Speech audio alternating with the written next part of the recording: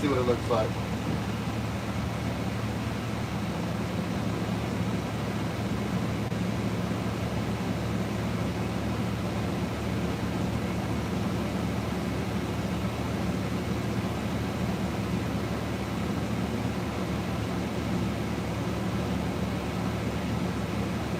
But is it not ready yet?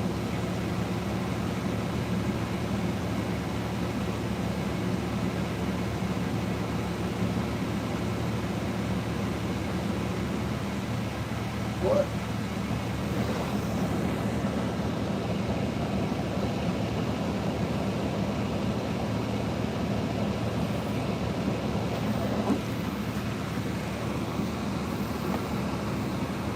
No, we're live. What's going on?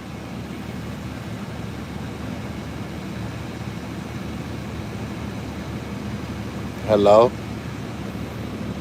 We got anybody in here? What's going on? Is YouTube tripping? Nah, we're good. Good? Yeah, we're good there. Let's see what it looks like.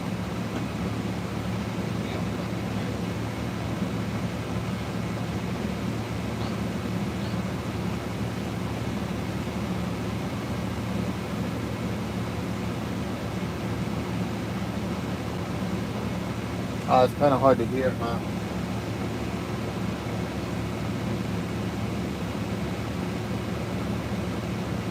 Let's go, drive a shotgun. Yo, Grizzly.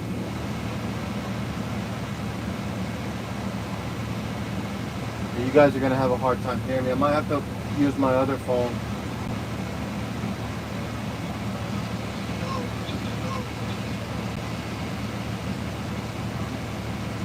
I'm just listening to it right now to see what it sounds like.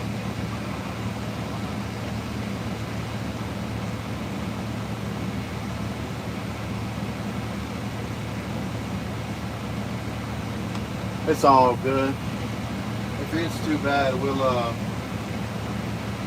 something different. I'm looking at it on my phone, on my other phone.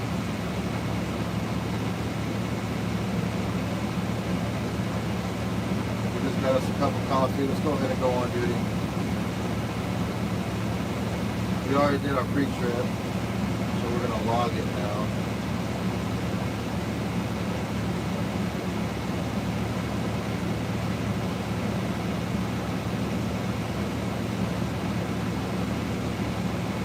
Alright, what's going on?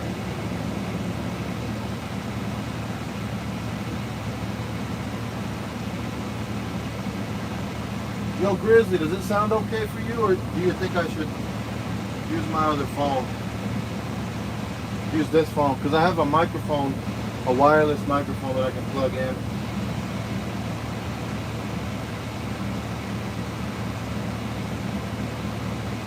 Better view on the dashboard? Yeah, I like it up there too, but it's just at night, the police officers are looking, you know.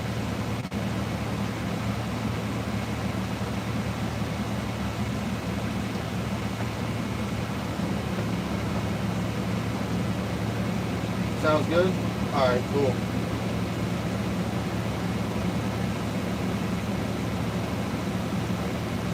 No, it's not ready. It was ready. But yeah, Grizzly, I may just put it up there anyways on the dash. We'll see. It just bounces around too much on the dash there.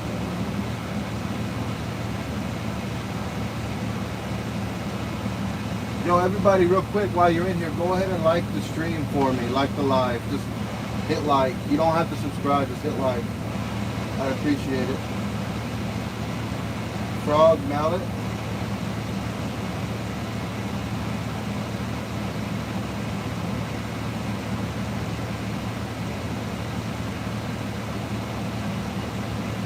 Yo, what are these comments, bro? You were locked in a room, a rubber room with rats? Can I be a moderator if I sub? Not right now. I'm not doing moderators right now. We're just driving, man. We're gonna be driving.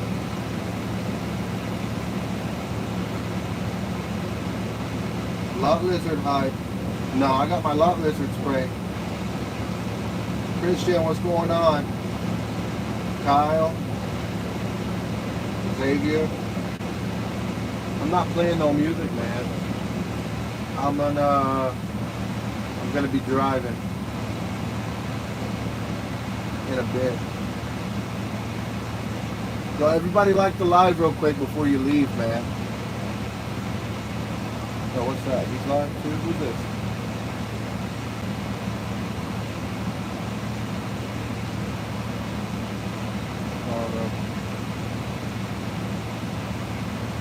Grizzly, we're finally gonna be heading to Miami. We're 4 hours away from our delivery in Miami. I ran out of time yesterday, so I had to stop early and wait for time. I didn't get the time back until midnight tonight, so we're finally gonna make it to Miami. I should make it a little better to see for now. We're delivering insulation. We're taking insulation from Dallas, Texas to Miami. Oh, that coffee is hot. How you doing, Luna Cat? Ron Swanson? Are you a company driver or owner-operator? I'm a company driver, but I get paid as an owner-operator.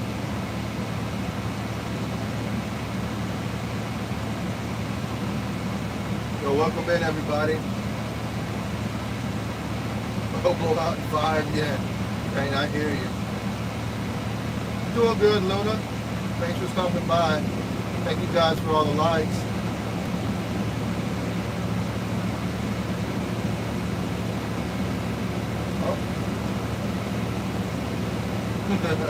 Yeah, but I'm a truck driver, so I'm used to it. This coffee doesn't go through me like it would some of you guys.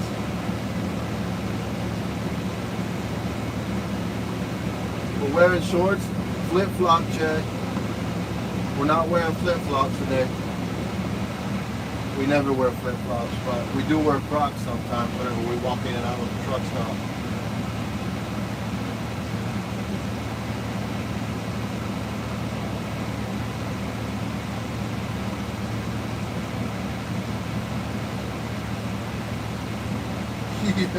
Yo, deuces. Deuce, that's good to know, man. Hope everything's working out for you. Yeah, Pilot does have better coffee and pizza. And I'm actually going to be going to a Pilot right down the road. I'm in Davenport, Florida, and I'm about to go to the truck stop, the Pilot, and what is that place called? Right down the road on 27. It's right in City at the Pilot.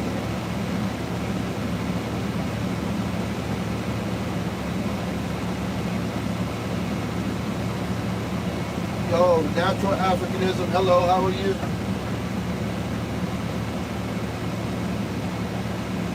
Oh, appreciate it. We're about to get on the road. Let me see how much time we got left. We got 9 minutes. If you guys can wait 9 minutes, we're going to hit the road.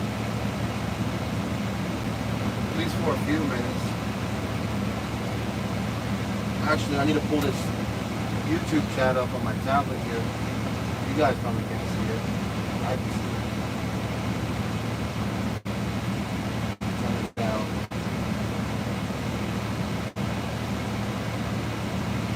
Where's my trucker at? Oh, there it is. Oh.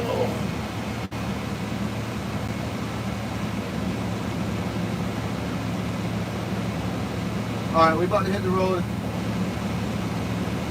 in 8 minutes. We already did our pre-trip. For those of y'all who want to know if we did our pre-trip, we already did it.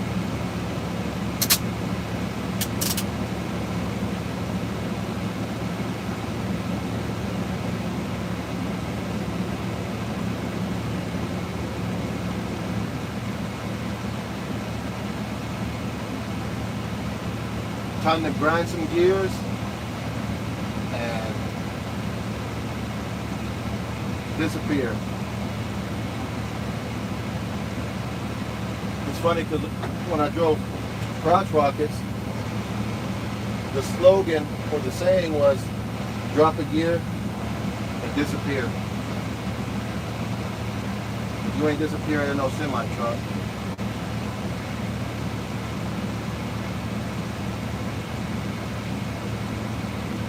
Skip the second, third.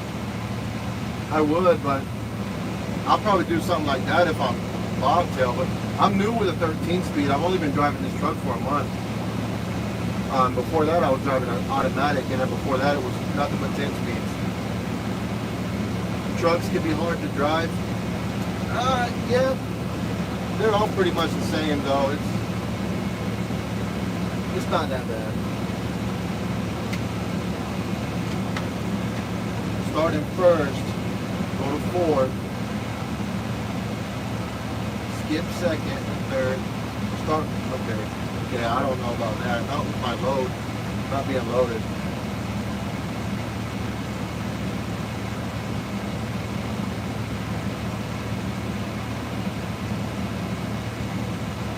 Where's the lot lizards? Oh, not here, man. These truck stops on 27, in Florida, the cops come in and out all the time. You'll see them rolling through here, making sure everything's going smoothly. No lot lizards today, fellas. Like our sharp turn. Really hard to turn. No, I'll show you. We're actually going to be making a U-turn. You know what? I think you were right. I should have put the phone on the dash. It's just, I don't want the glare to be show the police officers.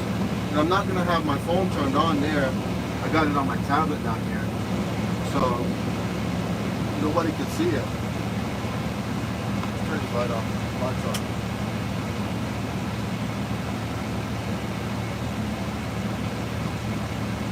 Destination Miami or Hialeah, but basically Miami. Well, we're taking 27 all the way. Actually, it's right off of 27 where we're going. Where are you? And I'm so sorry. Right here.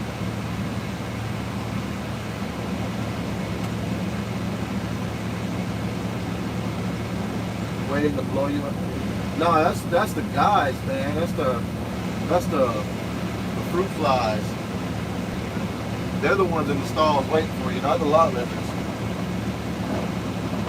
Been spending too much time at the pickle port.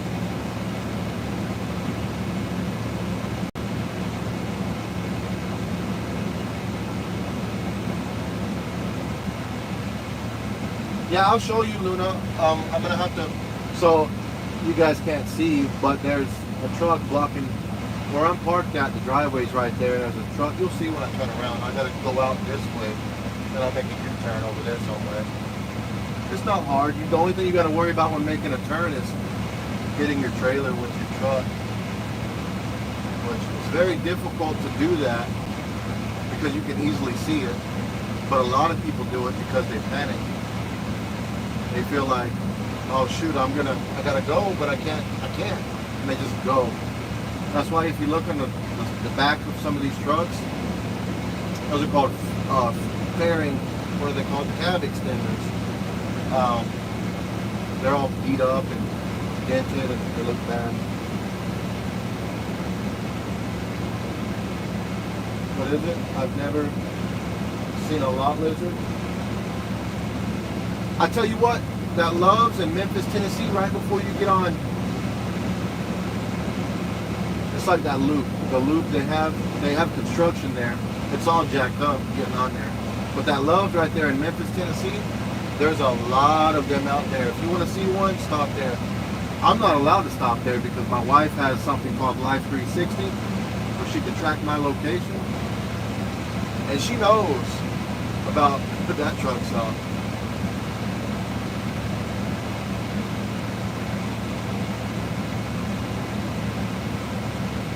Yes, sir. You're not missing much, man. Honestly, I'd like to interview a lot and get into their mind. I feel bad that people have to do that to make money, you know. But and most of the time, the money's not even going to them. It's going to somebody else, some dude somewhere. Oh, damn. Can we leave? 2 minutes. 2 minutes. Let me go.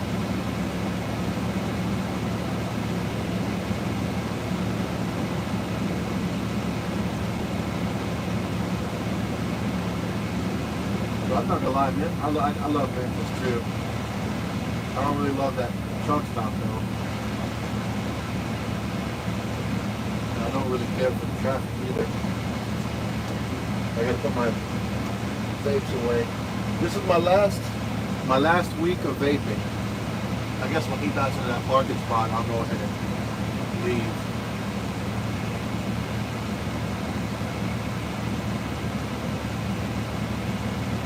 Yeah, I noticed myself, I was breathing real heavy and I was making a weird noise and it scared me.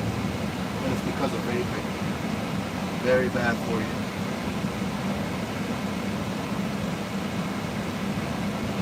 And I know it's bad, but I always justified it by saying it's better to vape than to go back to smoking. I think it's just better to quit. This guy might have issues.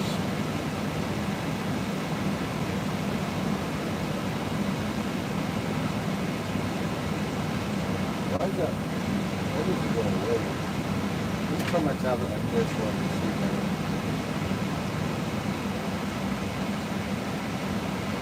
Yeah, it is a virus. And it really hit me hard whenever somebody called it an adult pacifier. What? It's like, that's exactly what it is, you know, but of course I don't want to look at it like that. So we can leave now, but I gotta wait for this guy to get in this parking spot. I don't want to freak him out, hurry him up.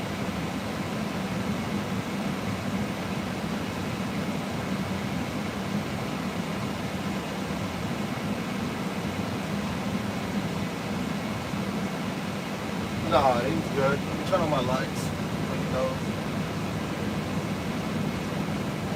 No, he's gonna back it in there. He's getting himself set up right now.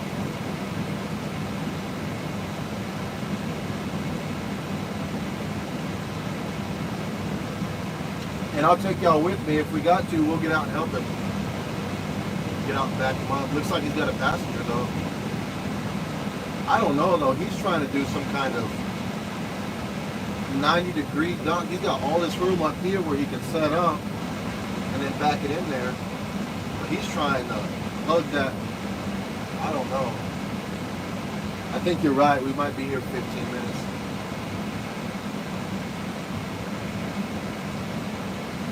Can y'all see that? How far he's got that truck turned?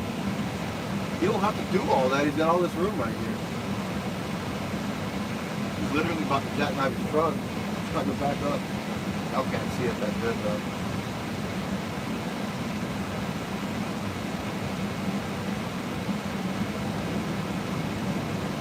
Oh. Look at this airlines. Can you see that? No, you guys can't. I should have put the phone on the dash, man. I don't know about that, brother. See, now you're going to hit this truck here. I don't want to be that guy who grabbed my phone and pointed at him. Oh, that's bad, buddy. That's not going to work. Oh, God. This is Florida, man. We got a lot of new drivers, fresh out of school, you know. He's getting it, though. He is getting it. I ain't going to lie. just having a hard time. It's definitely getting. I guess it don't matter how you set up as long as you can get it in the hole right. That's what she told me.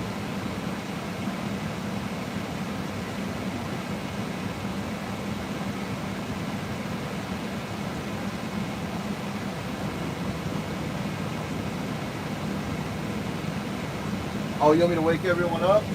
I'll do it. Yo, we hit, what, 2,000, or no, 1,200 subscribers today, man. That's a cool feeling. Yeah, he's got it. He's about to get up. Oh, wait, he's getting out to look.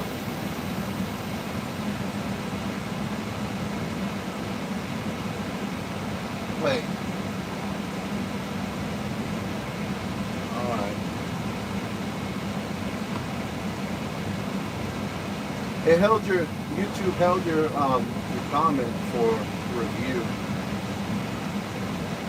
I have to show it though. We're all adults here. There shouldn't be no children 12:37 a.m. on YouTube watching trucking content.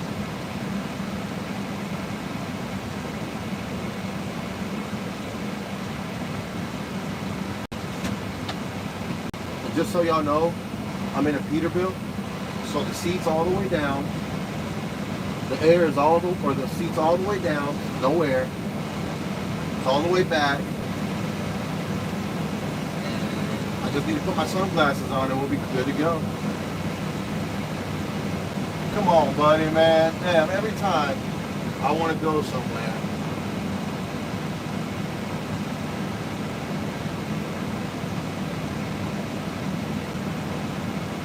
You got it, Bubba. Back it up. Put it in reverse, Terry. Put it in reverse, Terry.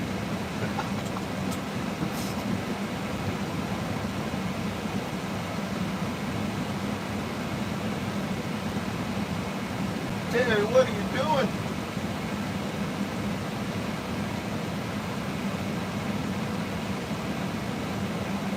See, I'm sitting here running my mouth about the dude. I should get my happy ass out the truck to go help him back it up. But he's got it, man. He's got it. He's straight. He's just unsure. It's hard to see.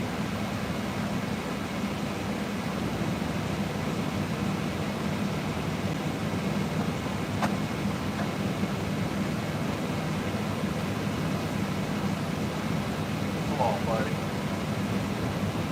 I think he's stuck. I think he's stuck. Let me show you guys real quick. So, let me grab this phone. So I would go out that way, but you see that truck right there is in the way, and the driveway is literally on the other side of that blue truck right there. This guy's over here. He's straight, but I guess he's stuck because he's gonna hit that other truck over there on the side. We're gonna see, and now I gotta figure out how to put this phone back without screwing everything up.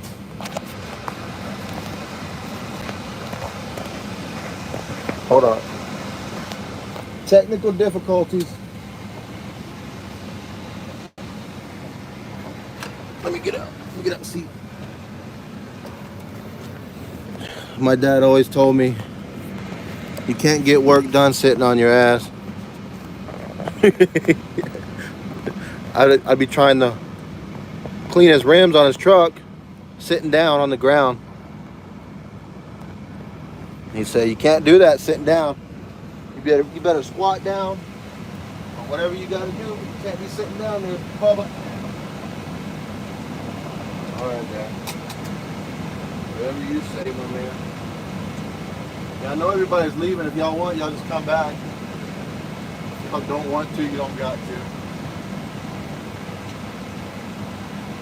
Just so y'all know, I was raised in the South. My dad's Mexican, my mom is American. So I don't talk the most proper, but I try my best.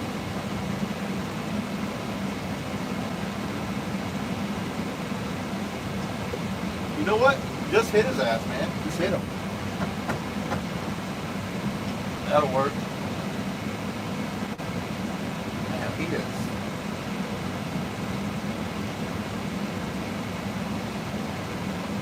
So let's go.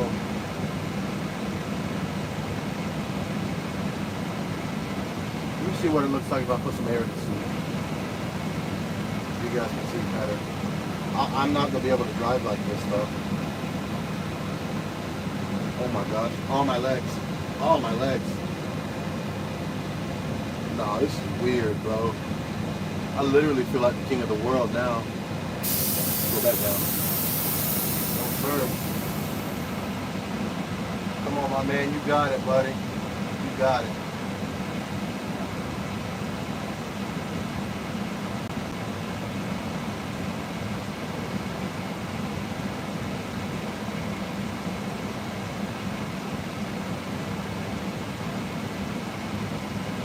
Hope everybody's having a great night, man. Thank you for all the likes.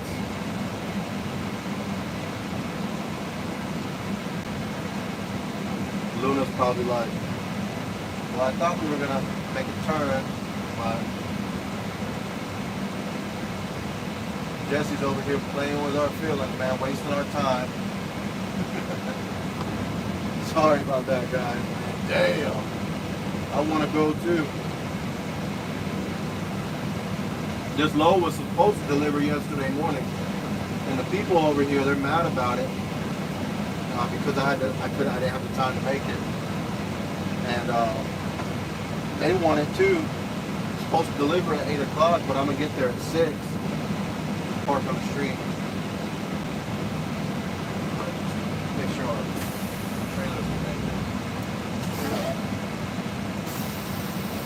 Well, now we gotta make sure our trailer's connected.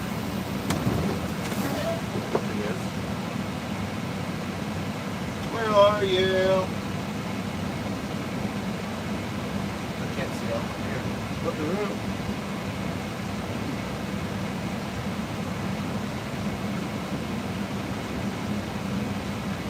Cannot sleep tonight.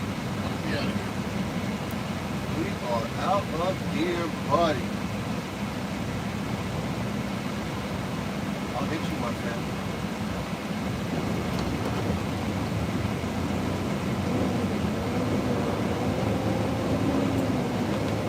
See if we can get turned around.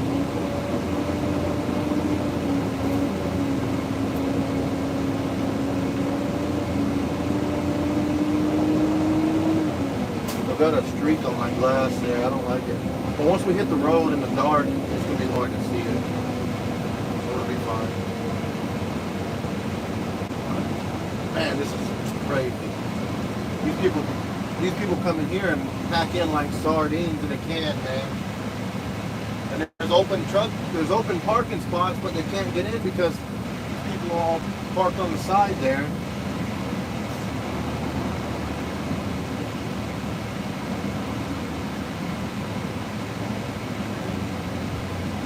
Yeah, the road, yeah. Wait, can I exit this way? I think no, I'm not even gonna try it.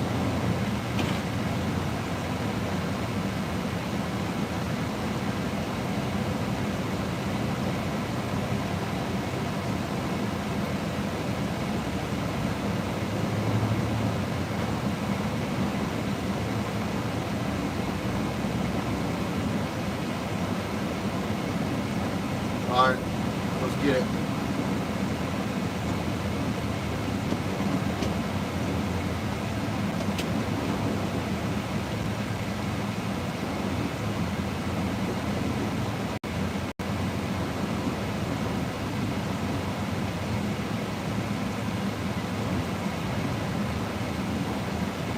Yo, I do the same. It gets you in a feeling, man, that it gets you in the mood, gets you in the zone.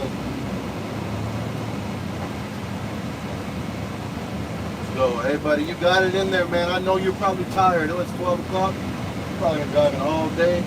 Good on you, buddy. Proud of you.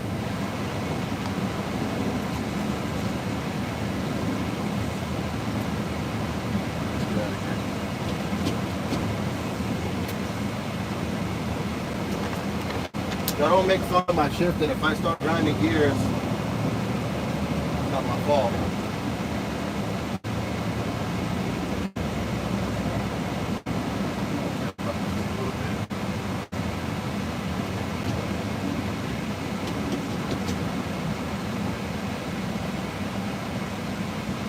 You know what? This is there's no lines. Put on my AirPods so I can hear.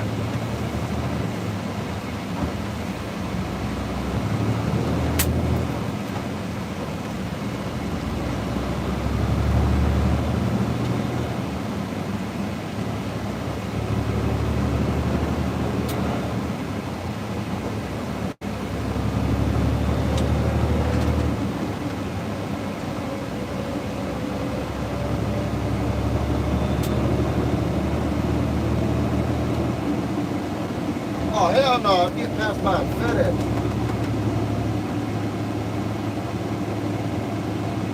I don't care. It is what it is.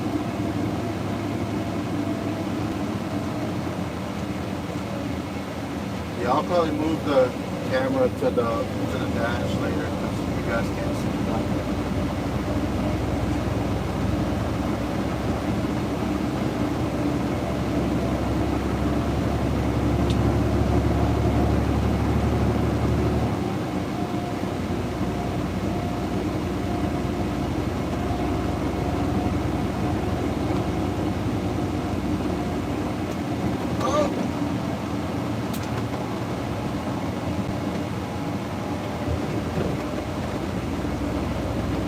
I hope I don't pass this pilot Main City because I need it. I need to get fuel there. It's the cheapest place in the Lakeland area to get fuel. Well, for me it is.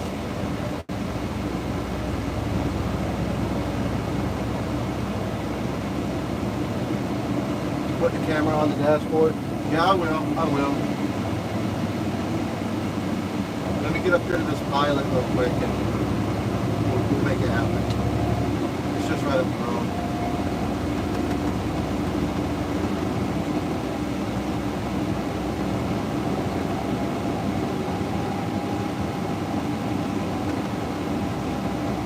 Actually, I might stop right over here on the side of the road. No, I can't do it. Can't do it.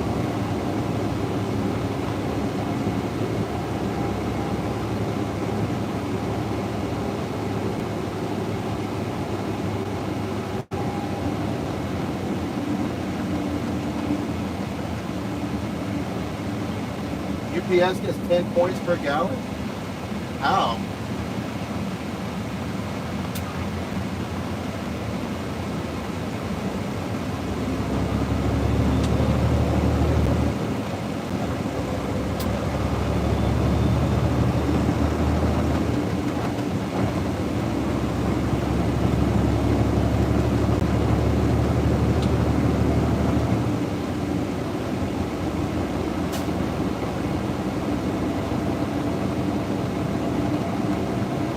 I'll put the phone up there. As soon as I can find a place to pull over. Actually, this is Florida, man. Park in the middle of the road and nobody's gonna say anything to you.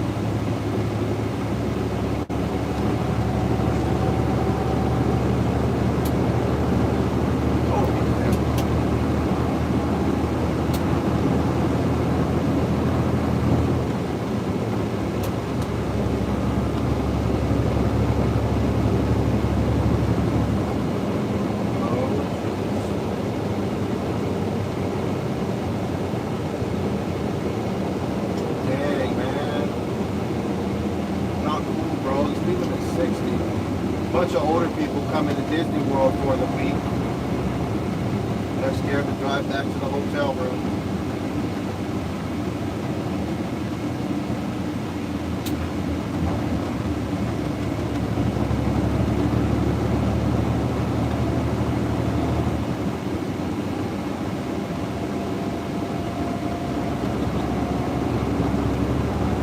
Coming around, you truck driver.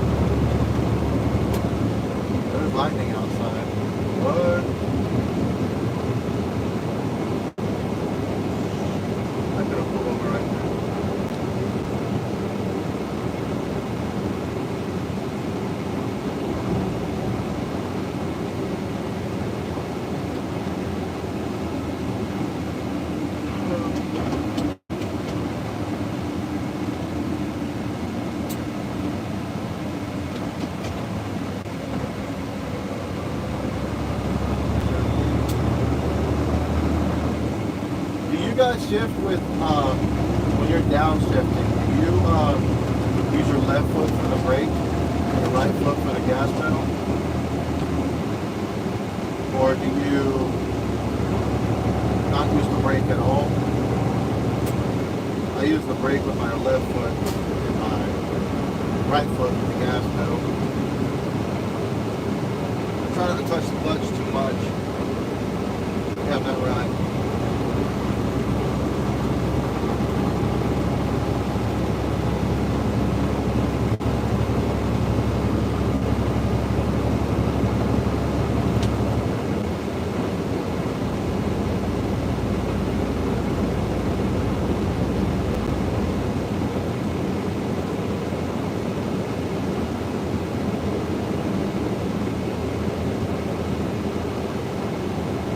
Oh, okay. I got you.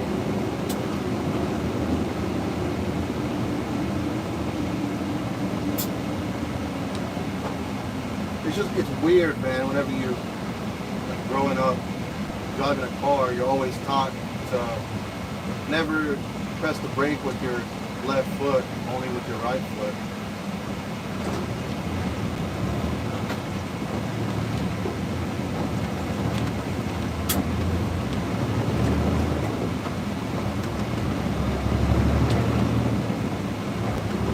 Oh, you don't want to race this, man. You don't want to race me, buddy. I might not know how to shift, but this truck will make up for it.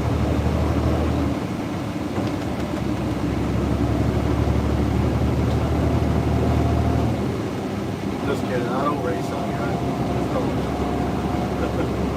Not in a big truck. In my car, I'm drunk.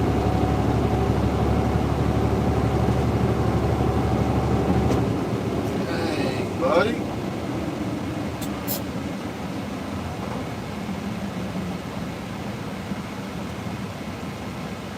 Look down the reader. Well, no, what it is I can hear it in my head, and I'm just looking. I can hear the comments in my head,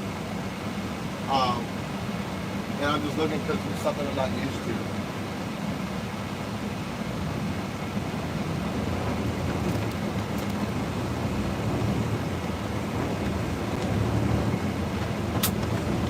I really want to get this. I really want to get this. Phone move to the dash, because now I feel bad because you guys can't see it. That's what I'm looking at, is to see what you guys are actually seeing.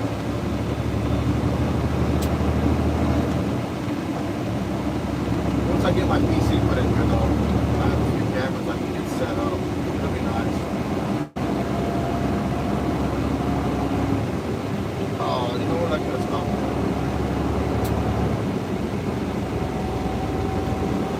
Go ahead and move over to the right side there, buddy.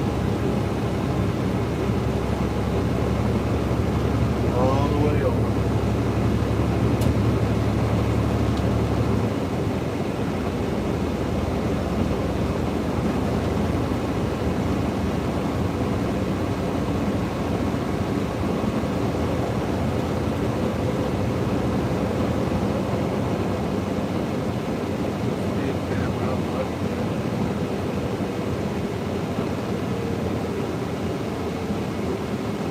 I wish I could play some music, but I tried that the other day and YouTube flagged my video or my live stream.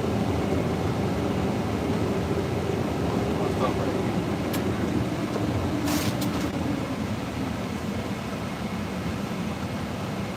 I'm gonna stop right here and do my thing real quick.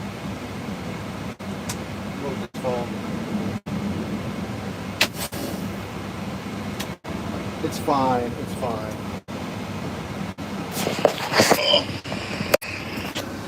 I'm just worried about the glare, but I got my phone in a good spot, I think. And that crap is dirty. Sheesh.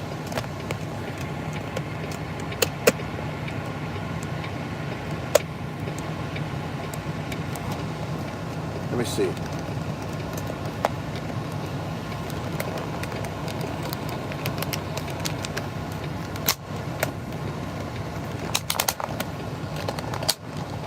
Most of the time when I'm downshifting, just put the truck in neutral. Or yeah, when I'm coming to a stop like that, I'll just put the truck in neutral and roll. But you know, now the camera's going to be very wobbly up here, but I think it's better for you guys this way. It's also better for me, I think.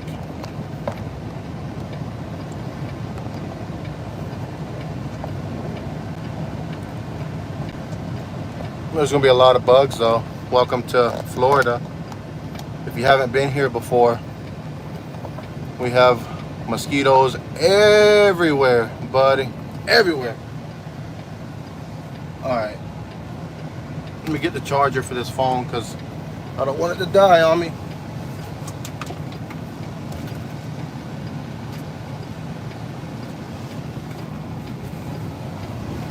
But it's about to get cool outside, so ain't nobody too much worried about the mosquitoes anymore. Alright. If you're new here, we're on the side of the road, broke down. Just playing. Alright, that should be fine, right? How's that, Grizzly? Should I move it?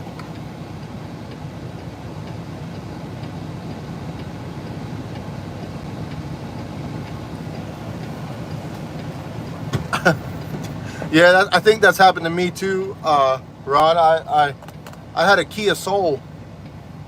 It was a manual, and man, I was so scared I was gonna hit somebody.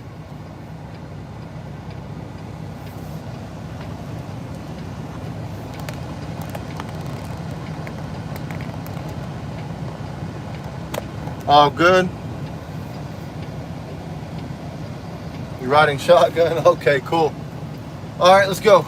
Back on the road.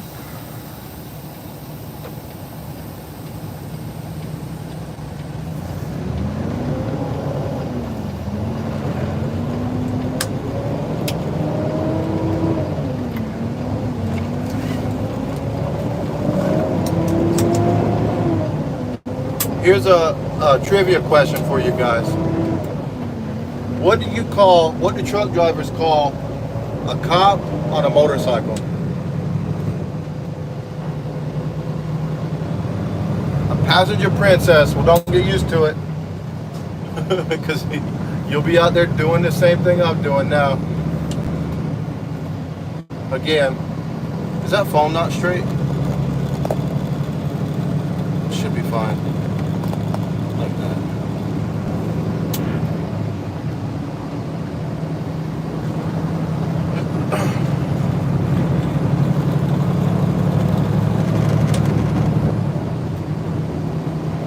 Now I just got to find this pilot. Otherwise, we're going to be screwed.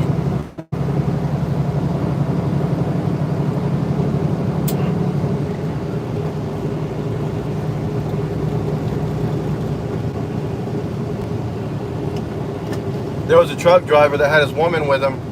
I guess it was his wife. Could have been his girlfriend. But all the drivers were looking at her whenever they passed by. And he got on the radio and he was telling everybody, like, don't be looking at my woman or something like that. I was like, you need to put her ass in the back, then. What are you talking about? Me? If my wife was with me, man, I'd be proud. I'd be glad. Like, y'all go ahead, man. Take your look. You know, but you can't be jealous, man, because her windshield's dirty.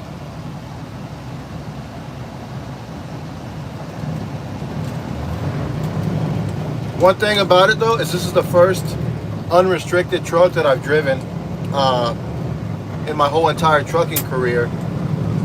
And if you guys have never driven a truck that's not restricted,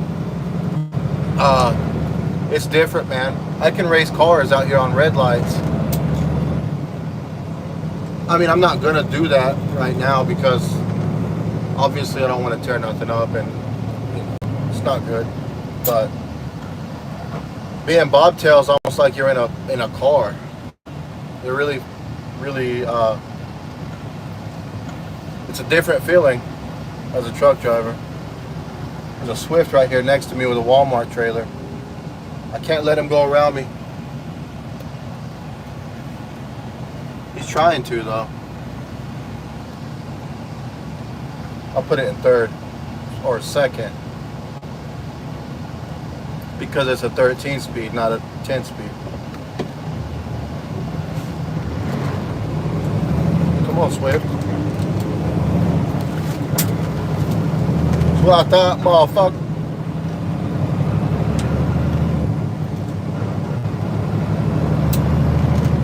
We racing to the red light.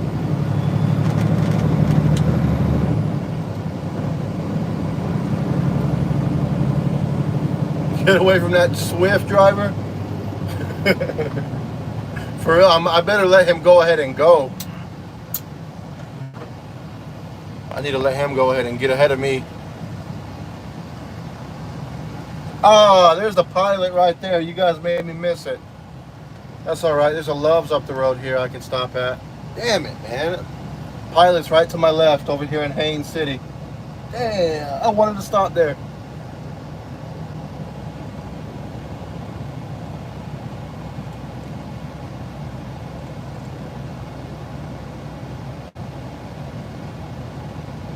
$108 down a hill? Damn, man, you were riding. Not me, I could have, man.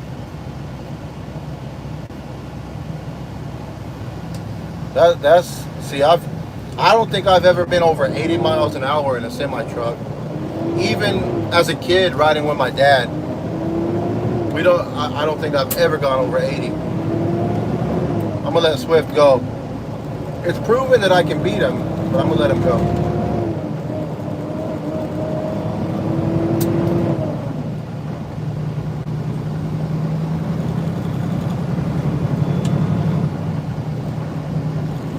Man, 108 miles an hour in a semi truck.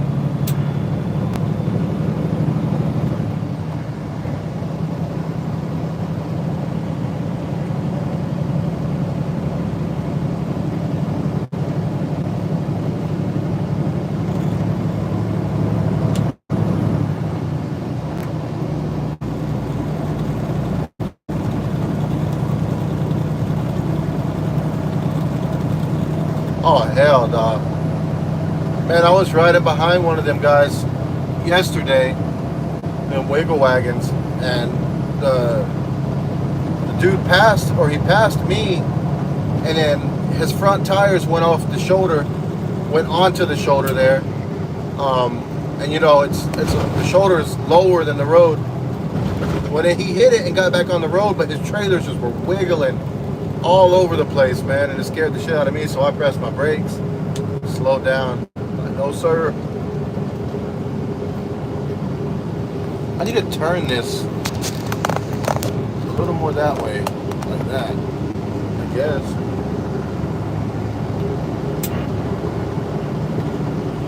Man, I couldn't.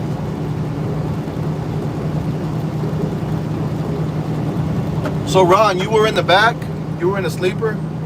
Your team driver was driving, or were you driving going down that hill?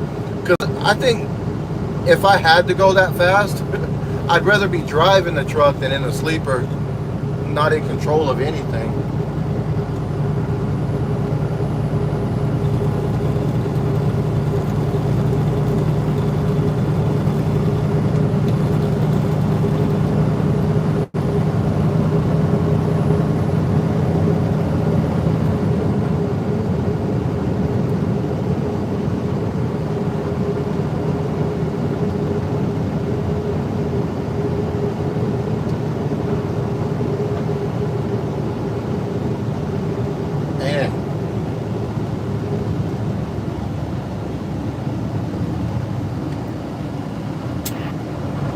Couldn't imagine, man.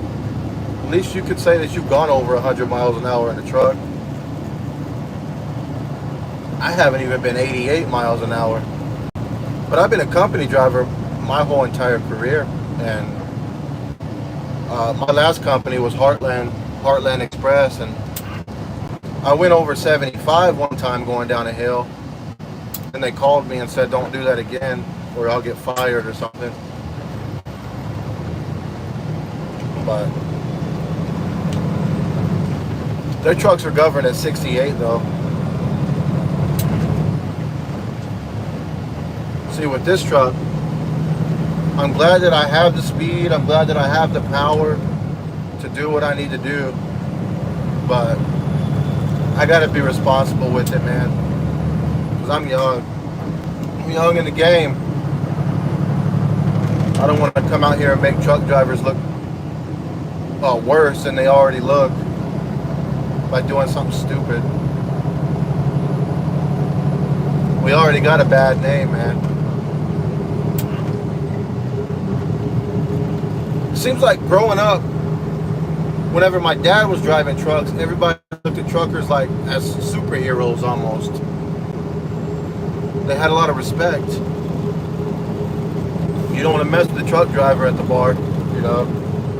But now, man, they just look at us as flip-flop wearing freaking pieces of crap, man, who cut everybody off and don't respect that asphalt.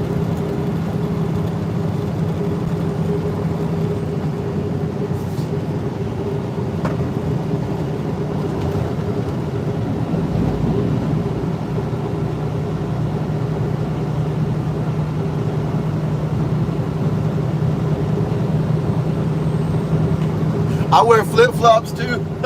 William, I wear flip-flops too. But and the guy who trained my dad how to drive trucks, he wore nothing but flip-flops back in the day, you know, and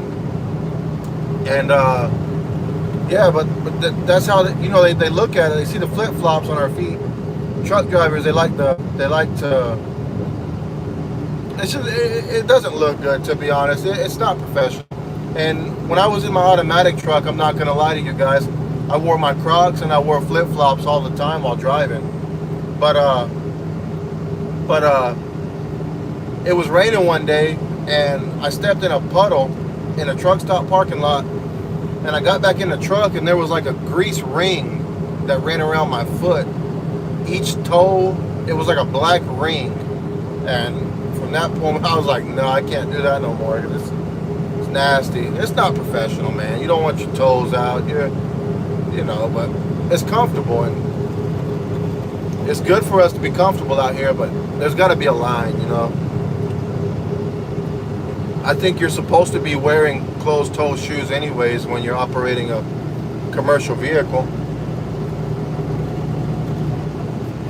And I also heard something about you got to have white sheets and your bed has to be made, but shoot, I don't have white sheets.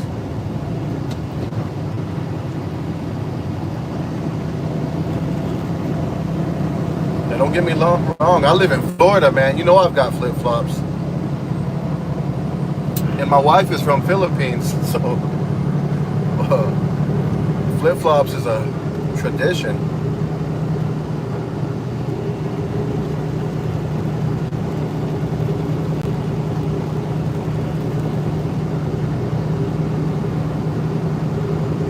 But honestly, I like Crocs better than flip-flops.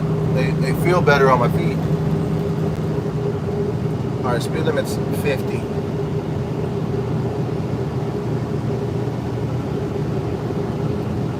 When y'all see that Loves, let me know, because I'll get distracted and I'll pass right by it. And if I pass that Loves, I'm gonna be screwed because it gets more expensive the further down south you go. Y'all know that.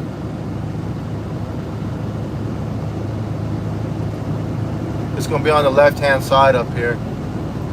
Actually, I should probably be one of those guys and ride in that left lane. Well, left lane closed ahead. Never mind.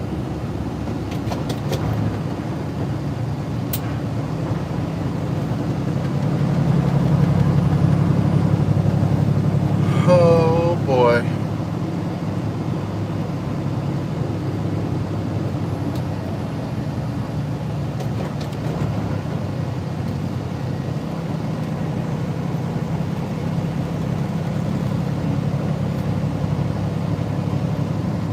Did y'all see my short video I posted today?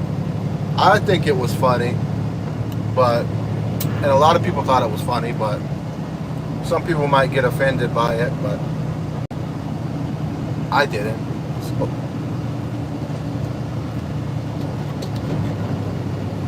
It's a secret compartment that you can find in your truck if you have a manual truck.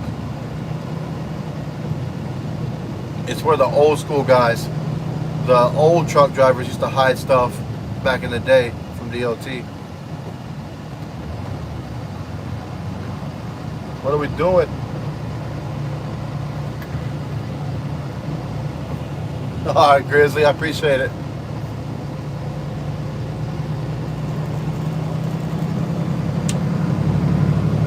It got like, I can't remember how many views. I think it got 7,000 views in like an hour or something.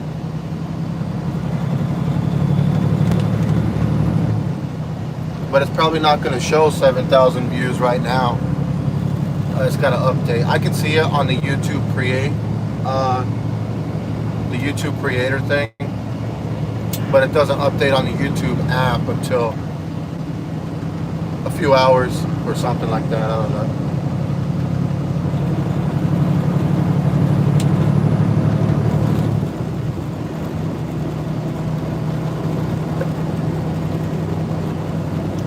Man, I gotta get a GoPro, dude.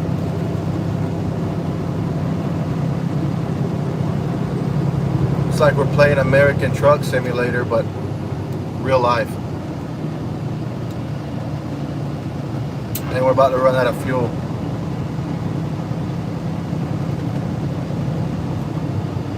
Yo, I gotta pick them cones up, man. Them truckers are flipping them over. Let me see if I can flip a couple over. Nah, I'm not gonna do it. See, this is this is why truck drivers can't have nice things, because of people like me.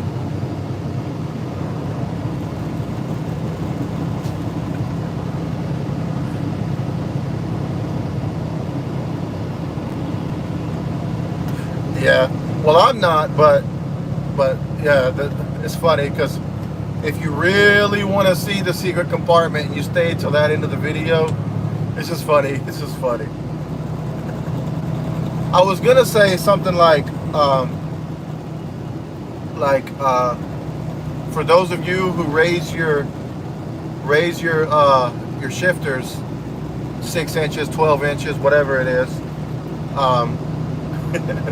They leave a message in there for you whenever you do it, but I didn't know how to articulate it. I'm not really good at talking. That's why I became a truck driver.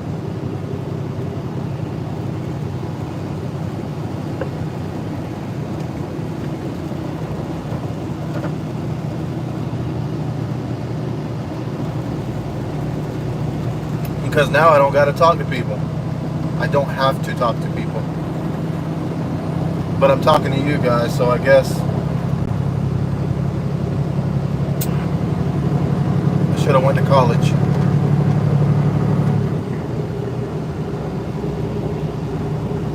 Hell no. I had a baby, man. Baby's got to eat. College don't put no food in that baby's mouth.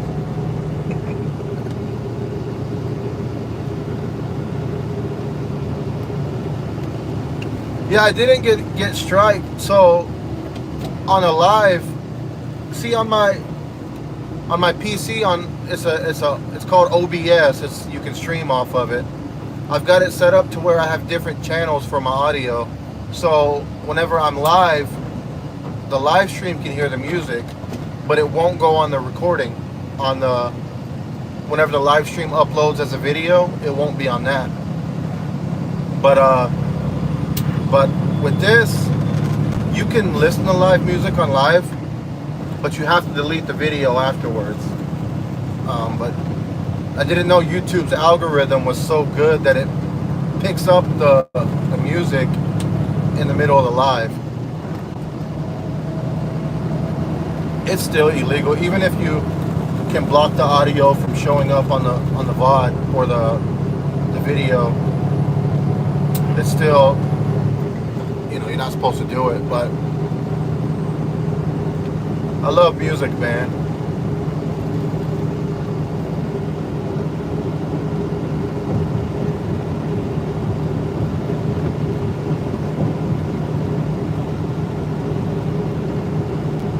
Oh, well, I'm not sure. For me, we got a contract with JM, John's Manville Insulation, and I've been doing a lot of that. These loads are paying good though. From Dallas to Miami, I think this load paid like $3,900 or something.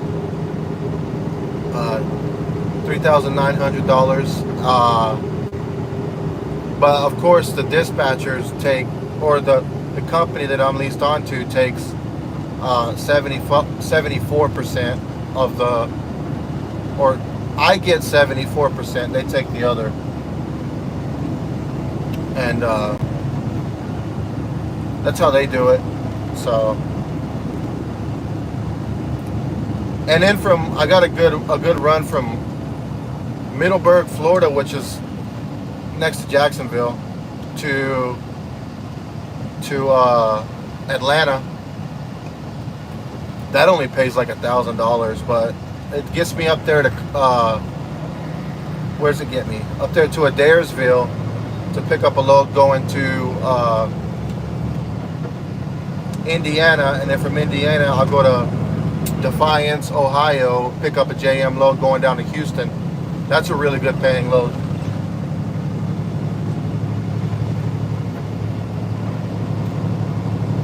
Backhaul from Miami.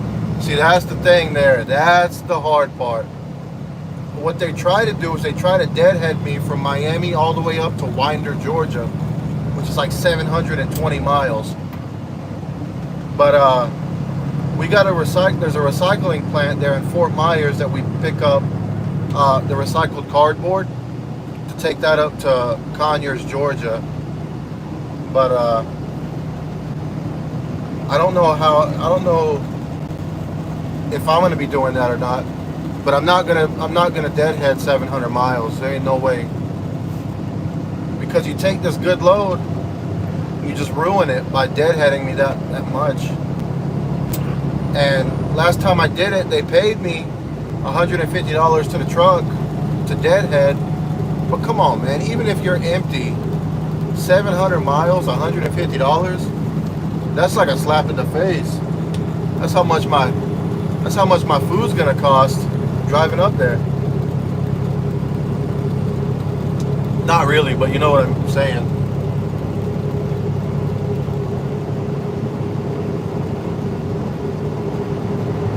Yeah, I know it.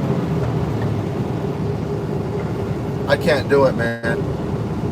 I did it once because I was thinking like, okay, because we got a load up there in Winder that goes all the way down to Fort Myers, and that pays like $1,500 or something like that.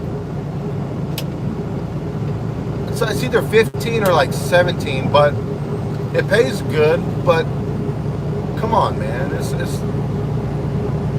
I've never in my life deadheaded more than maybe 240 miles at the most, you know.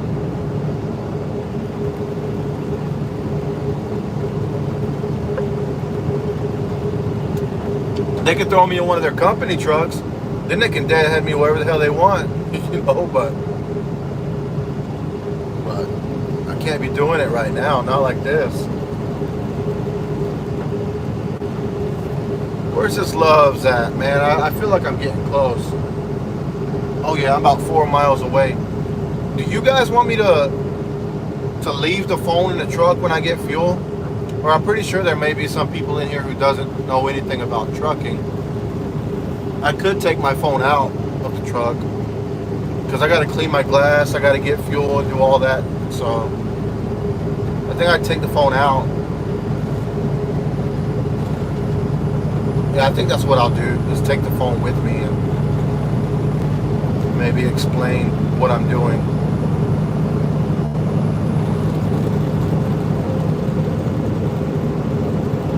Yeah, this Love should be up here. Come on, buddy. Speed limit 60. And I'm not sure what's on the window there, dude. It's like a film.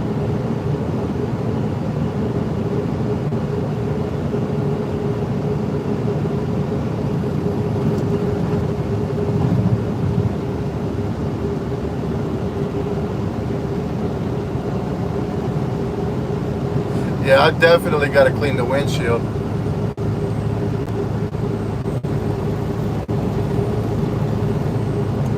Florida's natural orange juice. We used to pick that up when I started driving. I started with Stevens Transport, and that's our backhaul out of Florida there. That Florida orange juice.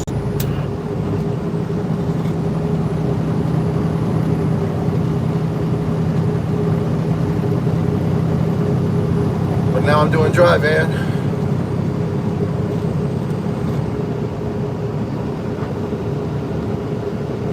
What's up, Kenwood? Welcome in, dude. I thought you were sleeping.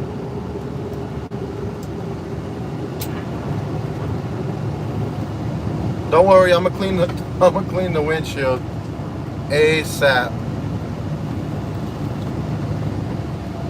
I don't know why it's so bad. There's a Love's up here. It's like a mile up the road, though. Actually, it's exactly a mile up the road. Or maybe that's... I need to put the defroster on. Let me try that.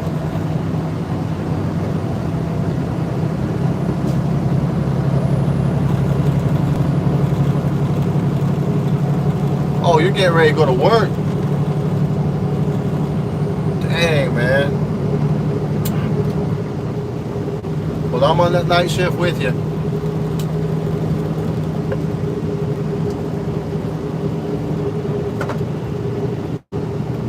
Time to get a steak, man.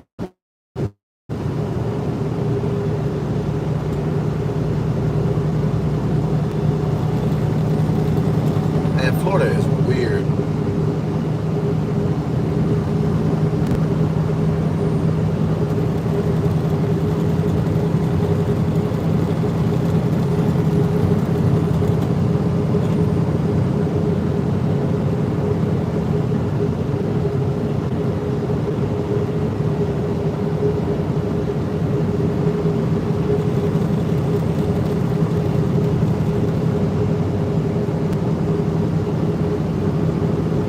Got it, buddy.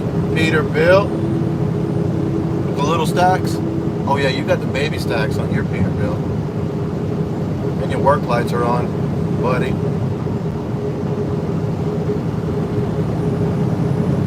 Catch me on that.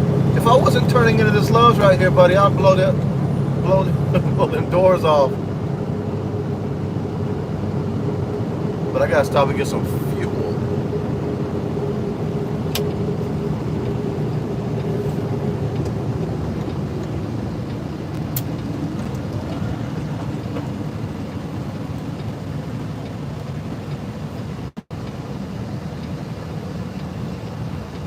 Yeah, the glass wasn't dirty, or it is dirty, but it was just fogged up. It's funny how we have defrosters on the truck, but it works in Florida whenever it's like reverse condensation. Like when you're up north in the wintertime, you actually get frost on your windshield. But in Florida, you get the reverse.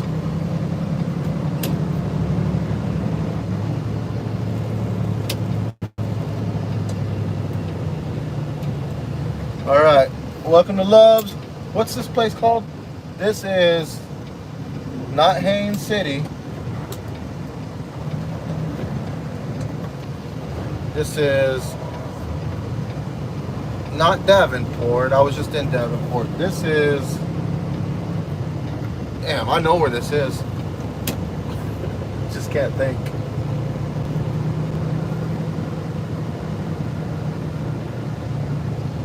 Dang, buddy.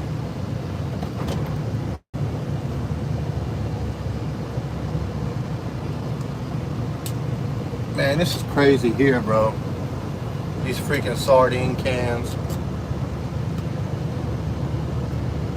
Welcome to the Sunshine State.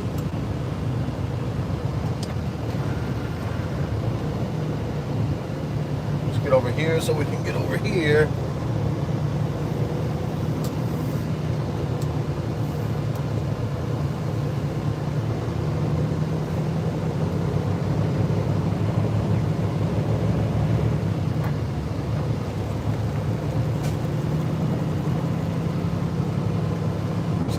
Get on in there.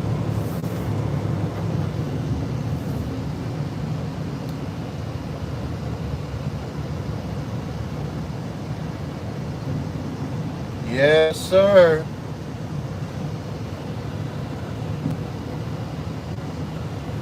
Man, I hear a weird noise. What's that sound?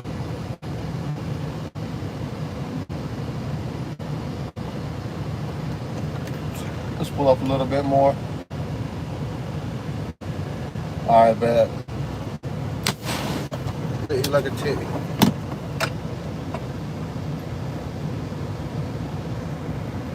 Alright guys, let's go get some fuel. Let's clean the glass. And let's get back to work. Off duty.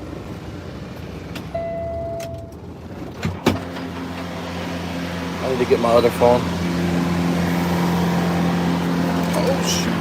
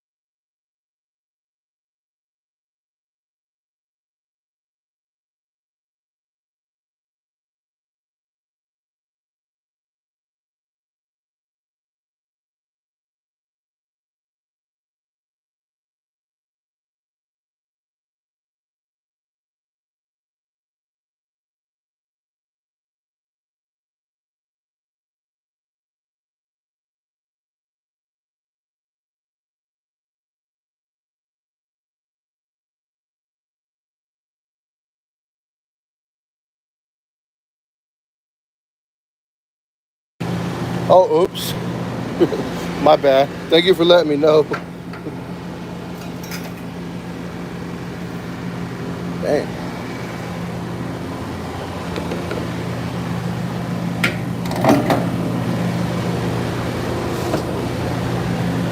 That's the company I'm leased on to. E-Trans.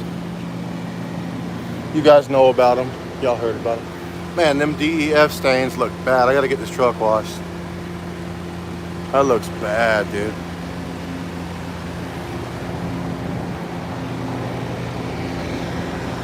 The front don't look so bad.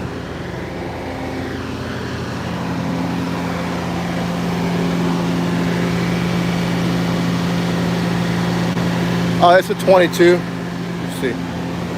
I'll show you guys. It's zoomed in. I don't know why it zoomed in, but it's a 22. Let me clean this glass real quick.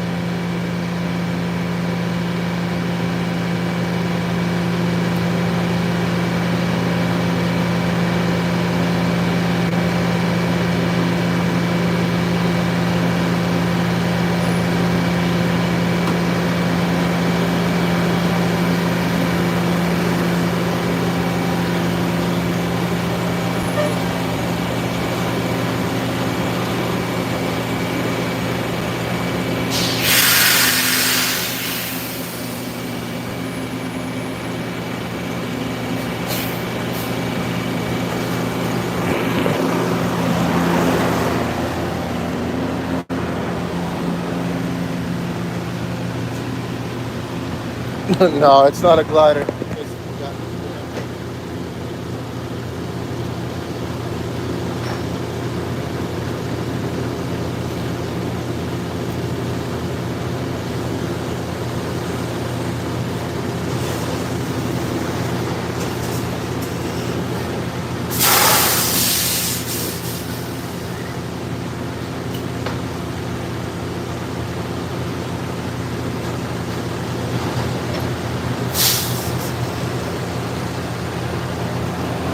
Actually, I know I'll lose cool points with you guys if y'all find out what kind of engine's in this truck.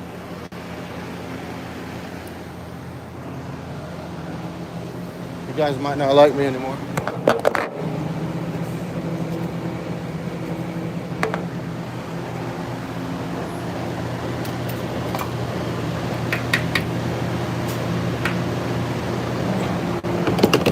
I guess we ended up filling up anyways.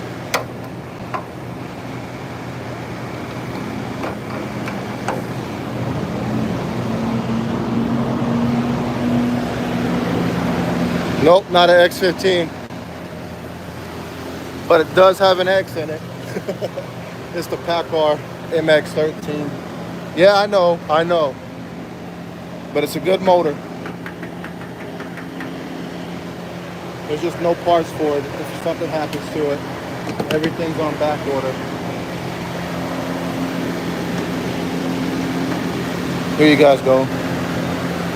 Current price of fuel in Florida, $3.80. 129 gallons, $486. That's crazy, Sarge.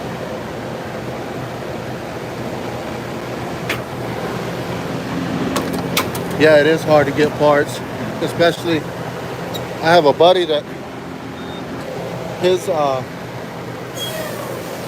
something went out on his truck. I'm not sure what it was, but something went out and his truck's been sitting for like 4 months now because they're waiting on a part to come in.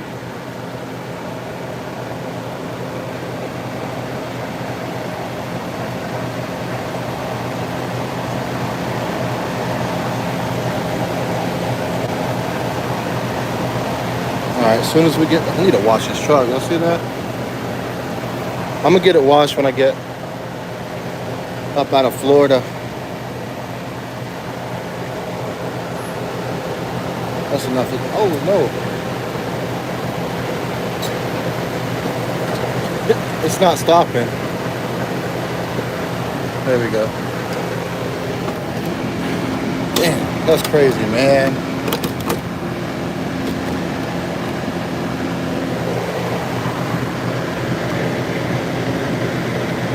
Let me make sure.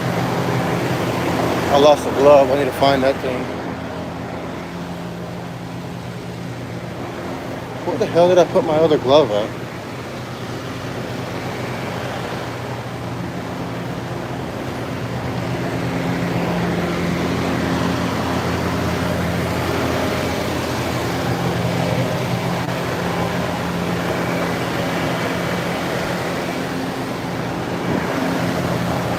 I have no idea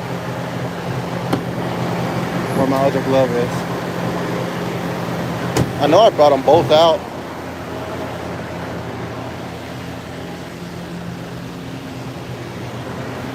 How in the hell do you do that? How do you lose a glove?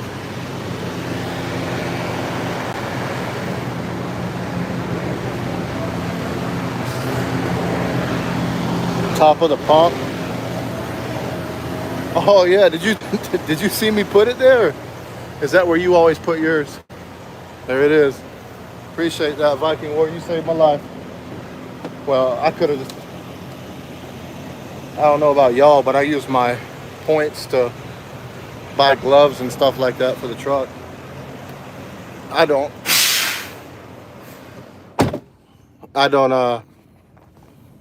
pay for gloves ever.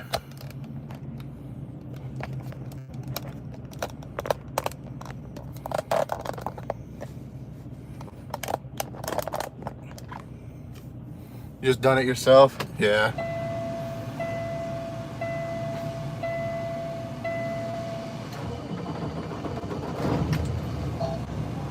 Turn that down.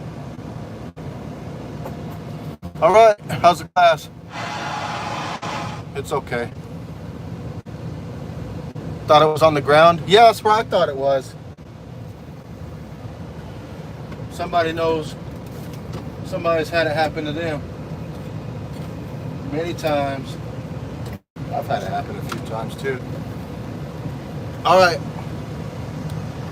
Next stop, for real this time, Miami, Florida. We're about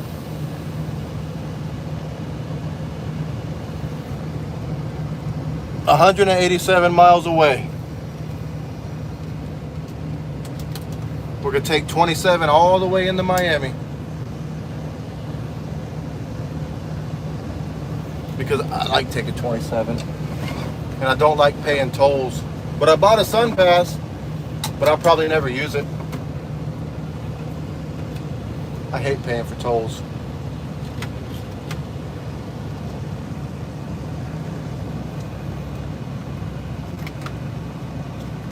Wait, my fan's not plugged in.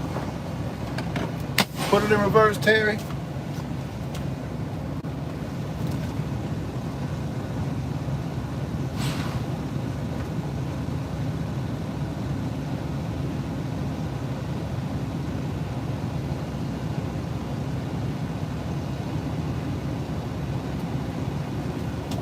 All right, we good now.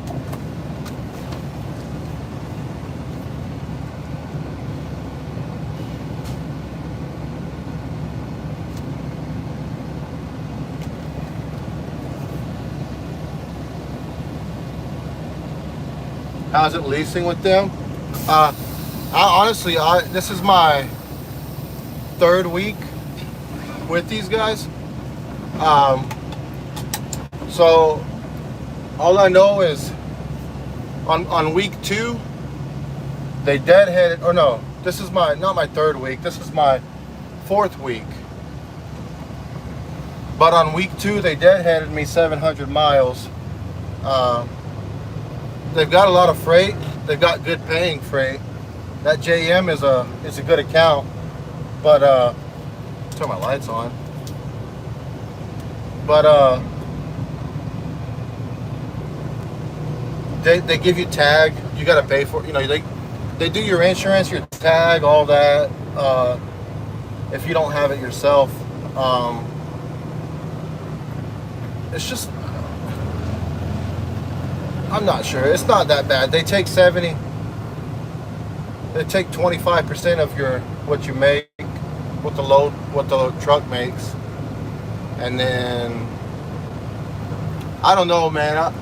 I'll definitely get with you though as soon as I'm going out the wrong way. It's all right. I'll make a U-turn. Let me get out of here. Yeah, give me a couple weeks more, and I'll get back with you there, Viking Warrior. I think it's good. I mean, I'm getting a lot of miles. I'm driving a lot, but that deadheading 700 miles, it really kind of ruined me. It kind of turned me off. And so I'm trying to keep trying so I can, or stay with them, stick with it, so I can give them the benefit of the doubt. Maybe it was just a bad week, you know, and so far I haven't had that happen again, you know. Oh, this is gonna be this is a hell of a place to make a U-turn.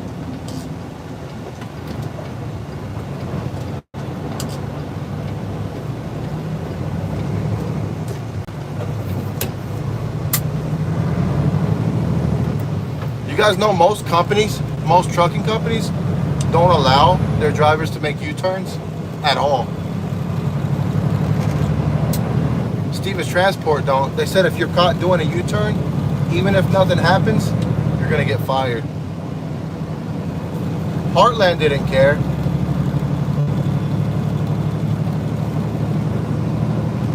And I understand it's dangerous, but yeah, man, what do you expect?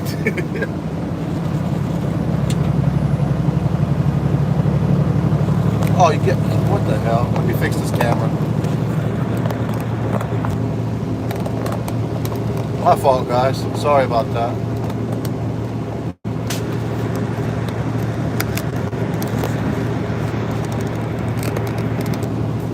Hold on.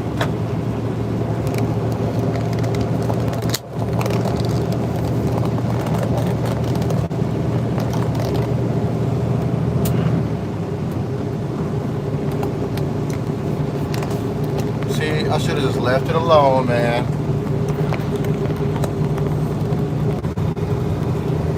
Luckily, there's no traffic on the road.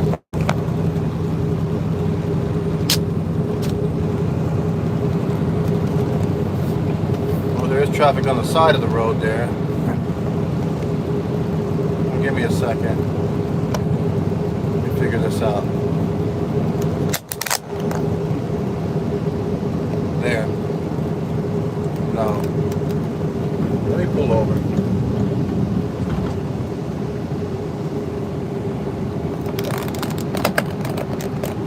There.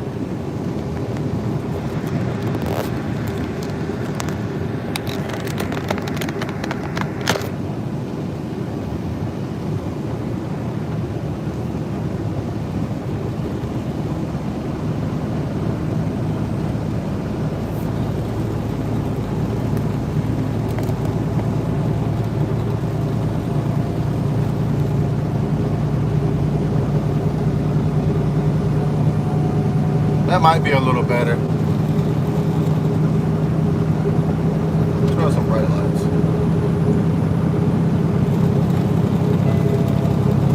I've got a light bulb that's not working in my high beams.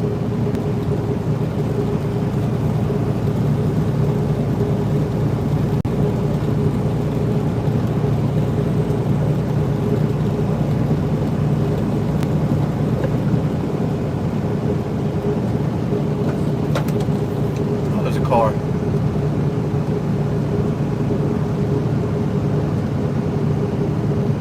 Hold on, man. I gotta figure out this phone thing. This just isn't working out.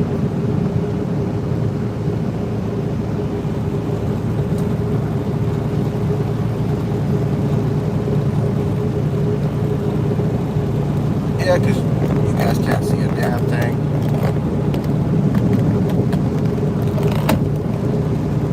There, that's better. Hold on. I think we're in business now.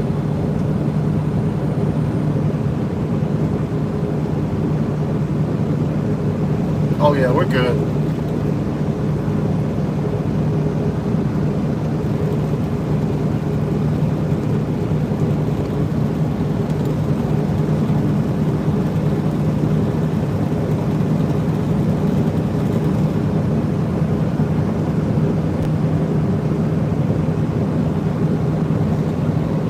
Alright, appreciate it, Viking.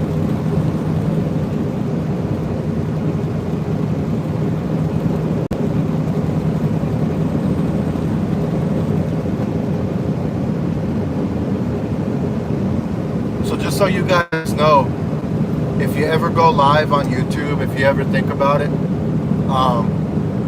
you get 3 notifications a day. So if you have subscribers, you've got 3. You can go live 3 times to notify them, but anything after that, they won't be notified that you're going live. Big truck. Sorry about that.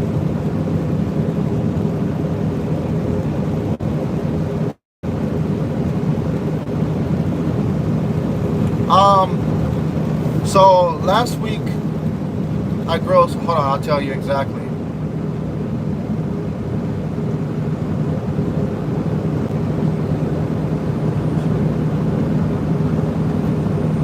Last week I grossed $5,700 before everything, you know. And this week is a short week because I only stay out for 2 weeks at a time, because I gotta pick my son up and spend time with him on that second weekend. But I leave out Monday morning, and pay period it ends on a Monday morning. So if the pay starts on Tuesday and it ends on Monday, so I left out on Monday and worked all week, all through the weekend, and that's about how much I grossed, $5,700 last week. And that's a realistic number. That's not you know, exaggerating or whatever. But, you know, like I said, I wanna see what this company can do before I start recommending it. You know what I mean? Like, I want to see. You don't know anything after a few weeks. You have to. I think it takes 3 months, 1 quarter with a trucking company to see what they're about. Man, y'all see them deer?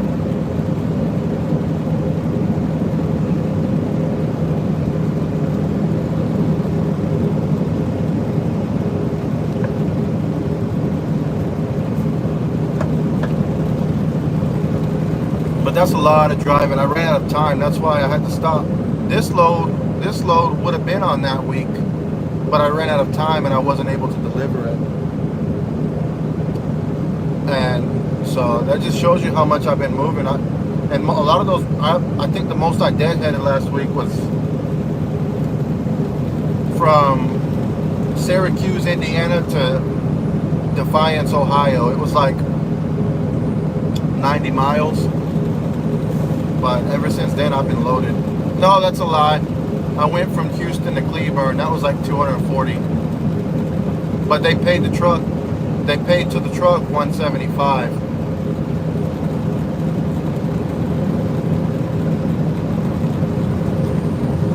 For deadhead miles, which it's fine. That's good enough, I think.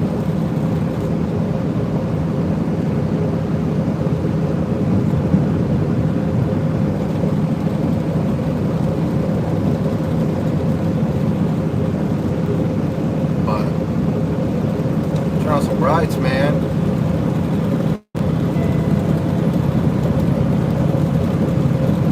See, once I get a GoPro, I'm going to be able to push it up against the window to where you guys won't see the bugs or anything like that. It'll look good. I think I'll get that when I go home this weekend. I'll get that and we will get everything set up, man.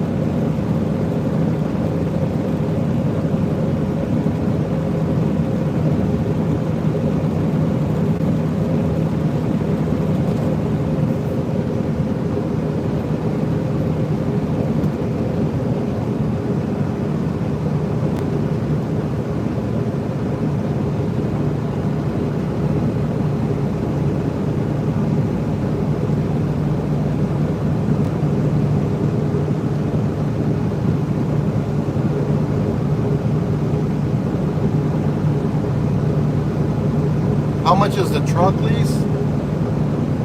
If I can ask. Oh yeah, you can ask. I think It's a little. It's like 1350 or something like that. I think it's like 1350 in between there. I'm not exactly sure, but I don't know.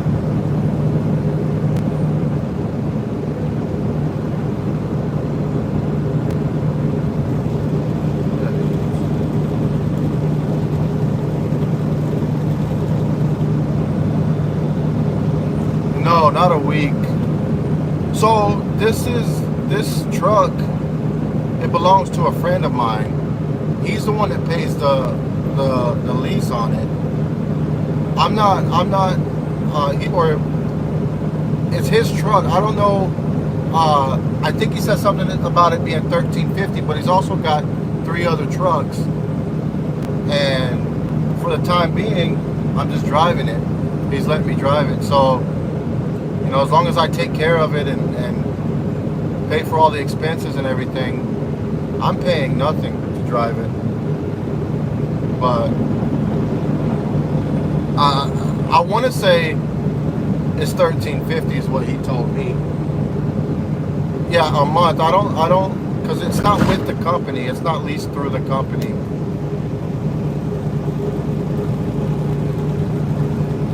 That's why I said I'm a company driver, but I don't get paid like a company driver.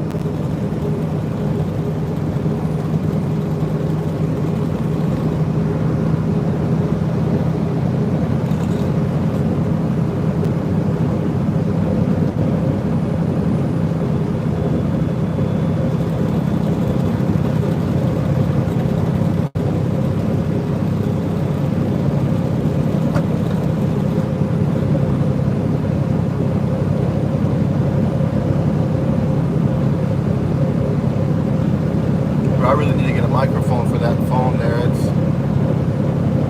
feel like I'm yelling at you guys, and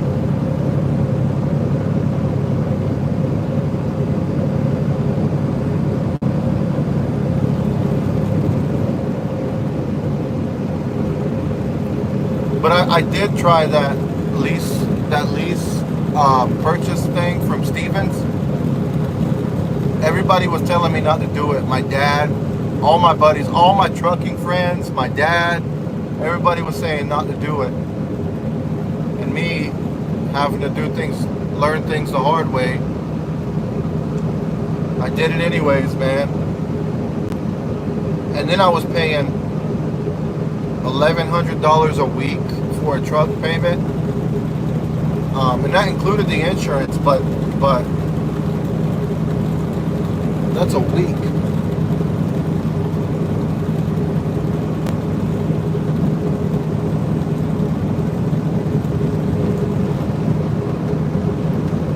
And turns out if you want to do something like that, you can't have a family. You can't even have a life outside of trucking. You gotta drive and stay on the road. And there's no life in that, man. And so it was a walk-away lease. So I got out of that and ended up leaving the company because, man, they screwed me over. I screwed myself because everybody was telling me not to do it.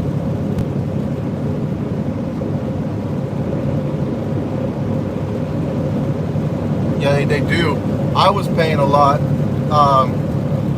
but I blamed the company, but I should have blamed myself because everybody was telling me not to do it, but I did it anyways. And I felt like the company was making it sound good to get you in a truck, but the moment I got in that truck, a brake chamber went out on it, and I had to get it fixed. And that's expensive. You know, trucking is expensive. You gotta have money in order to do something like that. And I did it. But now I'm in a position where if something goes wrong with this truck, I'm gonna fix it. I'm gonna get it fixed. I treat it just like it's mine, and the way that I got it is the way that I'm gonna give it back. You know, I'm not.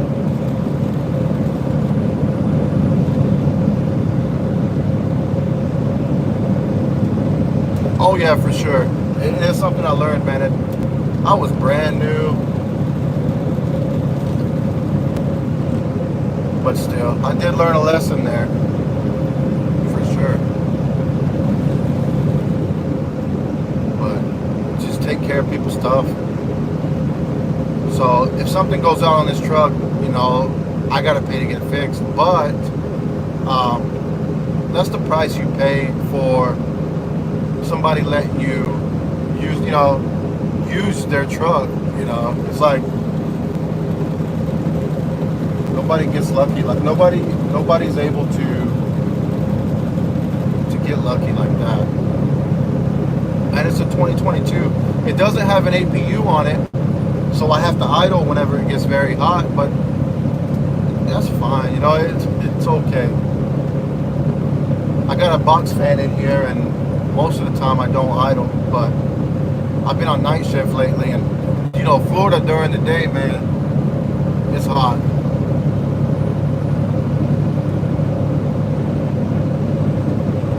Welcome back, Kenwood. Your biggest regret is not becoming an operator? Yeah, man, there's still time. But the only thing about it is, for me, is taxes and repairs and stuff like that. You know, but at the end of the day, it all equals out. It all equals out to what you would make as a company driver, I think, because what I make is not what I get paid. Like I pay because you got to put up money for repairs, and then you got to put up money for taxes, and so you're really not making all that money. So I pay myself just as much as I would as I was making as a company driver, and plus I've got, you know, other things that I can't just. It all equals out, man. It really does. And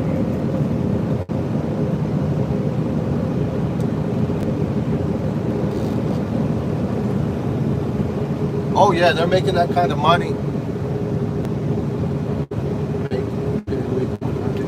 Yeah, they're making that kind of money, but I'm sure, man, you know, they're spending money.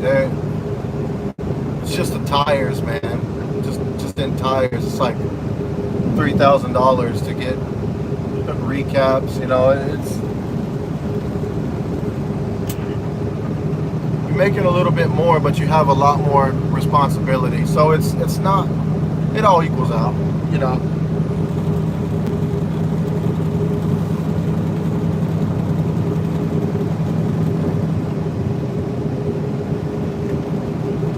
Oh yeah, for sure. And see, like, as a company driver, when I go home, I don't have to worry about maintenance. I don't have to worry about making sure the truck's good to go for another 2 weeks. You know, I don't have to do any of that. I don't have to wash it or whatever. I can just spend all the time with my son. But, you know, as an owner operator, you gotta, it never stops. You don't really get a day off, because you're always wondering when that truck's gonna break down, or that belt's gonna need to be changed, you know, or that when that reefer is gonna break down. You're always working.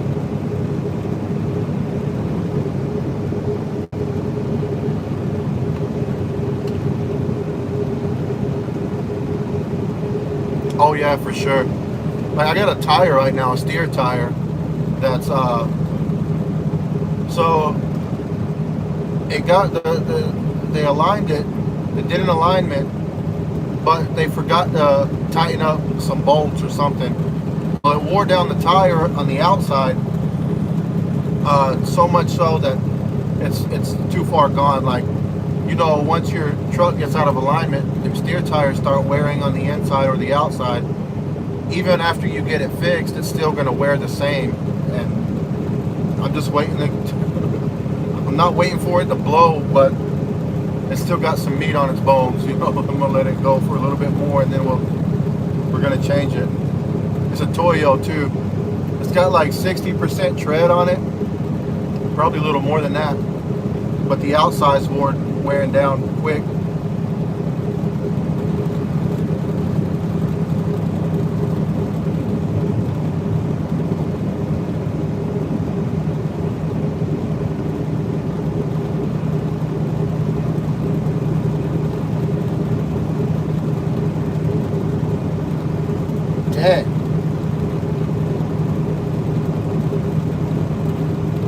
Yeah, we were talking about that the other night. You break down and you call Loves or TA or somebody to come try to fix you up. It's $300 just for them to show up. You know, and then if they, whatever labor they do, whatever parts cost, and then if they can't fix it, well, then you got to call that tow truck at after hours, 10 o'clock at night, and man, it's really dangerous. But if you look at all the rich people in the world, even the ones, you know, not even trucking, but you got to take risks in life, man. And sometimes it works out, sometimes it don't. But if you're not willing to take the risk, then you'll never get the reward, you know. But if you're willing to take that risk, yeah, there's a chance you'll fail. There's a chance your truck will break down and leave you broke and bankrupt. But there's a chance that it won't, you know. That's why my dad was saying, if to become a true owner-operator, you need to go ahead and get all your license, your authority, your DLT MC numbers and all that, and then you need to save at least $20,000 after the truck. You know, once you got your truck and insurance and all that, you should have at least $20,000 in the bank, and that's at least before you hit the road, because you never know.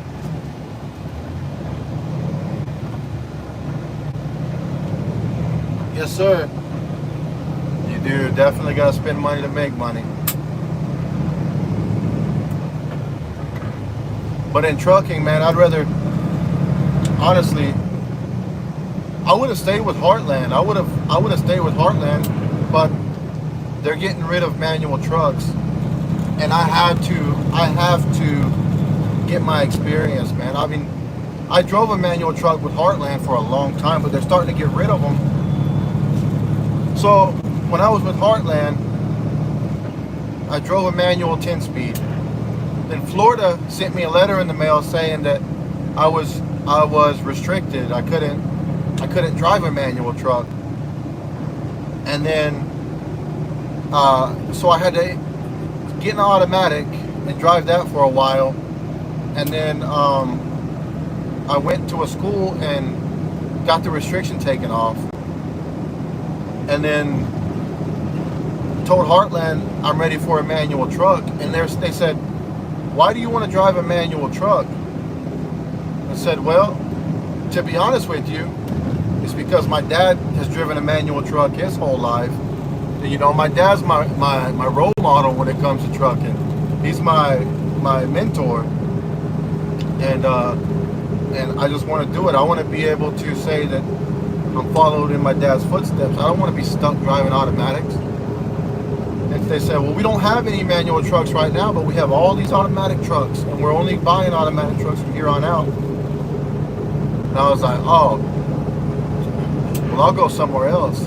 There's a company in Albany, Georgia called Southern Ag. They do the peanuts and stuff like that. They have automatic Mack or manual Mack trucks, 10 speeds. But I just called around some of my buddies and seen if they had anything. And so that's really what put me in this truck, is not wanting to drive an automatic. I got to get my experience, man.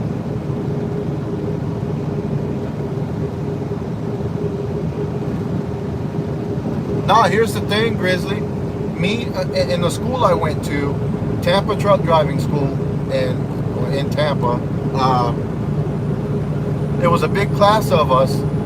Most of them tested in an automatic truck. I tested in a manual truck with another guy. Me and one other student tested in a manual truck. But instead of separating us from them, they had us all together. And I gotta turn on my defroster. And so it looked like on paper we tested an automatic truck, but we didn't, and so it screwed us up. That's why I didn't have a restriction, because nobody who tested it at school had a restriction, because they never mentioned it on the paperwork. But after that kid or that guy got in that accident in Colorado, that you know, the one going down the hill where he ran into like 7 cars or something. Then everybody started cracking down on it, and that's whenever they said, "Oh no," I guess they audited them, and they said, "No, you guys can't do that. You gotta tell them it's an automatic."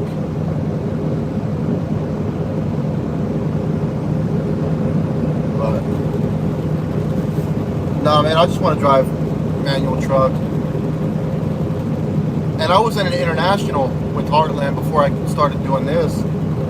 And them international automatic trucks are not good. The Freightliner wasn't bad, but the internationals, they're not good, man. They're not. I don't like them. Oh, excuse me.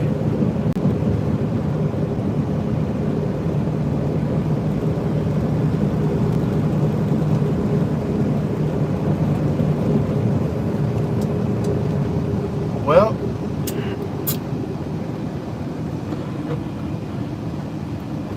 y'all see this road? I'm sure some of you guys have been on it. US 27. You know, during the day, this place right here, this road, no sir. I'd rather spend the money and take the turnpike to Miami than take this road. But it being nighttime like this, man, it's so smooth. It's so nice.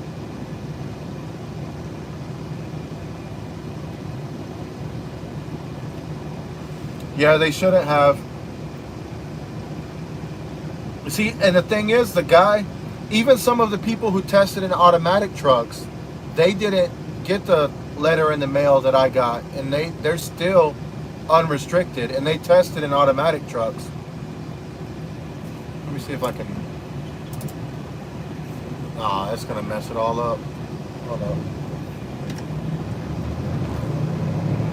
But it's all right. I did what I had to do, and I got it all fixed now, so we're good.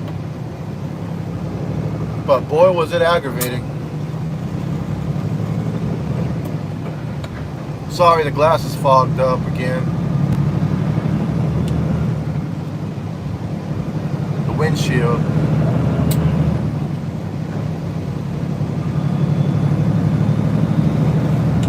It's just right there, though. I don't know why.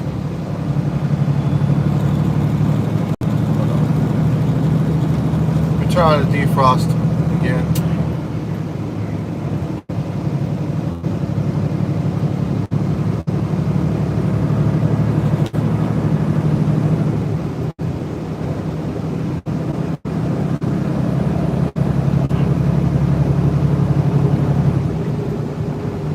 That's weird how it fogs up right over here, but it doesn't fog up all the way close to the driver's side door.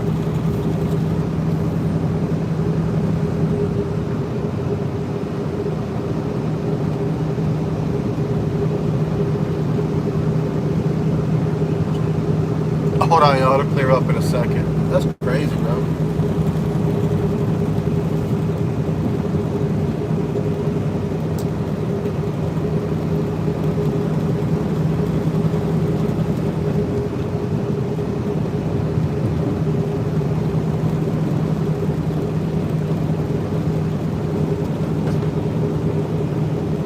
Is it on the inside? You know what I can do? I can spray alcohol on it.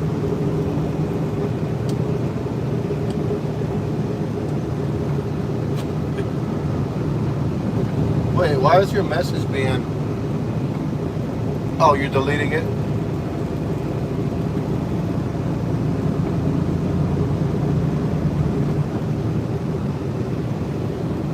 Let me scoot up a little closer. See if I can wipe this down. Nope, it's on the outside. That sucks.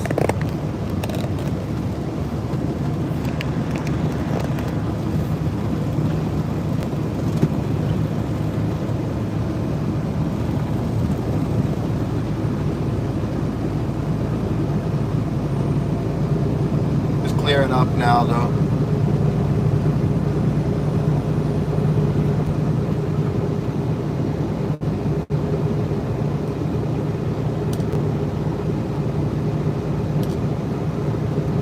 Oh, my washer fluid ain't.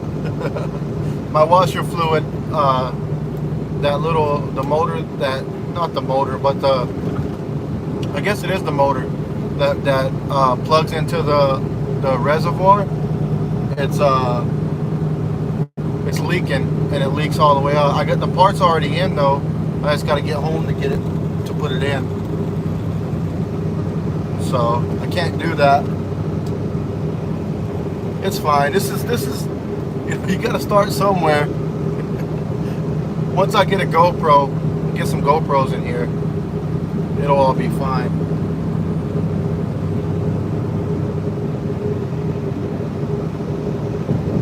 And yeah, I know if the DLT will write me up for it, but it's okay. It's just a washer fluid thing. I'll get it fixed.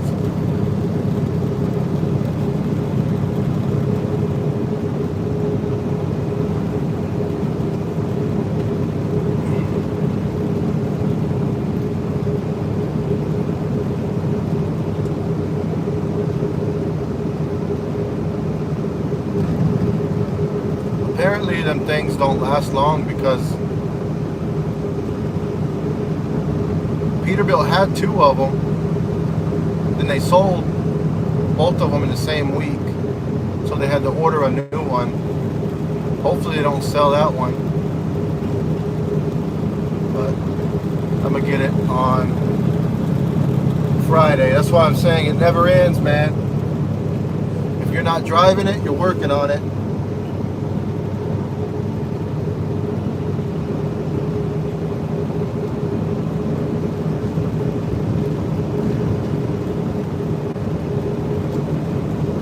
Doing a fine job. Appreciate it. Appreciate it.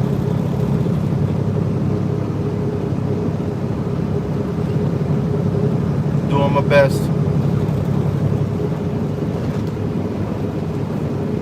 Trying to be as safe as I can.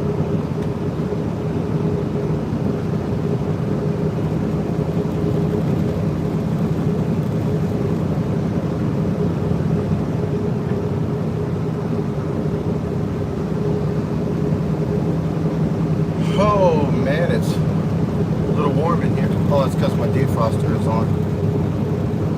Let me see if I can turn that on. All right, Mr. Policeman, I'm gonna go speed limit. I'm not gonna allow you to cause me to slow it down. I got places to be too.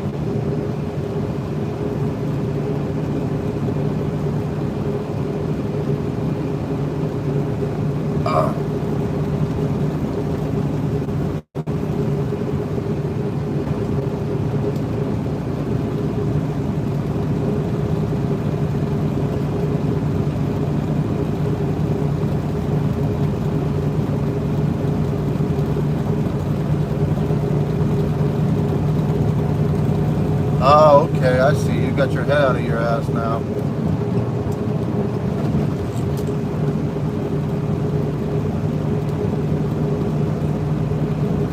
I guarantee you he was probably texting and driving.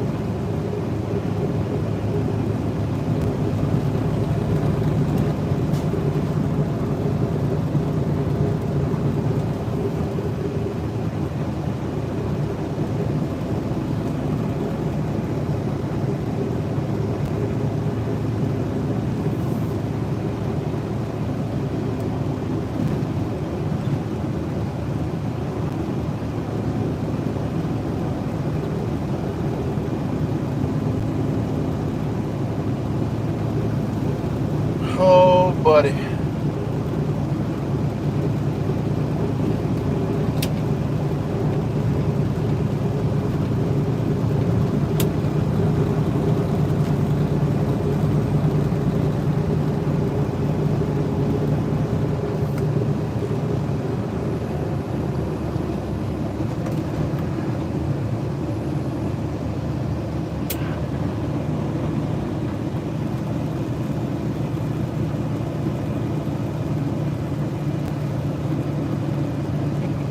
Oh, yeah.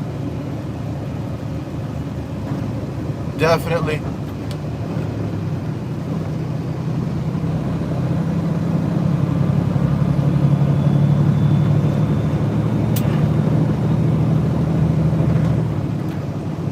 Yeah, that's what I do, man. I just go around and look at people's lives, try to learn from people. Even people who don't do trucking, man. I try to talk. So I was a streamer. For a while there. I was making money on Twitch, streaming video games for my semi truck, because nobody does that. But since I came here, man, I've just been too busy to even think about doing that. But politics, tarot cards.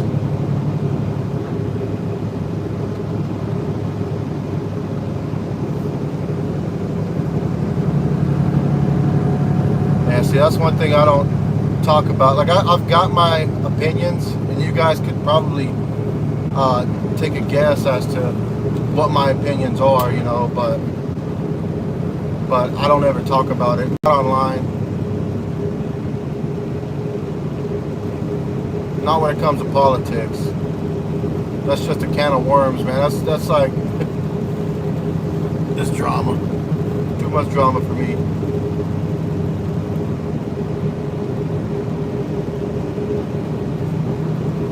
The Best Pass? Yeah, I need to get one of those, man. I've got the Sun Pass for Florida, but it doesn't do the weigh stations. It only does the tolls, and it works in Florida, North Carolina. It works everywhere I go, even in Texas, Kansas. It works everywhere, but I don't use it. I don't want to take the toll roads because I don't want to pay for them. It's too expensive. If you get on Florida's Turnpike there in Wildwood going south, the next exit is $15. Just one exit down. And it's like 20 minutes to go around to get to that exit if you take, you know, the back roads. But man, $15 for like literally maybe 7 miles or something, 8 miles. There's no way.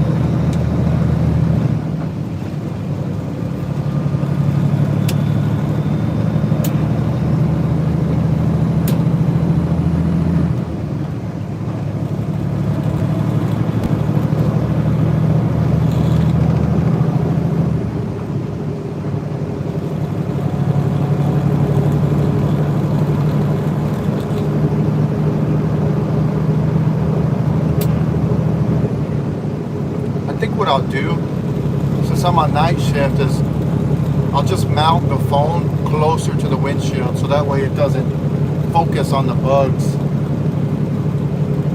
and it doesn't focus on, you know, it'll focus beyond the windshield, not at the windshield. But during the day I can't do that because I've got to keep it somewhat shaded, otherwise it's going to overheat. You guys know.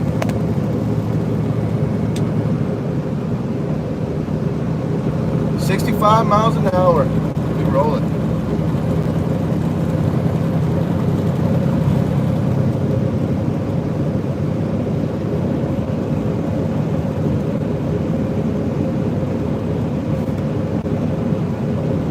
I'm just gonna see real quick what it looks like if I zoom in just a bit, like that.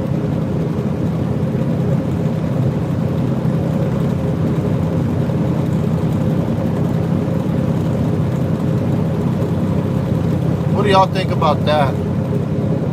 Should I keep it zoomed in like that or zoom it all the way out?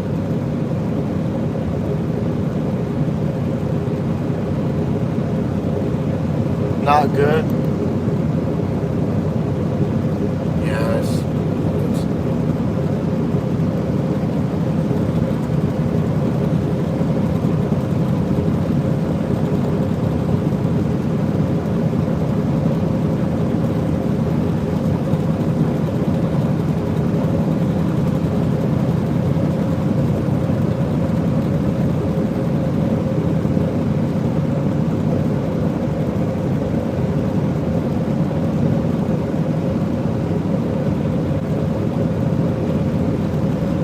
Oh, okay, it is clear.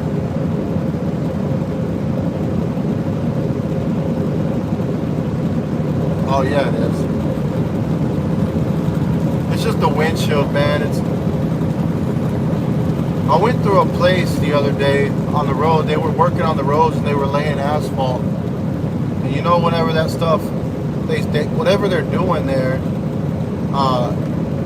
it like the particles get in the air and they get all over your windshield. You guys know what I'm talking about. I got to get that stuff taken off, man.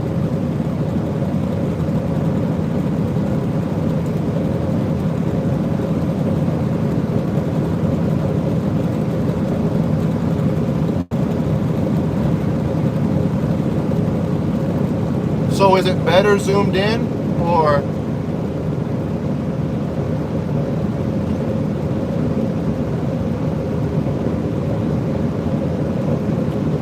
Oh shoot, I shouldn't have said anything.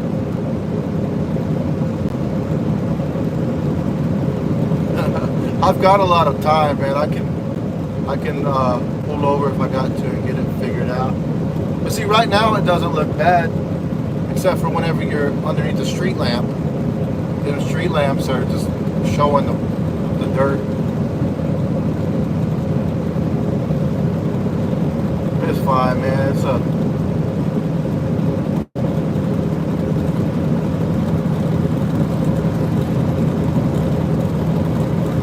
Oh, okay. I appreciate the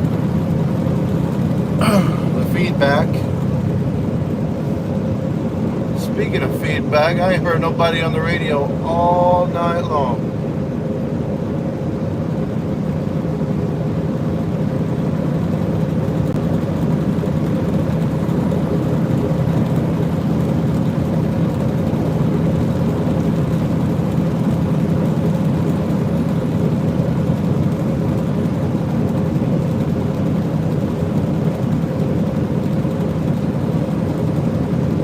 My radio turned on.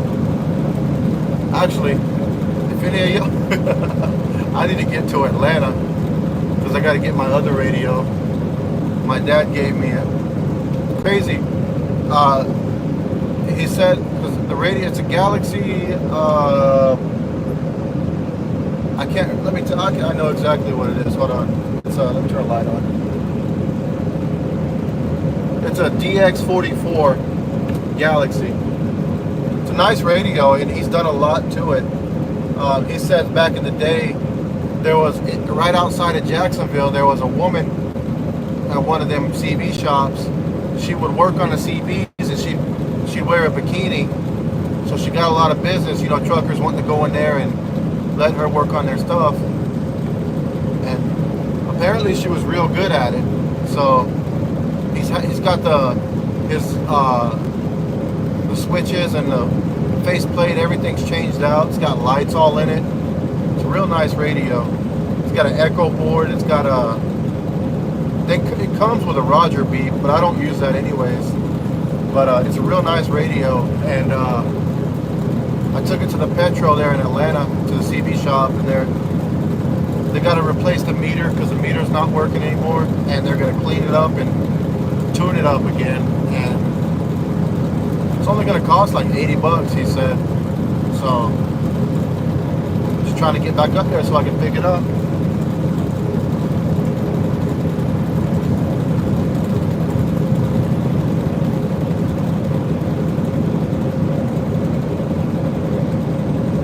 Not good at wearing a bikini or working on radios. Me neither, man. Me neither.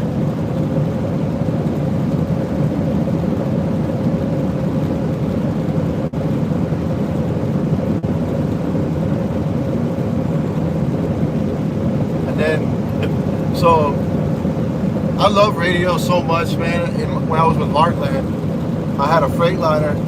And I don't know how they do it, but they somehow put the antennas in the window, the windshield. There's no external antenna, like where you can screw it off. So I mounted my own antenna and ran my own coax cable to my radio just so I can get a good signal, man. I've got a good radio here. It's a Cobra, the Chrome edition, whatever.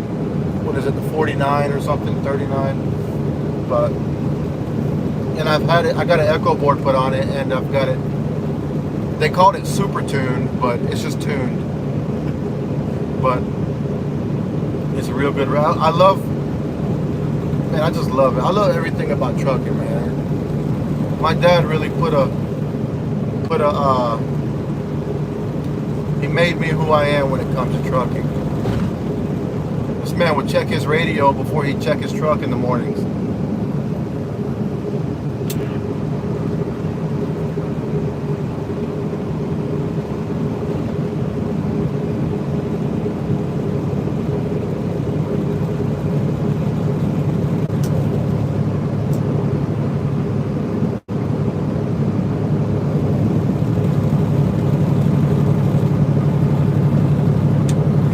I don't know, man. I think we're dying. We're the last of them. I don't know how old you guys are, but I can say that my dad was a pioneer. He drove a one stack Mac with a window in the back, no AC, and he's driven some trucks with no power steering. So I say he's a pioneer.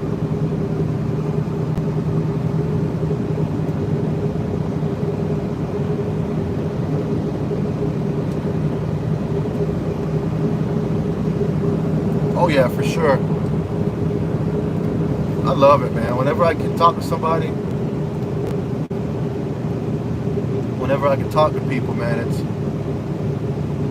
don't know, it makes the night go by, especially on night shift, man. If you can find somebody to ride with them. When I was with Heartland, I couldn't do it, man, because everybody who's running CBs now, they're not running 68 miles an hour. So.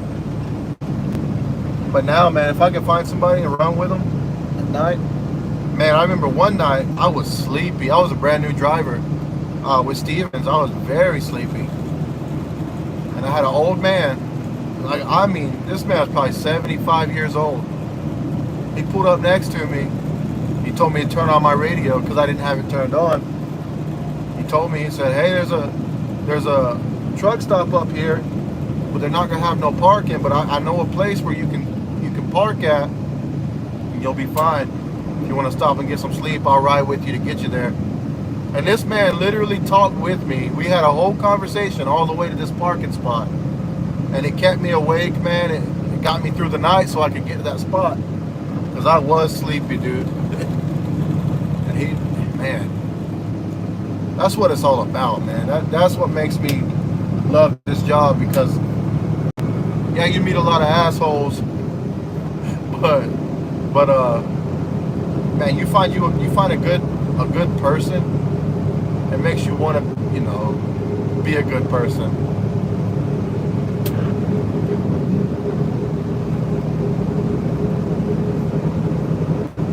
So I try to be that guy to other people now. You know, if I see somebody having a hard time, instead of laughing at them or making fun of them or cussing at them, ask them if they need help.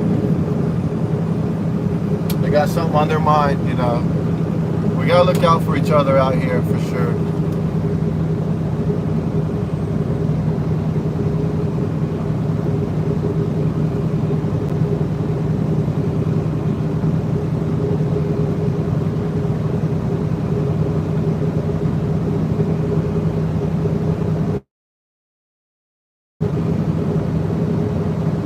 Man, so you guys are real old school drivers.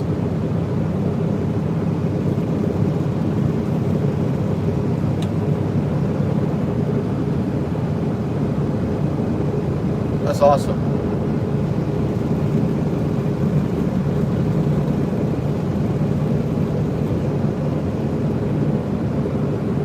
That's one thing. I think that's why I get along with people so well, is because if I'm making a mistake or doing something stupid, and somebody calls me out on it, I listen to them, and you know, keep my mouth shut. These guys, these newer drivers out here, even when I was a new driver, I kept my mouth shut and listened. But some people they don't know how to accept feedback or criticism, or you know, they don't know how to accept it. I was in Chillicothe, Ohio, delivering at that Kenworth plant there, and leaving out of Chillicothe, I forgot the name of that road. You guys probably know, but it's not an interstate; it's a U.S. highway. I was running through them towns, man, and the light would turn yellow, and I would go. And one guy, he got on the radio and he said, "Hey, I'm Heartland. Are you trying to kill?" Because it was raining. He says, "You trying to hurt somebody? You're gonna, the K word. You're gonna do that to somebody." And I was like, "You know what, man? You are right. I'm not even thinking. I got my head up my ass, you know." And that's what I told him that on the radio. I'm like, "Yeah, you know what, man? I don't know what I'm thinking," and I slowed it down. You know, I could have been an asshole and be like, "Man, mind your business. Don't try to drive my truck for me." But he was right. You know, I don't know what I was thinking, man.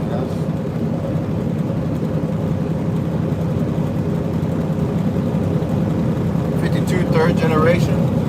Damn, I'm also a third generation truck driver.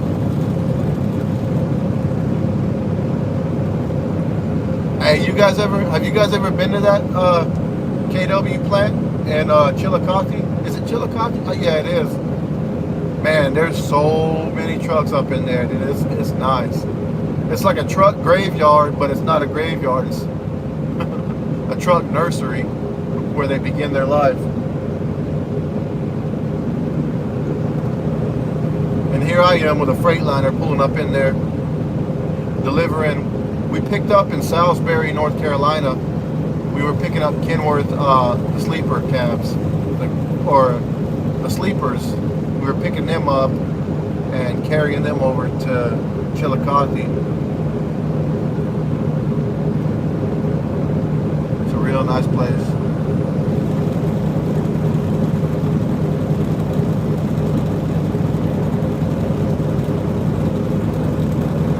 Oh, we got about 137 miles left to go, and we'll be there. We're gonna get there around 5 o'clock, it says. And that'll be good because I'm gonna have to park on the road because they don't have no parking there.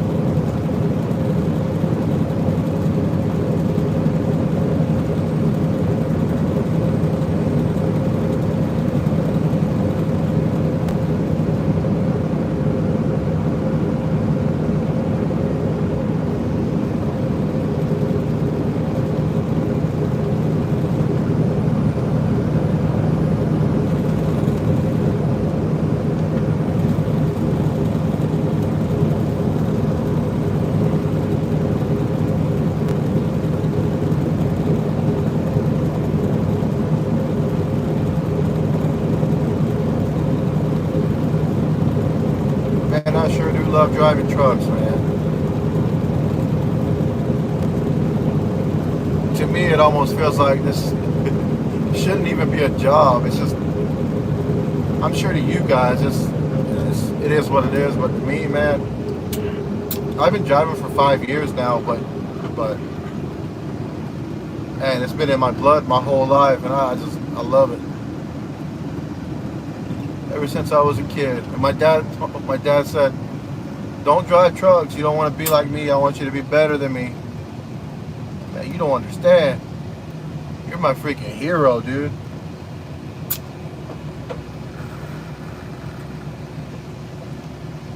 He had a Peterbilt, 389 Peterbilt, that it was all blue.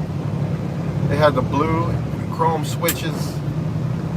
Man, that was a nice truck. It was just a nice truck. And ever since that, actually, my favorite truck that he had, it was a Coronado. It was a 13-speed Coronado, and with the running board that runs all the way down the side of the truck. Man, I love that. Coronados are nice. I never drove it, but he said it's one of the best driving trucks he's ever driven.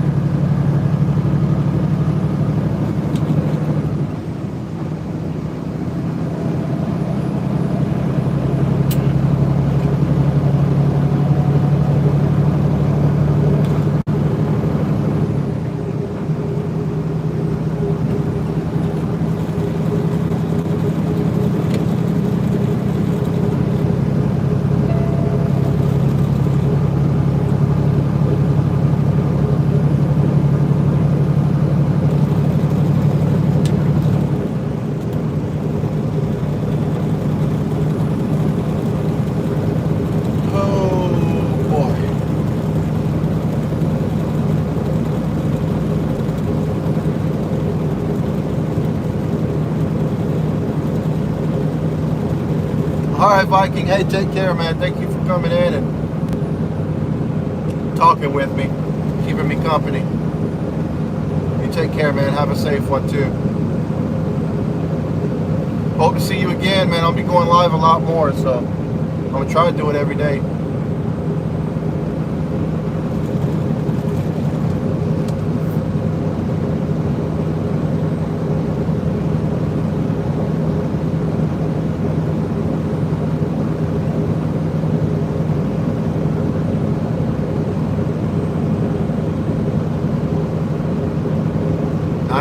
Freightliner.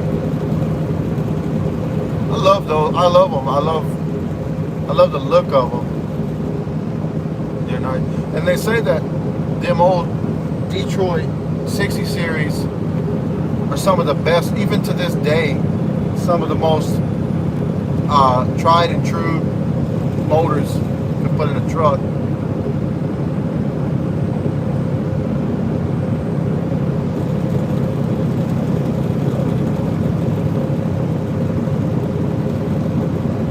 Appreciate it, Viking. Thank you for subscribing. Take care, man. Thank you for coming in, and thank you for subscribing.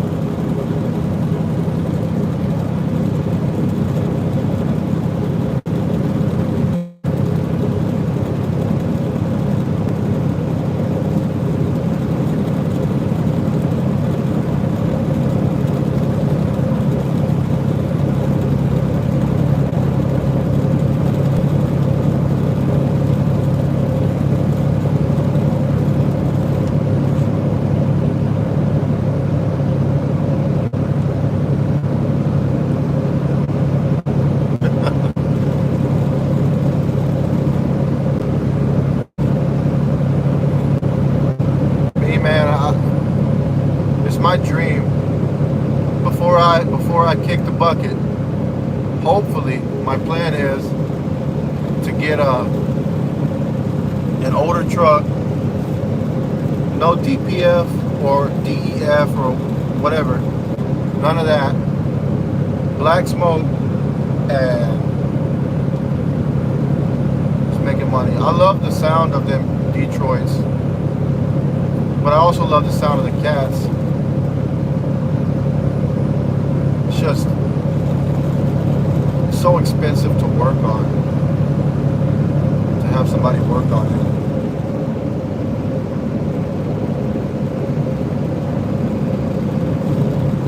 But shoot, with YouTube, man, I tore a motorcycle engine, a Honda 250 motor apart, and put it all back together with YouTube. So I don't think these truck motors are the same, but man, with YouTube, man, I've learned a lot. I've done a lot. I put a whole floor in my house all by myself. My uncle helped me, but before he helped me, I was already started on it with YouTube. You know,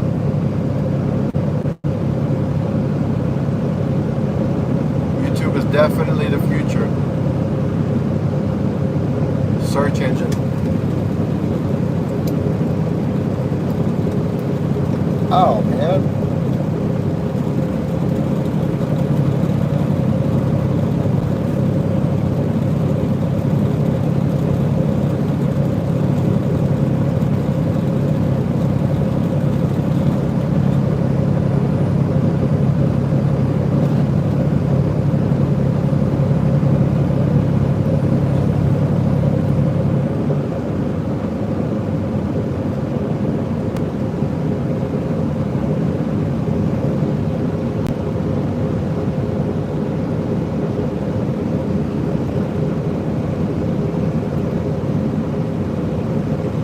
Yeah, them 60 series, man, people swear by them. Like Peterbilt guys, everybody, even Freightliner guys, everybody loves them 60 series Detroits. You know, you got your guys who love Cummins, you got your guys who love the Cats. I don't think anybody loves the Packard motors, but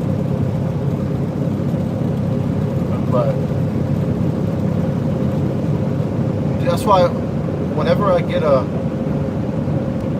truck, it's either gonna have a Detroit or a Cat. But it's gonna be an older truck. It's gonna be a new motor. It's like a glider. Maybe I can buy one that's already done, but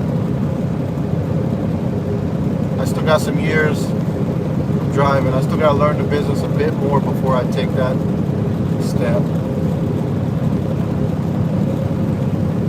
I think that was my biggest mistake whenever I did that lease purchase program with that company. Is I thought I knew what I was doing. Like, oh, my dad's a truck driver, so I know what I'm doing. Man, I had no idea what I was doing.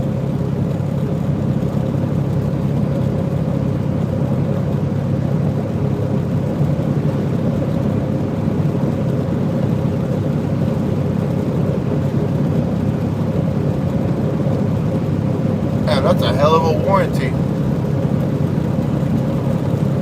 They can't put that on trucks now because the DEF system, man, it just chokes them up, and I understand, man, we gotta take care of the environment, but man,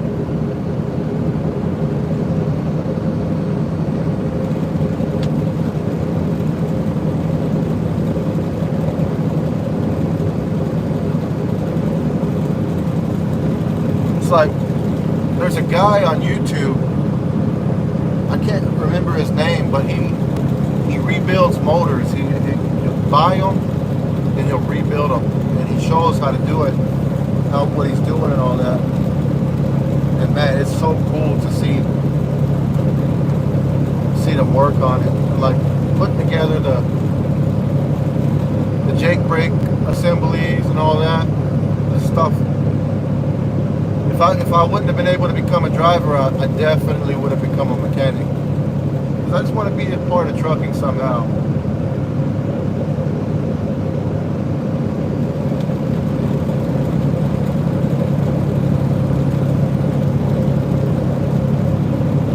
And I was watching a video in schools, man, in like these mechanic schools for trucking. They have so much, there's so much to it, man. The computer systems and safety systems and all that, there's way too much to it.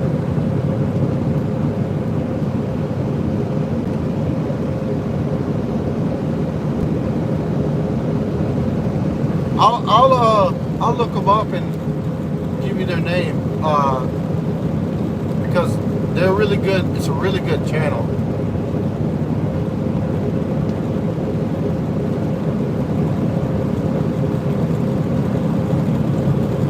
Let me see.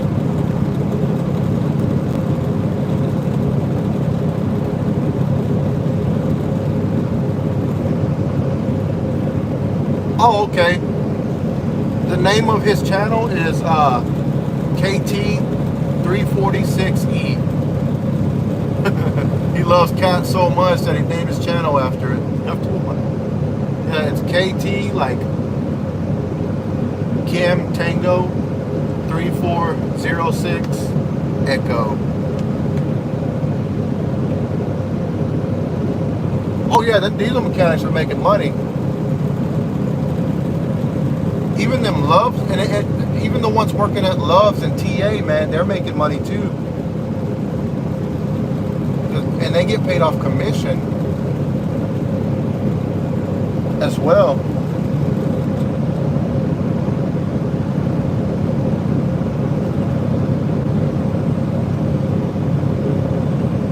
Oh man.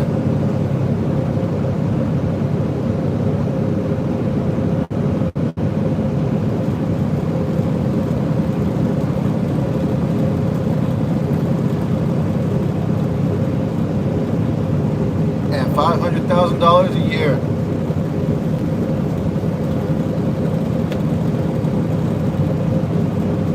That's nice. That would be good, man. But you know, after fuel, after all the expenses, I just want to be able to give my family a good life. You know, that's all I want to do. I don't want to make it. I mean, I would love to make as much money as I possibly can, but like I told my wife, if you're able to say, whenever I go, if you're able to say, or as long as you're able to say, he was the best husband he could be and he was the best father he could be to our kids, I'm happy. I don't need any other kind of recognition. Honestly, I don't even need that, because I'll be gone. I won't care either way, but that's my goal, just to be the best I can be.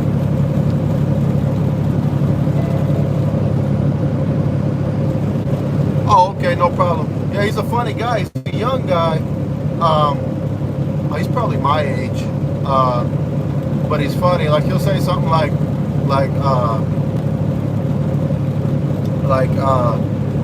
well, I was gonna show you guys how I took the peanut cover off, but you guys already know how to do that. So, or like, you'll see.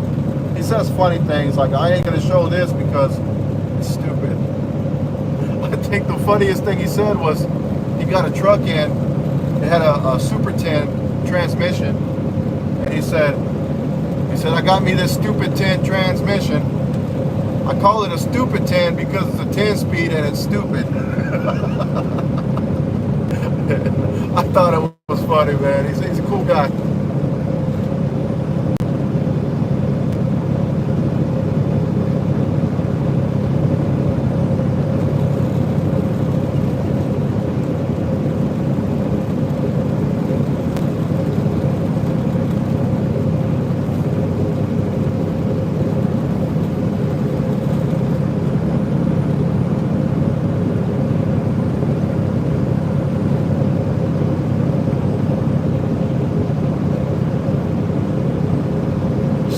Transmissions were stupid.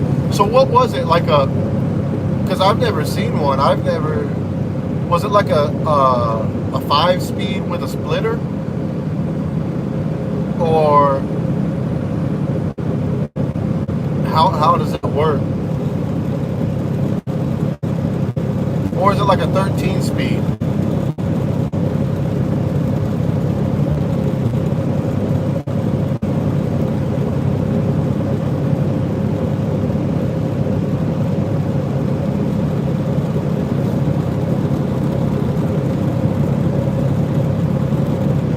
Go ahead, buddy.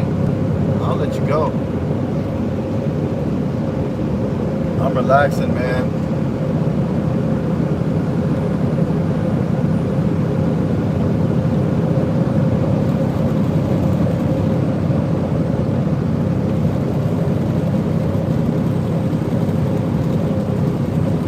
And they're making money around Jacksonville with them box trucks. They go and rent the box trucks for a week or two, and they just pick up local freight and run it around town, and they're making a lot of money doing that. You don't have to have a CDL to do a box to run them box trucks. But I guess as long as they don't have air brakes.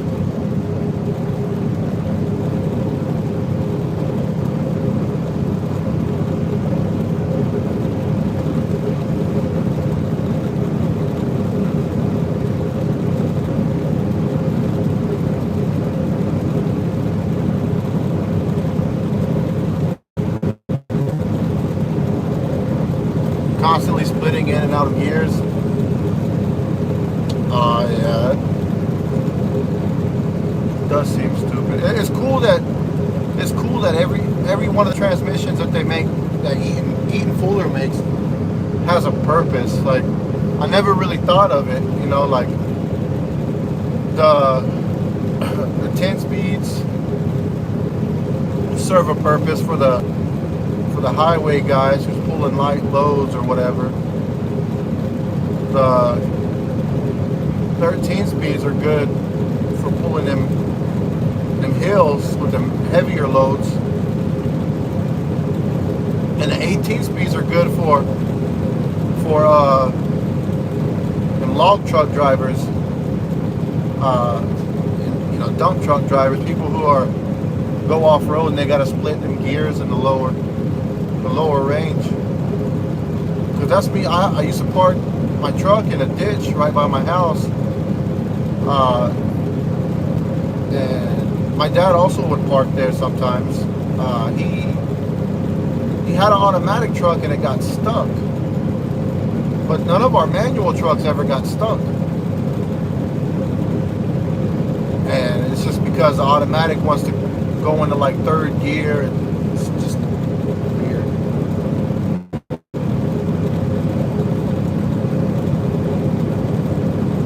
Couldn't figure them out. Oh yeah, well, see, that's one thing about me, man, is put me in the driver's seat and give me a minute and I'll figure it out.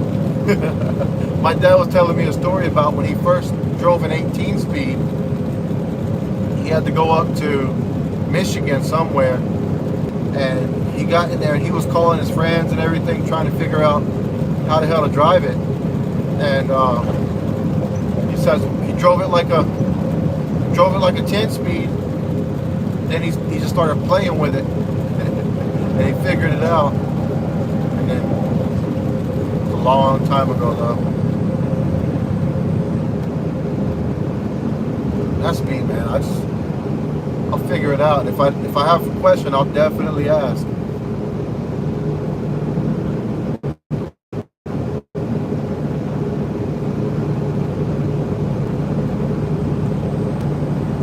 I probably called my dad at least one time a week with a question.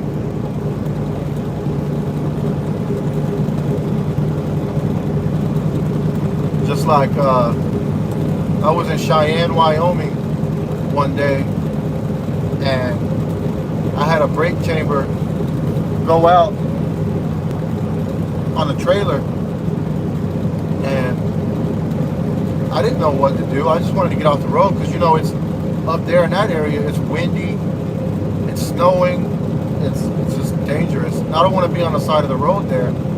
So I called my dad and asked him what to do, and he taught me on the phone how to take a pair of vice grips and back the brakes off. You know, clamp the line and back the brakes off the drum so it'll roll. And I did that and got myself to the truck stop, and they called the company. They said, well, if you had a brake chamber go out, how'd you get it there? And I told them, man, I got in trouble. You would have thought that I done something horrible. They said, yeah, never do that. Never do that. I just didn't want to be stuck on the side of the road with the ice and the truck drivers. You know, it was snowing. It was Hell no. But things like that, man. You know, it's like they need to teach drivers these things instead of trying to teach them how to pull over, set your cones, and call breakdown. And too many people are getting hit out here on this road.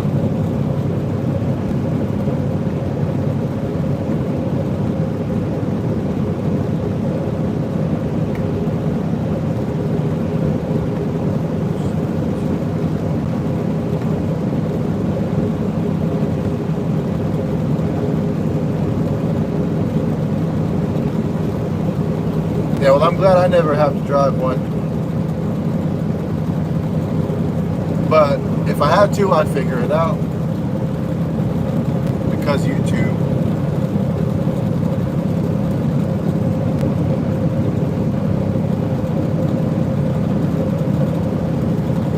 What I really want to drive is one of them old trucks with the 3 sticks or the 2 sticks, whatever, the twin stick or the 3 sticks. I want to just say I did it.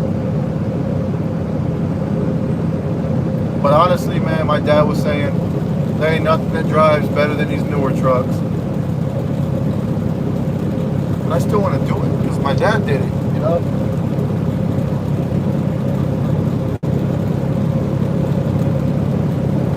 I want to know what I'm talking about when I'm talking to you guys. You know, when I'm talking to you guys about trucking. You guys look at me and see a young guy, but full of knowledge. And I'm learning from y'all too, man.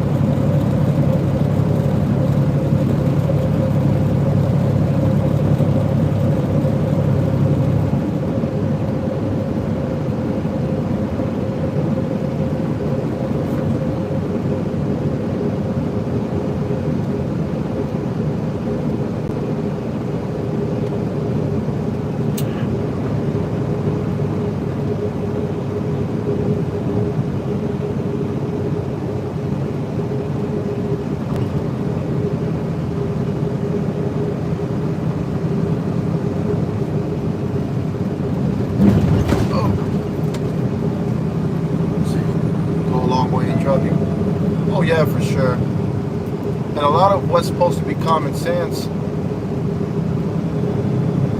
just people not being taught the right way, man.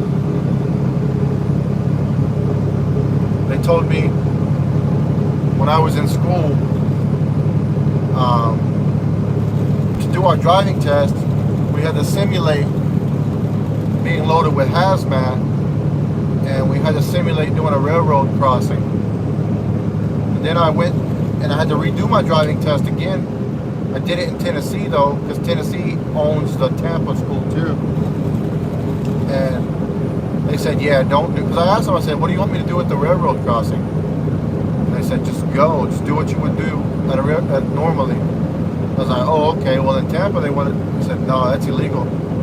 You shouldn't do that. You shouldn't simulate hazmat if you don't have hazmat in the trailer.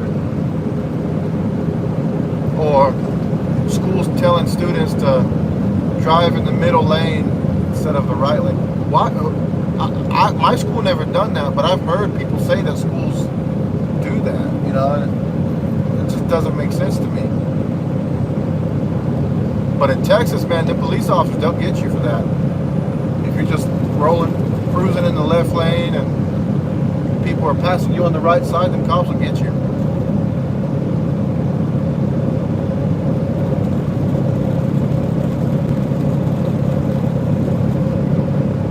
I don't know, man.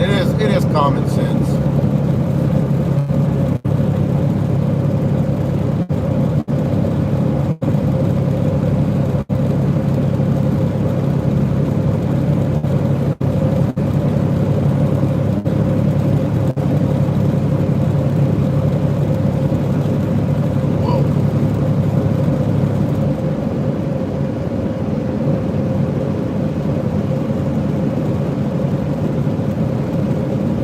I appreciate you guys sticking with me. We're about 100 miles away from this place.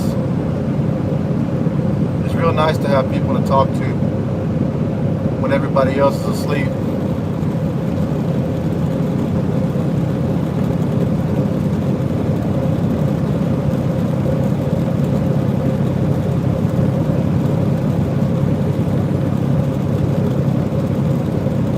But if I didn't have y'all to talk to, I'd be having some music playing loud in my ear right now. But I'm not really even sleepy, man. I'm just ready to go get this over with. These people are already upset because this load's late, but I couldn't do nothing about it.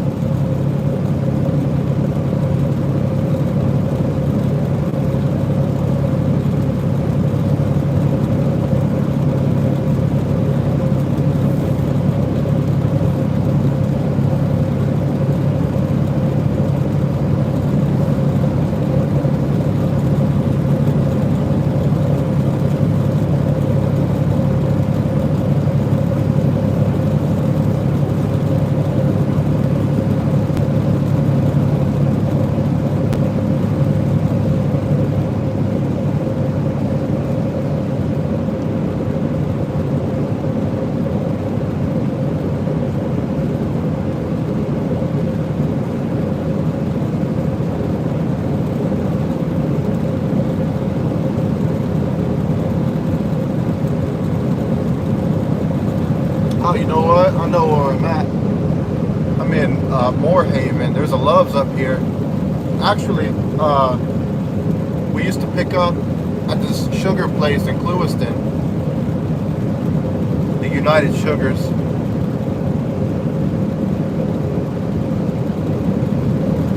We're close. And I love 27. It runs right. So the way that I would take if it was daytime is I would run down 75 and hop on, get on that road. It's a side road. It's a 2-lane road that runs from Punta Gorda and it runs into 27, and then I'd take that all the way into Miami.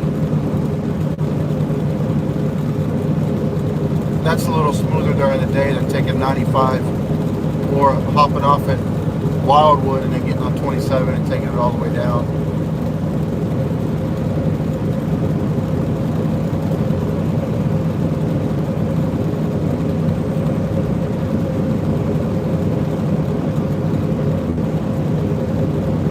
Oh, the split sleeper berth?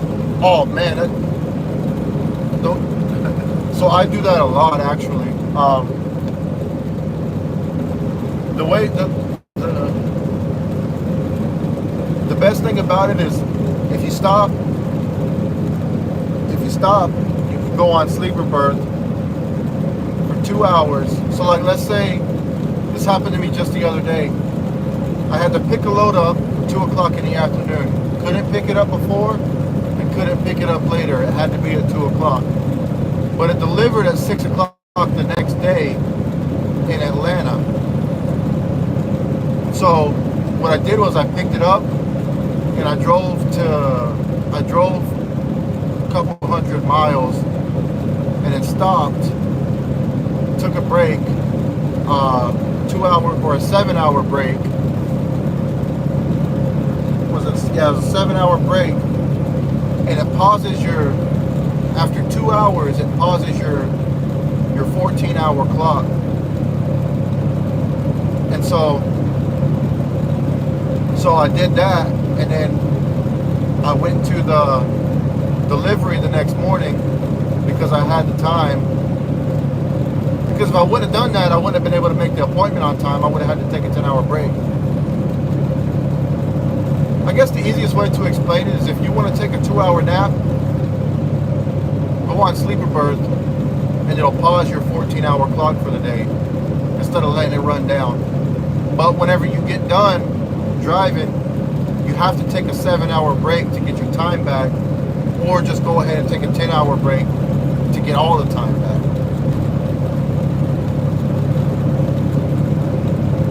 I guess it is hard to explain, but man, it's helpful.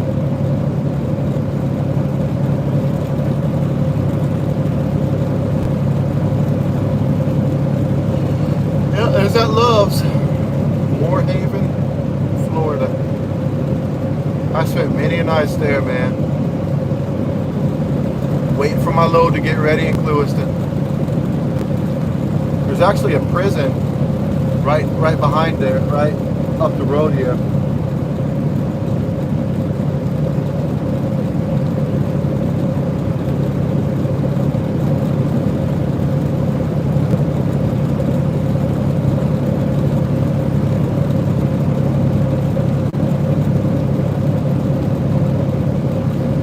Yeah, there's the prison right there.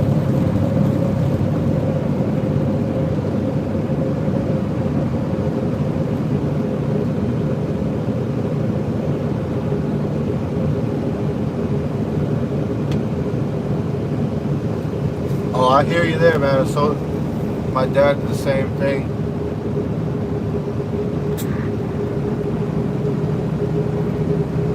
Caught him comic books.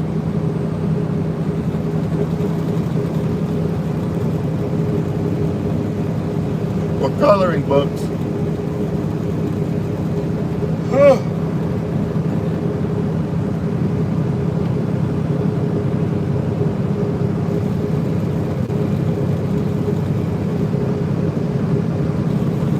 That's one thing I can't do is unless I get one. But then again, if you can't do it legally, man, it's real hard. I would watch my dad, man. We'd wake up in the morning and he'd drive all day long. I'd go to sleep at night. This man would still be driving. And I'd watch him, man. He would shake real bad because he's trying to keep himself awake. And it's scary, man, watching him do that. But he did it. I'd like to be able to say that I've driven 24 hours straight, you know, or something like that, but the most I've driven in a day was probably 750 miles. That was from Shreveport, Louisiana to where I live in Florida. It was 750 miles. That was a good day, man. Good day of driving.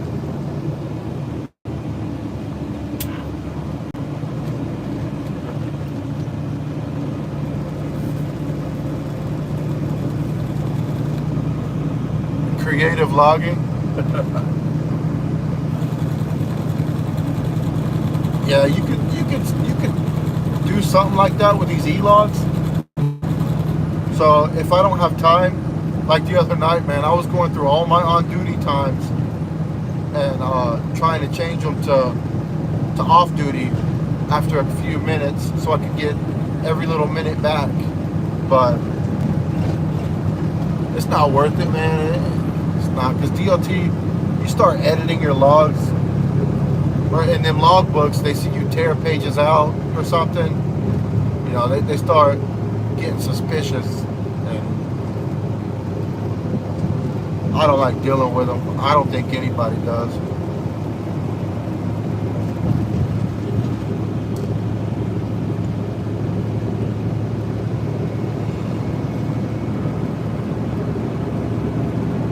So my dad always got the logs that you could put inside of a clipboard. Not a clipboard, a binder. Because you're not tearing them out, you're just...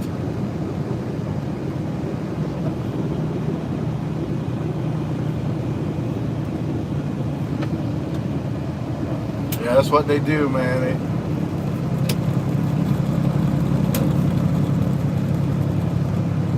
They love messing with us. Are you still driving with no e-log, or do you have an e-log now?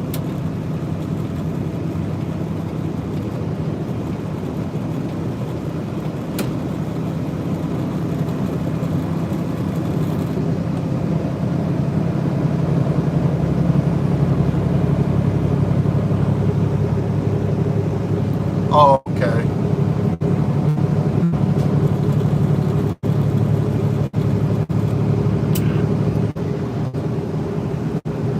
I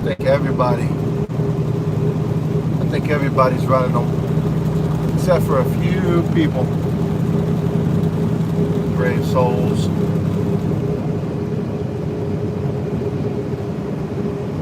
I use TransFlow for my e-log. There's nothing hooked to the truck except for like a little transponder that plugs in, but there's no wires.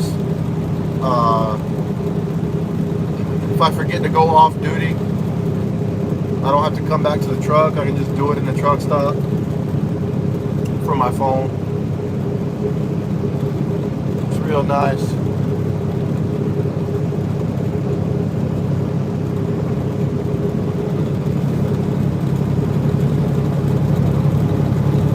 All right, we're about 95 miles from Miami.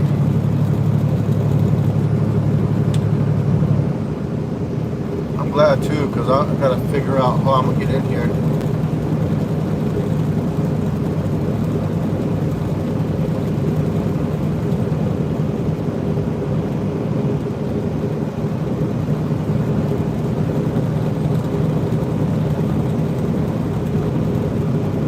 There they are. Yo, thank you for the likes, everybody. Yeah, they are ELD exempt. There's a trucking company. I can't remember what the name is, but all they run is the Fitzgerald gliders, and I think they're Coronados. But man, they are nice.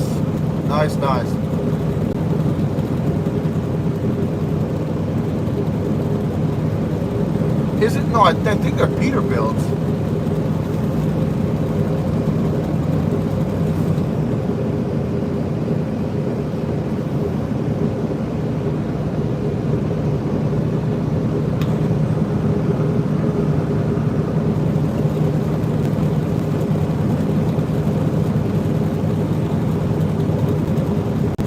Wait till you guys see this place that I gotta go to. So the loading dock is on the side of the road.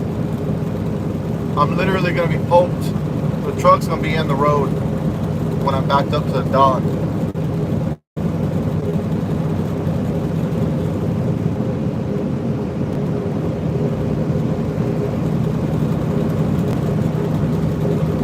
But it's easy. It's an easy back end because there's a street that's perpendicular to the dock. So I just turn down that street and it's a straight back to the dock. Thank God, man. So one thing about this truck that I'm not used to is since it has stacks, it's hard to stick my head out the window like I could in the trucks with the grass burners, the weed burners. So I kind of have to open the door to look past the stack so I can see that trailer.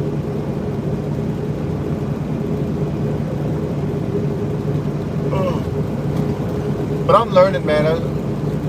I'm just glad to be able to get the experience.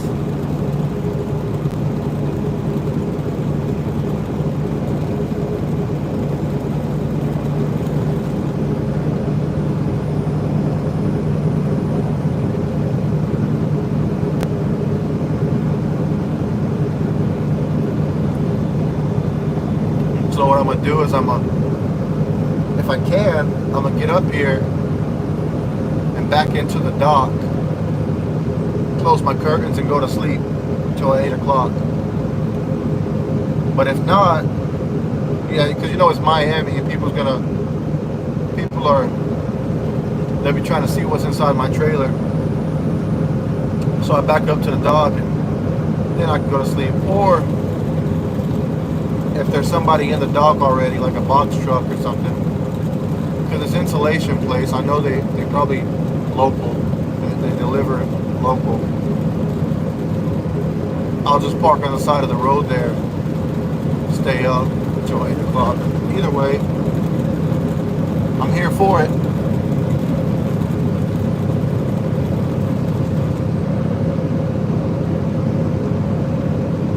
Oh yeah, Chicago, man. Last time I was in Chicago, I delivered to a grocery store. It was a Mexican grocery store, and it was tight, but the way they had it set up, it was easy.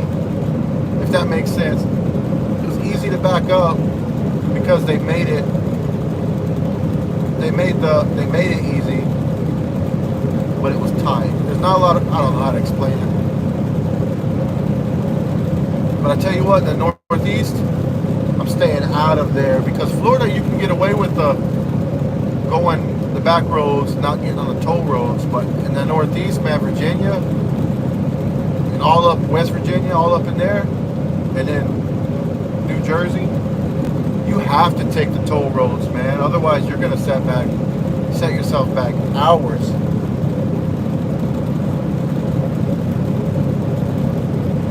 I think just across the George Washington Bridge, I think it's like $75 or something like that.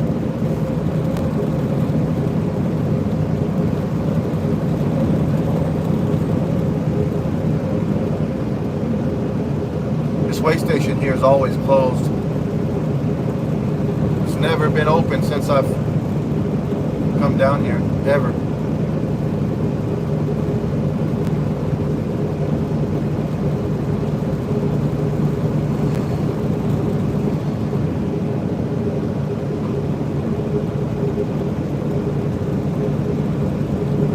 Yeah, so it's $25 an axle, man. So that's $100. That's $100. $125. That's crazy, dude. They gotta make their money somehow.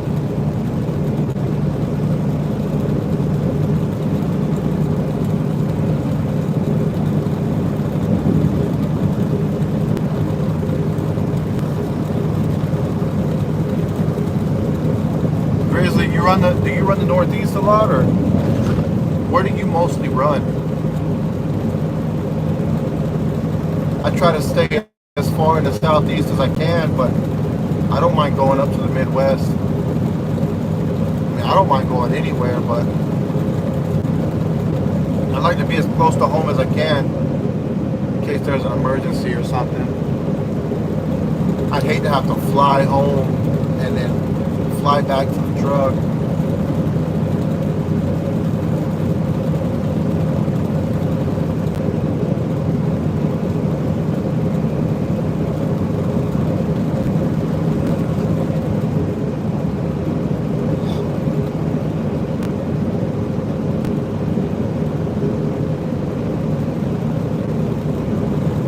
Oh, 300-mile radius of the terminal.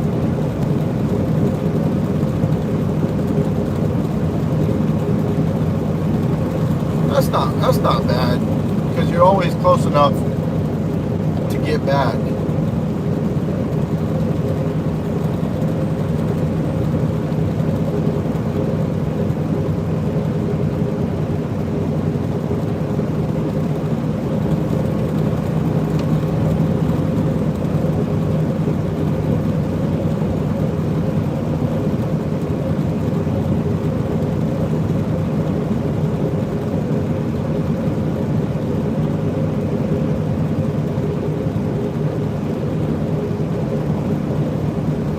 Oh, line haul. So what, do you work for FedEx? UPS?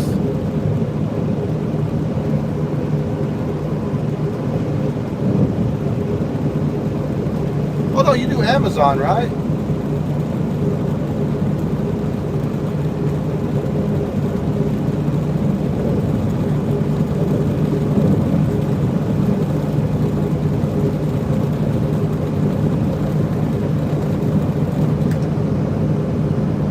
Got off the road years ago. Yeah, I'm not there yet. Shoot, I don't even want to get off the road. I love it. I love it.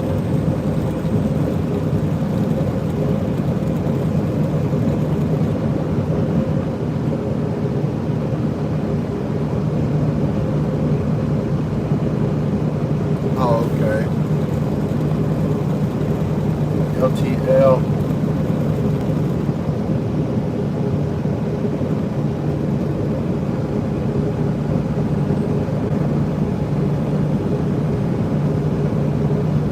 Pulling doubles.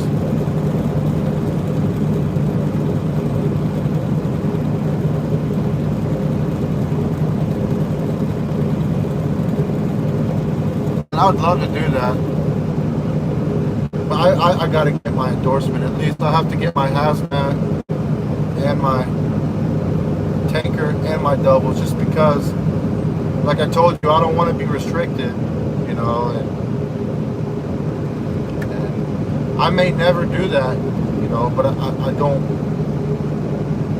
don't want the reason to be because I can't do it.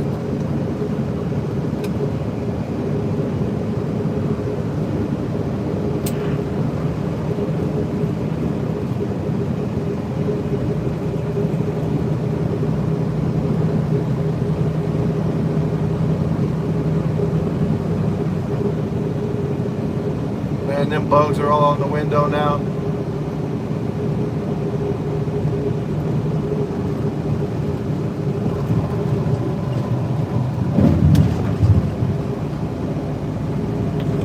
I could probably spray some Windex on it and use the Windex as windshield washer fluid. But right down here, there's nothing but sugar cane everywhere, and there's bugs everywhere too.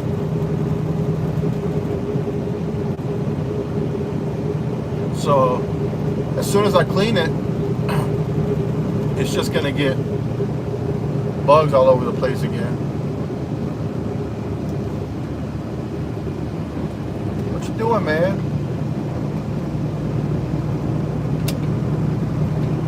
Welcome to Clewiston, everybody. Clewiston, Florida. All they got going on here is sugar.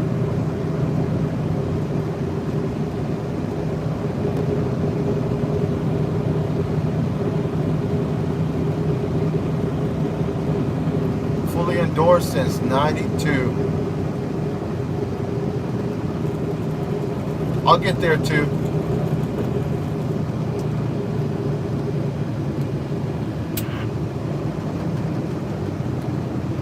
I don't want to make you feel old, Grizzly, but I wasn't even born in '92.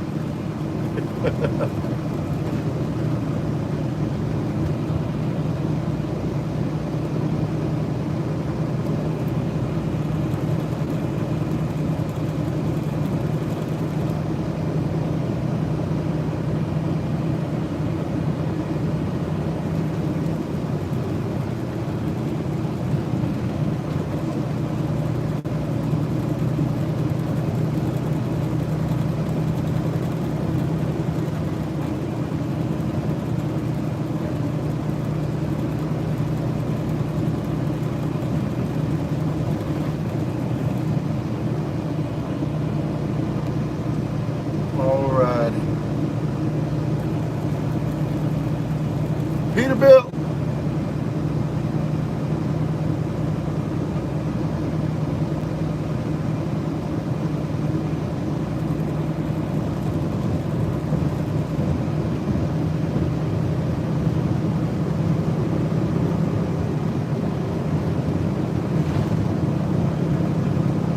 Man, I gotta do something about them bugs.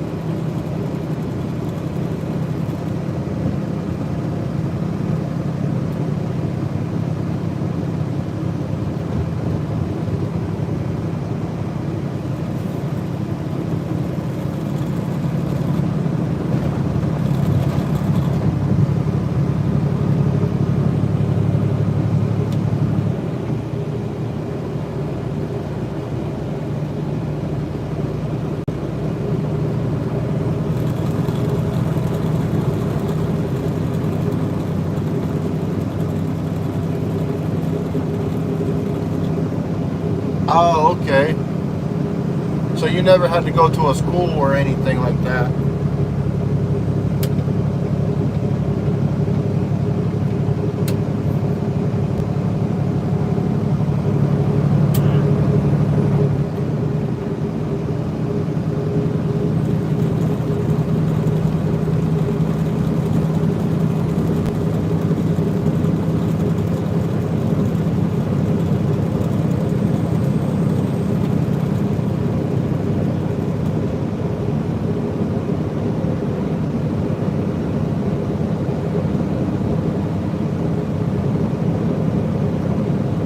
Oh, okay. Yeah, there's a lot of guys. There's some guys that I was talking to that say that they've been driving since they were 13, some 16. You know, that's cool.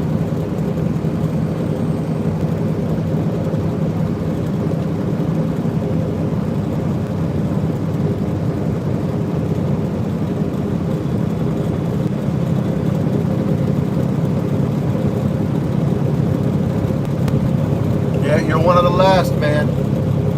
You're one of the last of the pioneers.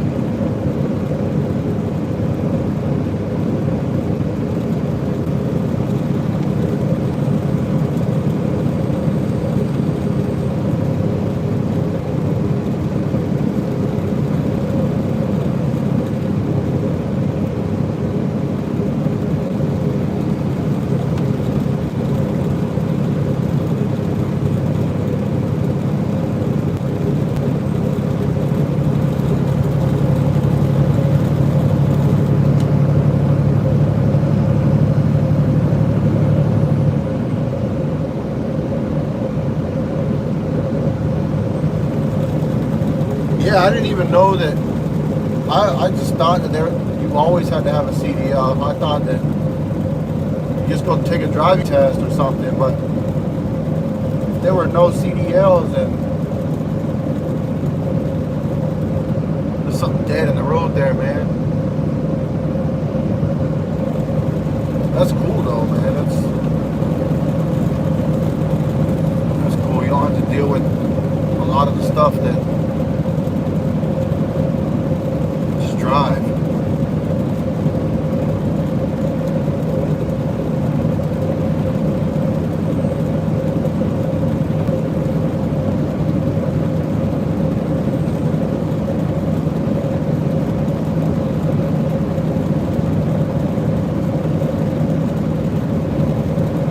But I wonder how it worked. Like, could anybody just go into the DMV at 92 and say, yeah, I've already been driving trucks, and then just get a CDL? Or did you have to have proof that you've driven a commercial vehicle?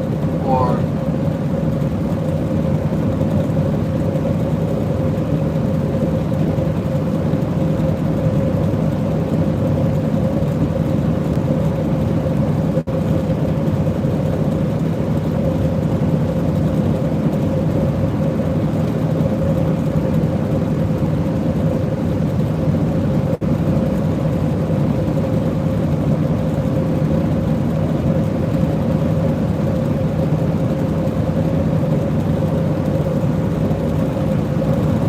oh, okay. Yeah, that makes sense.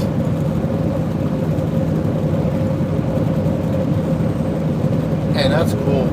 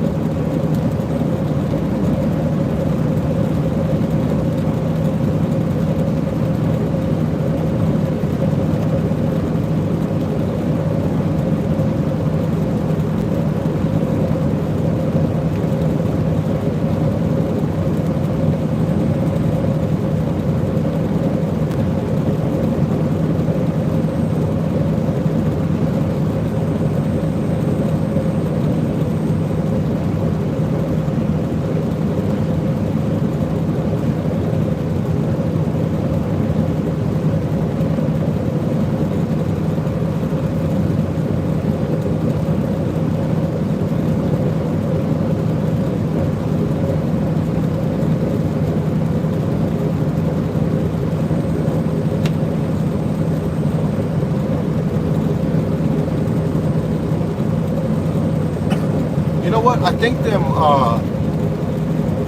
think them reflectors in the middle of the road are lights. I don't think they're reflectors. Because when I look in my mirror, I can see the red side. And you guys can probably see it on the other side of the road over there. Well, that would be because the lights are flashing on them. But in my mirror, I can see the red side of the reflector. Let me look. Oh yeah, they are. They're lights. That's cool, man. I've never seen that before.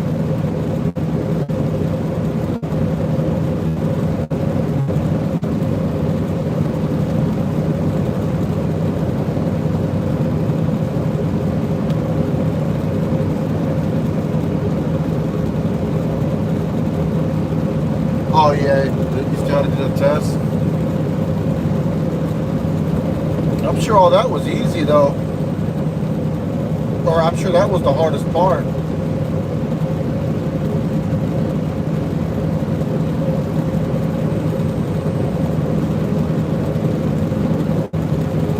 That's cool how those reflectors are lights. I've never seen that before.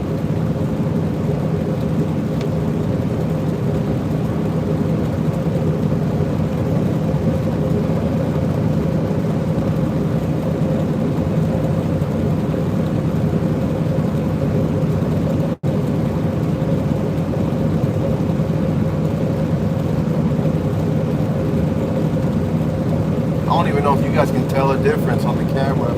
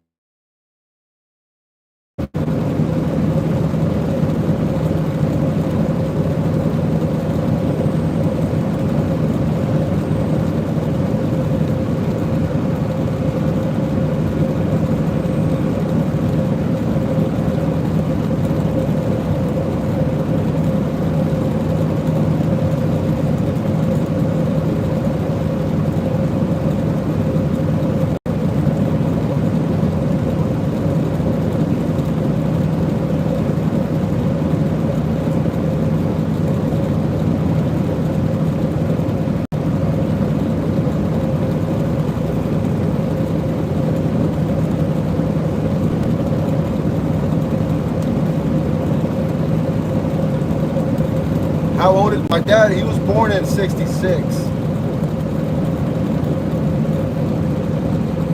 So he's what? 58? 57? Something like that.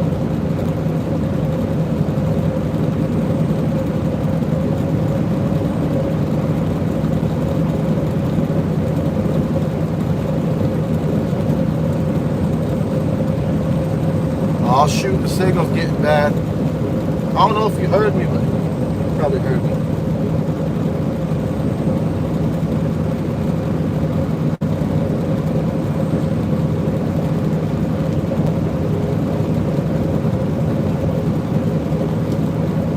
Yeah, maybe. I'm not sure how he did it. I think he had a guy, one of his friends, teach him how to drive trucks, but I'm not sure how he did it.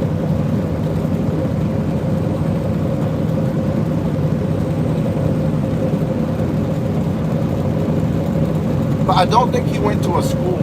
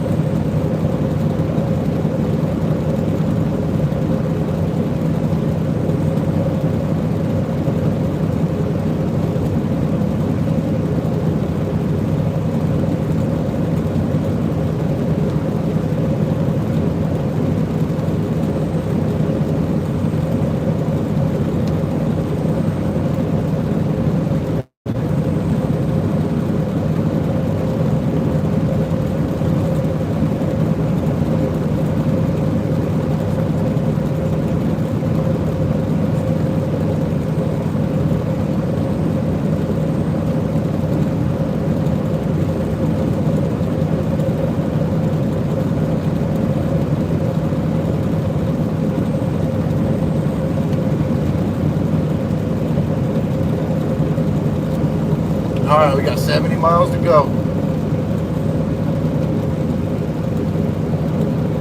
Let's push it on out.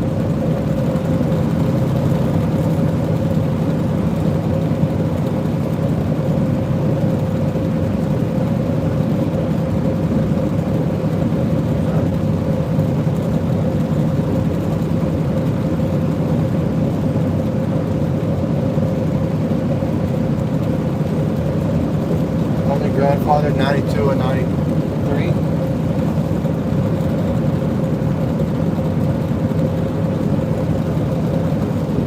Well, he's been driving for like 32 years, so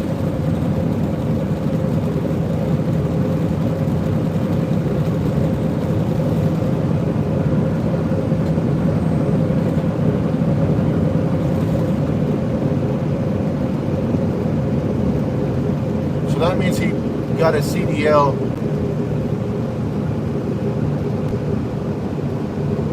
in 93.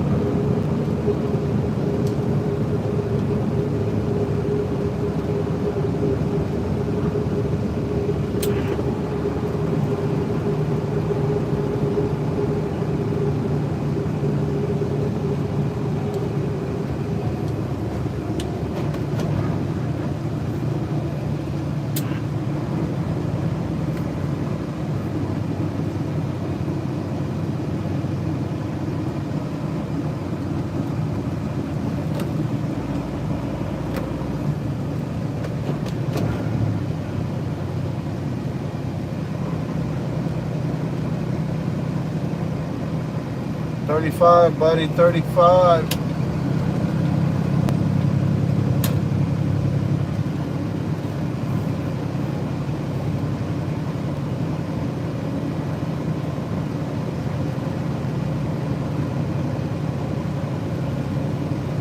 Then he probably was grandfathered in. Yeah, I'll have to ask him.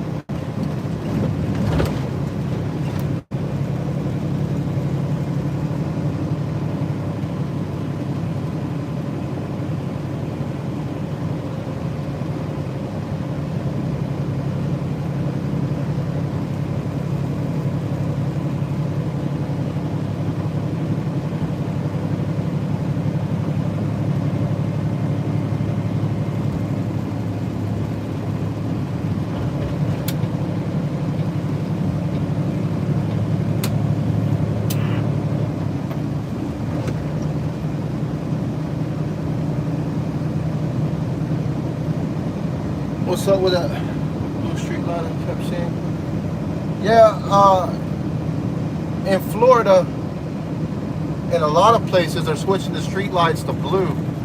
I think because I'm not sure. I think it has something to do with you can see what's underneath it better than if it was a white light. But it's not as hard on your eyes as a white light.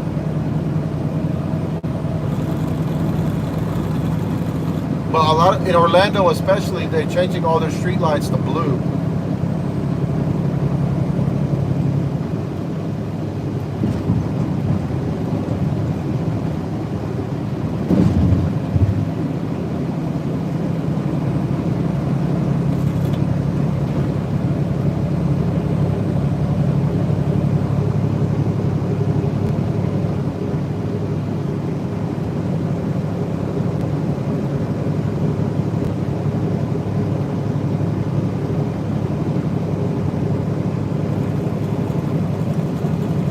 But yeah, that's what I think. But I know the blue light is hard on your eyes. Or maybe it's so you can see in the fog. Because you know, police officers run red and blue lights. And the blue light is easier to see in the fog.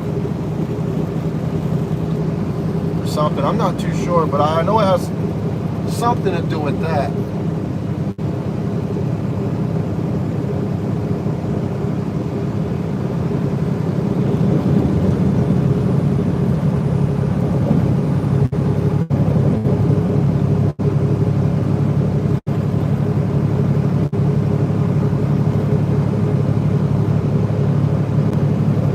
until I'm ready to take a nap. If I can get up here, it says I'll be there at 4:50.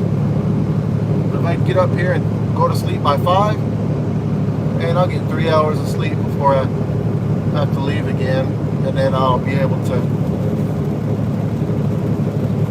do a split sleeper break, get out of there, and then so once I get up here, I'll go off duty for a few hours, 2 hours,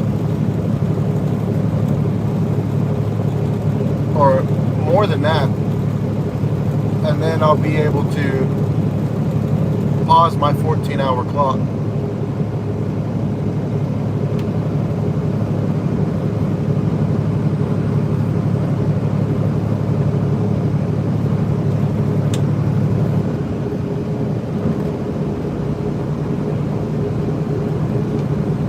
Man, I'm sorry about the bugs.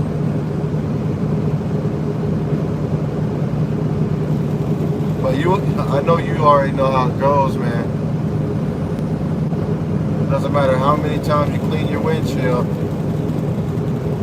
In Florida, them bugs will find you.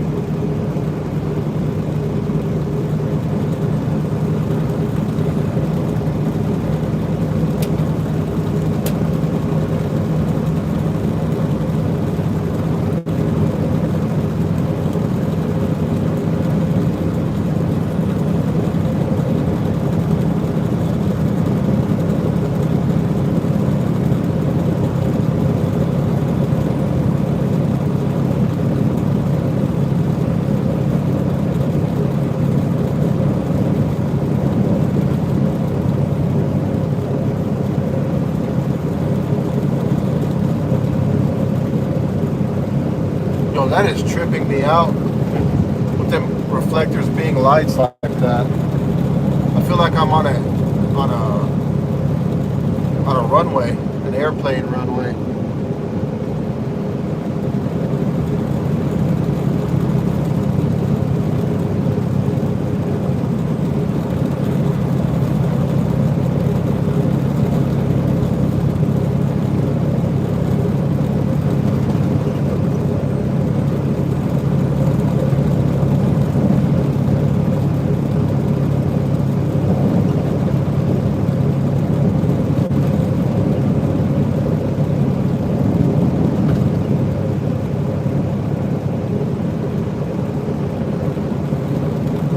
I always thought them tankers looked real cool with the lights on them like that.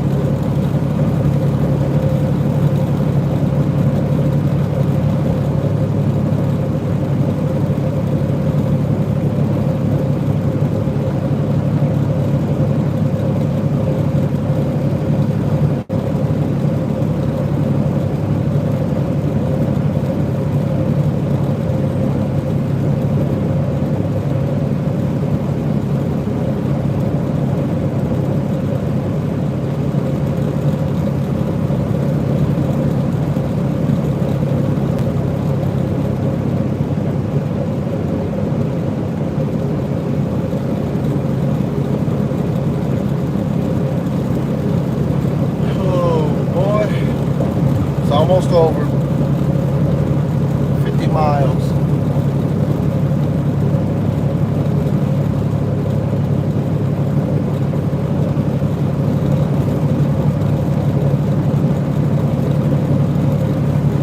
You know what? I bet my fuel mileage is great.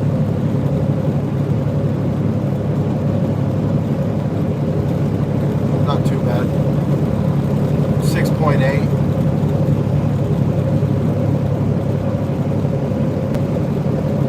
That's only because I've been idling the truck all day.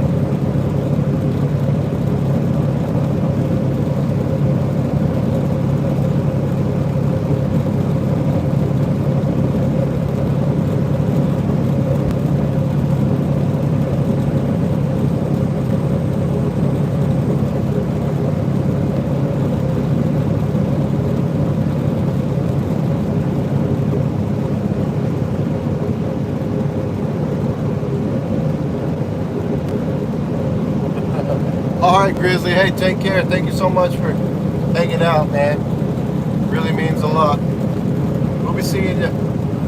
You drive safe out there too, man.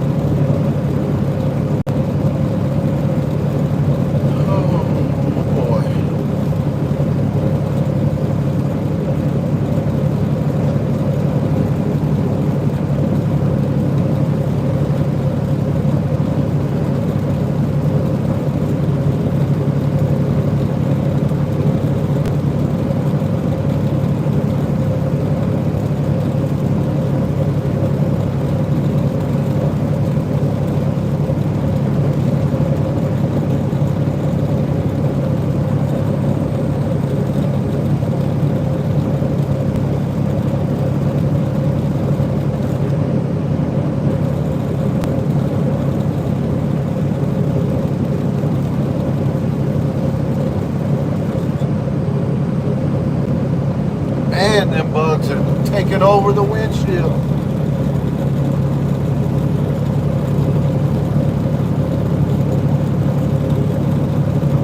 That's all right.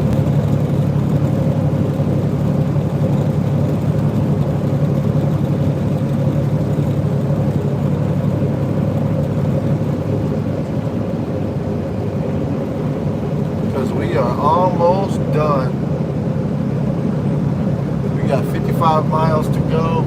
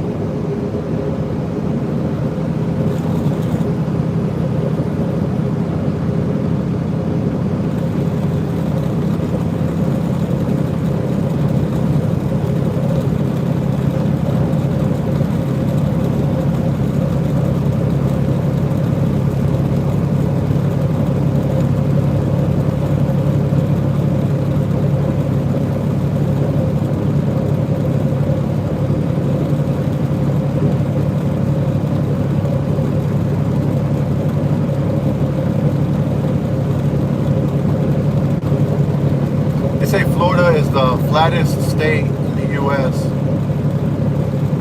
You wouldn't think so. You would think that it's Indiana, Ohio, Iowa, but no, it's actually Florida. It's just Florida has a lot of trees where you really can't tell. But it's the flattest.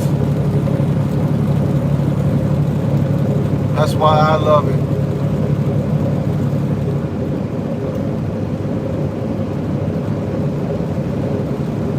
Out over there in the Panhandle, Pensacola, Mariana, all that doesn't count. But even though there's a lot of hills over there, Florida is still considered the flattest state in the U.S.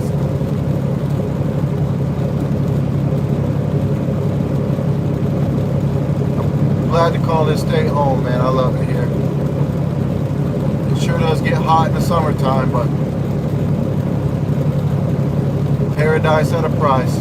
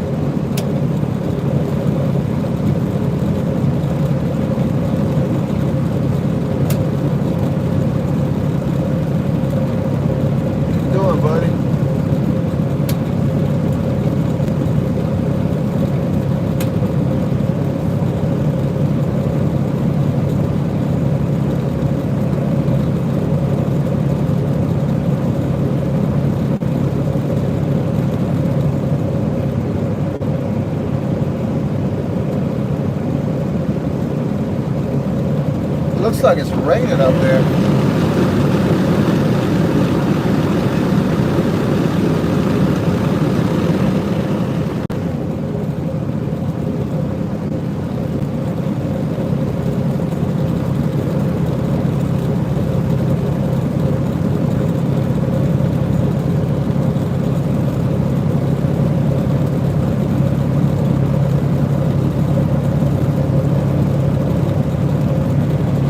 Next time I wash the truck, I'm gonna put some kind of coating on the windshield so it's easier to clean the bugs off.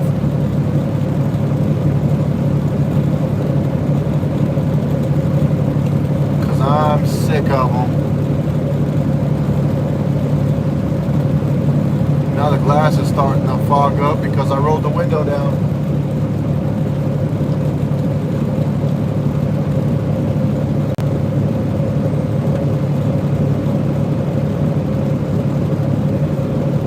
On defrost and it'll clear that up.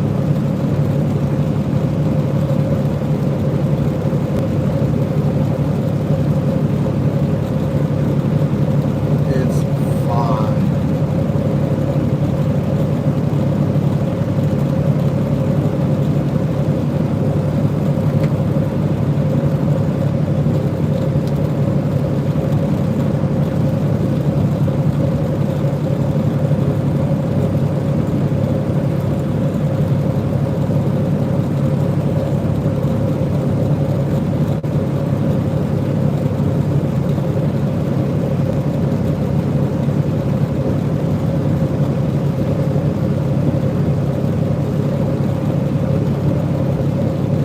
Imagine what them bugs would look like during the day if the sun was out shining on it.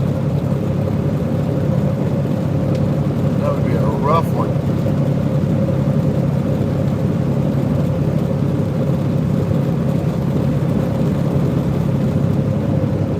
What you doing, driver? Taking a nap? I don't blame you.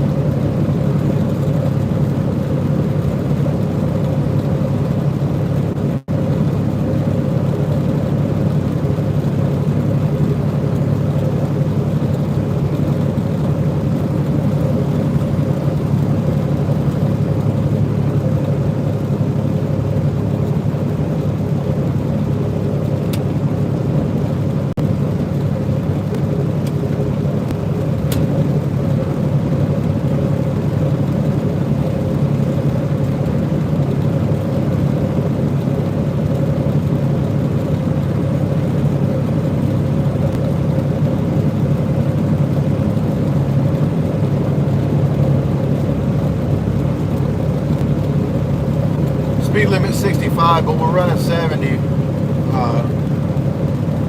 Ain't no issues with it here.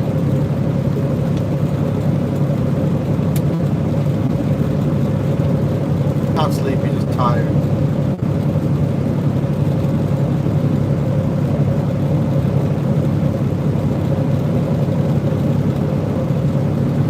And there is a difference. If you want to know the difference, you should check out my video I did.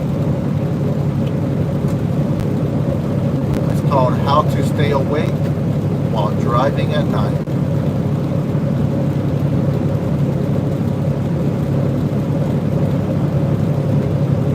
Funny because all them videos, I made them years ago.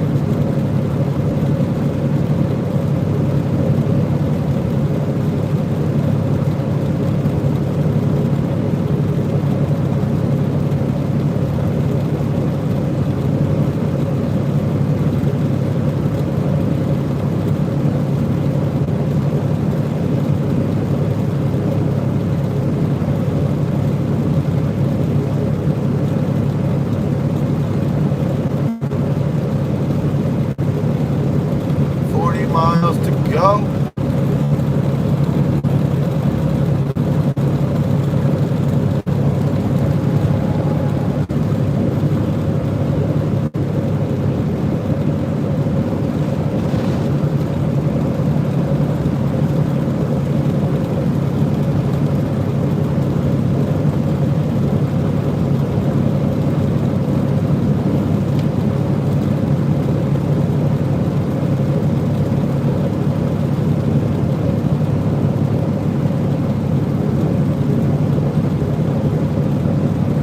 Here in South Florida. Maybe we'll see some alligators.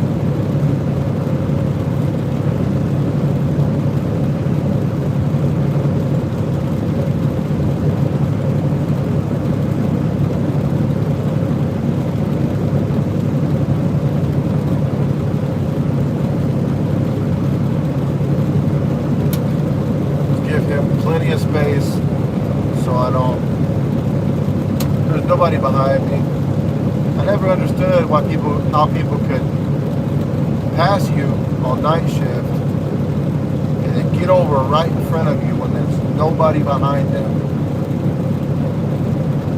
And give them their space.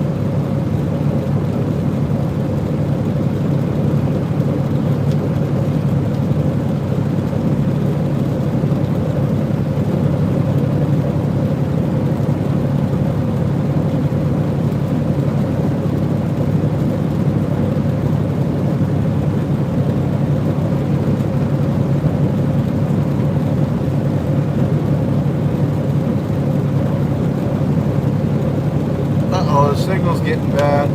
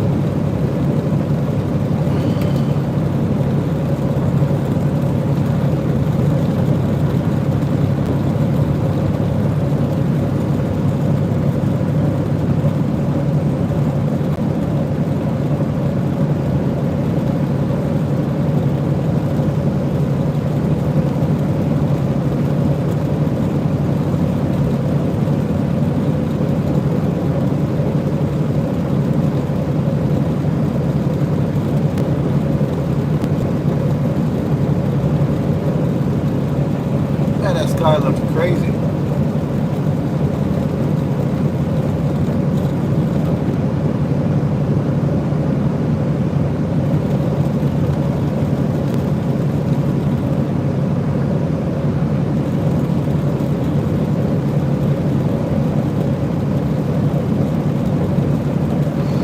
Well, we're 30 miles away. 30 miles away. Let's go.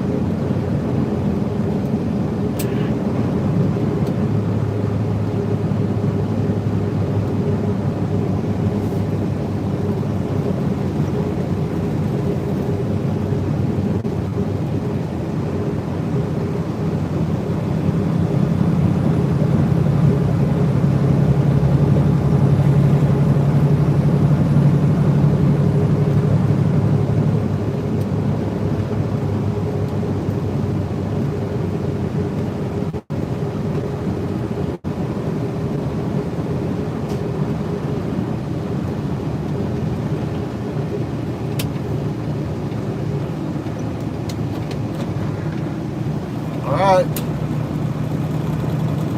We made it to I-75.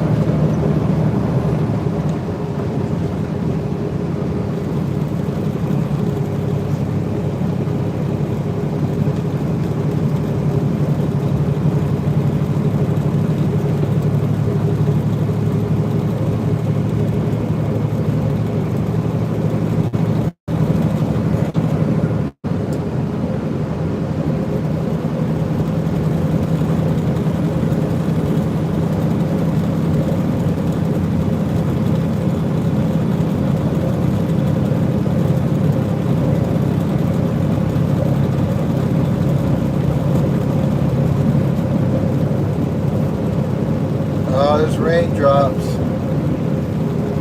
I'm gonna have to wait for the a little harder before I turn on the windshield wipers.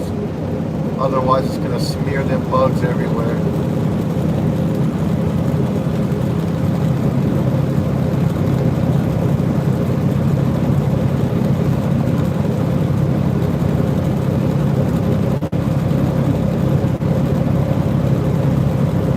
Pass you on the right side here, buddy. It's not what I want to do, but you left me with no other option, my friend.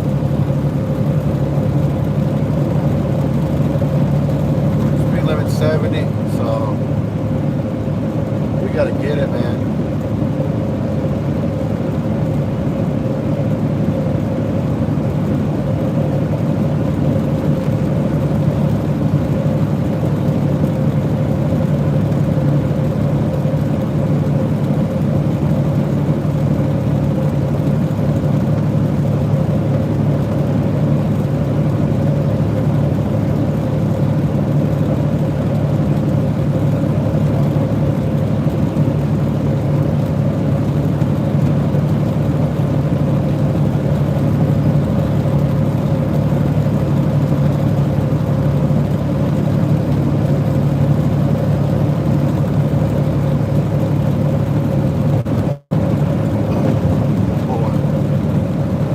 Welcome your faces to Miami.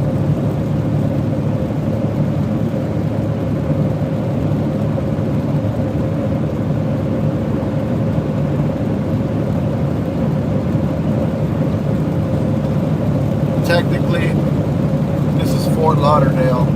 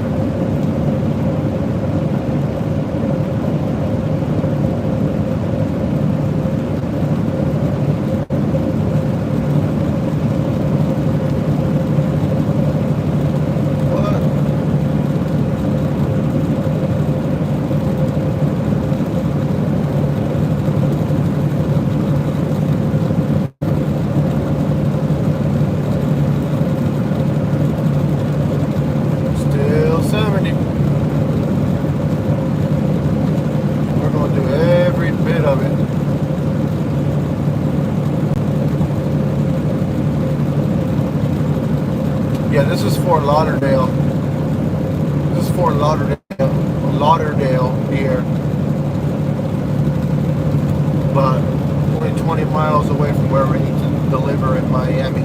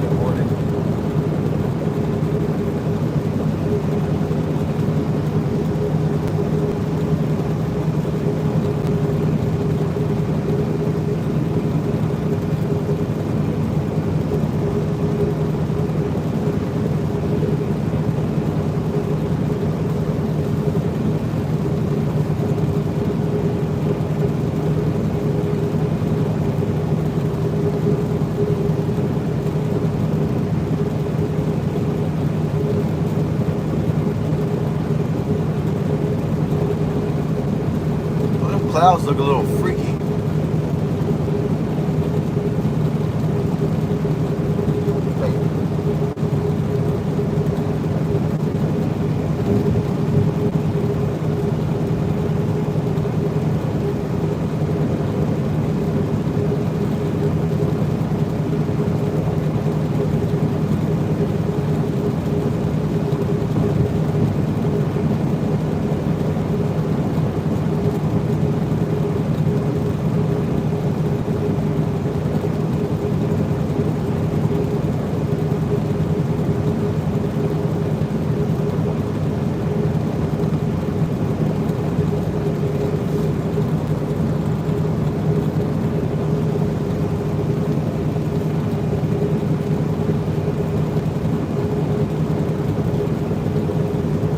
We got 15 miles to go.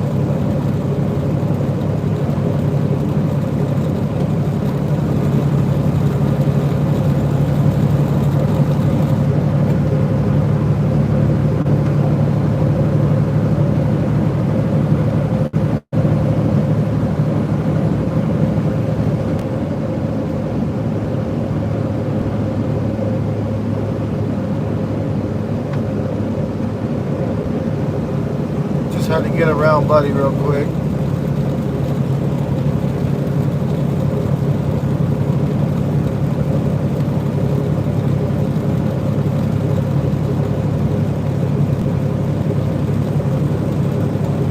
Welcome to Miami.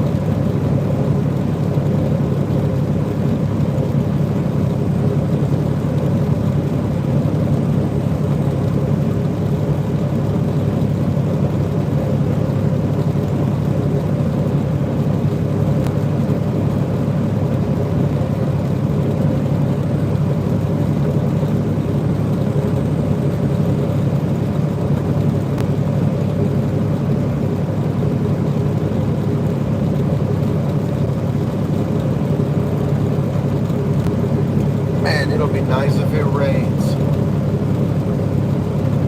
I get a free window cleaning.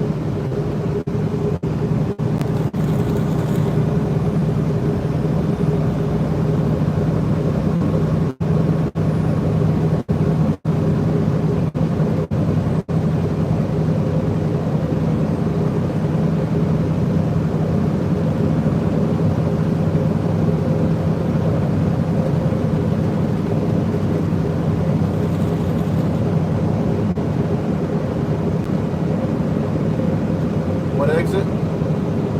This one.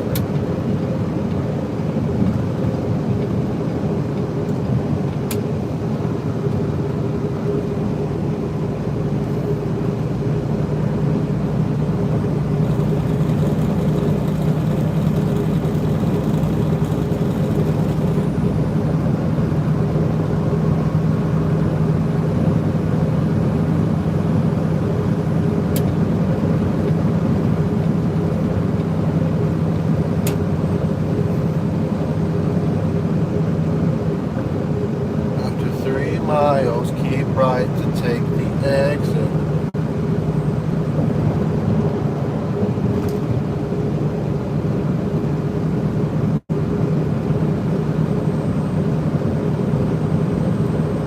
Welcome to Miami, everybody.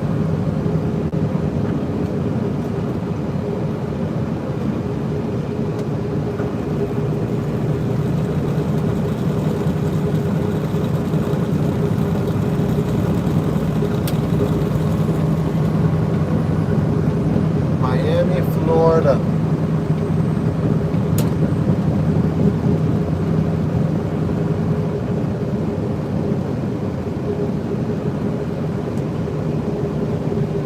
Party in the city, or what is it? Party in the city with the music on, all night on the beach till the break of dawn. Welcome to Miami.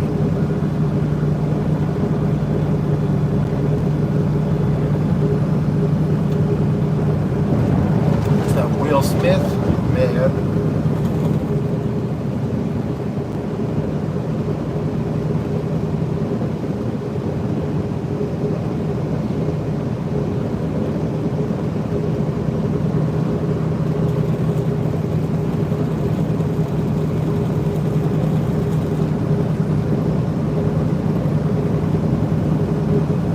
Here's some of that Miami traffic.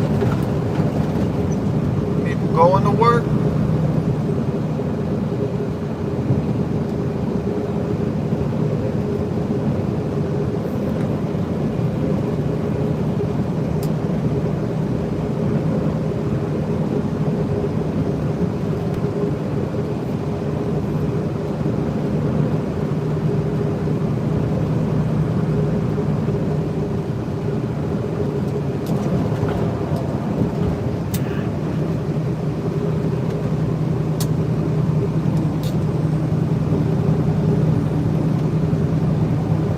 Man, that light is bright as heck.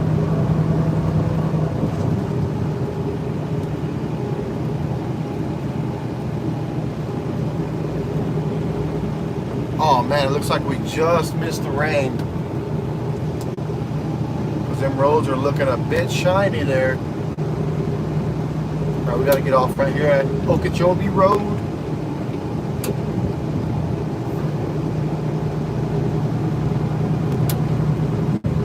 Back on 27.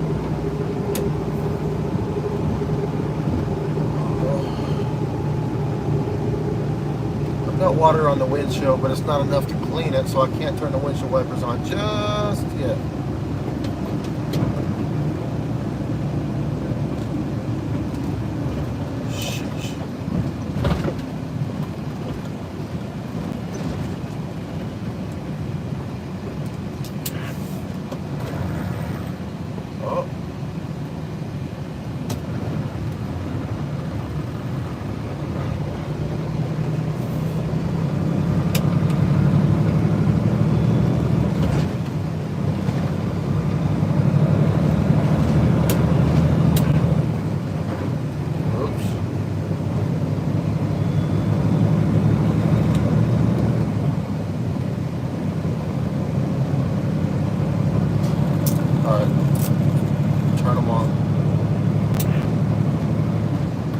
about to have to make this turn. Let me turn on my defroster.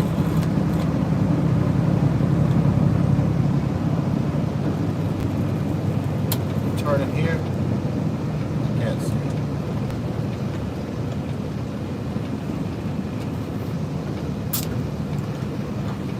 Turn right and then turn right onto West Okeechobee Road.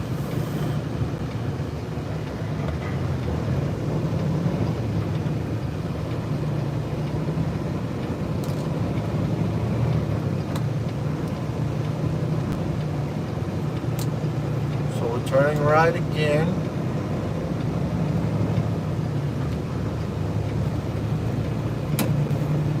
Okay, what? Turn left here.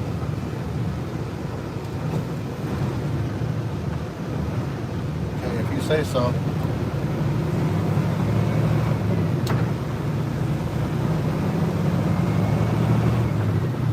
See, this is why I'm glad I'm doing this at night.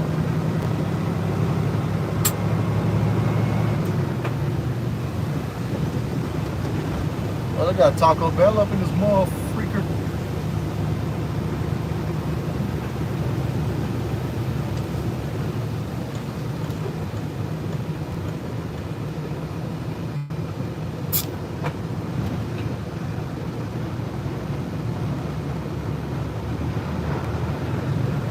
Alright, so this is where we deliver.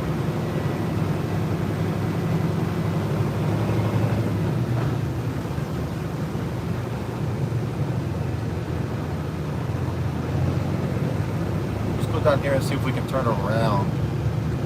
Actually, let's be careful with that.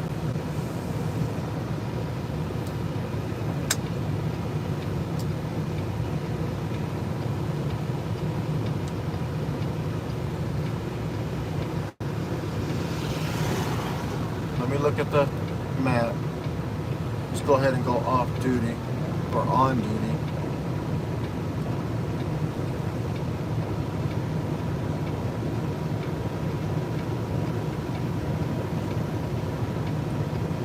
Let me see if I can get down here and turn around.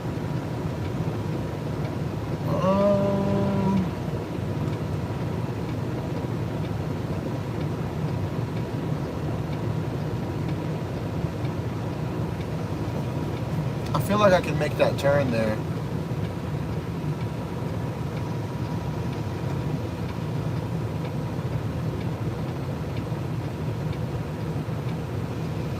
Let's do it.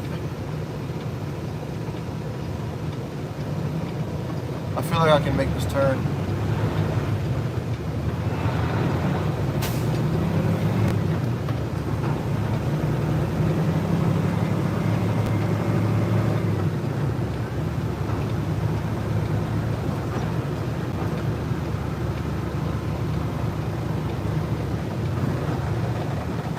Oh yeah, now I know I can make it. Hold on, watch. Turn it around.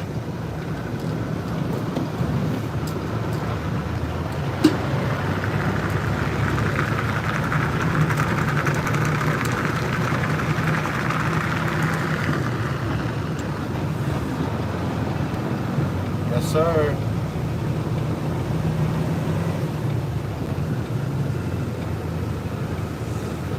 All right, let's get as close off the road as we can. We don't really want to park on the road, but we don't want to block nobody in either. So let's get over here. Let's park off the road. This should be fine. If somebody needs to park, they can wake me up and I'll move over for them.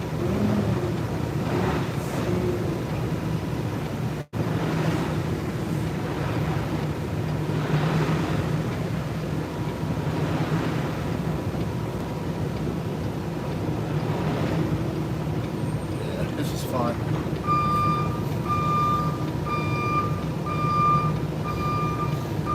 Hey, y'all hear that? I got a backup beeper.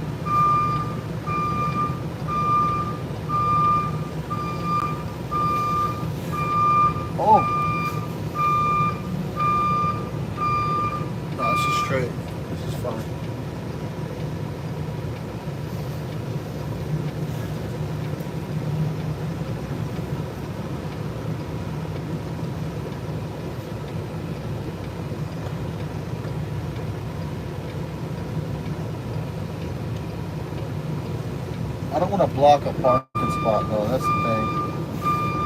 Let's back up a little bit.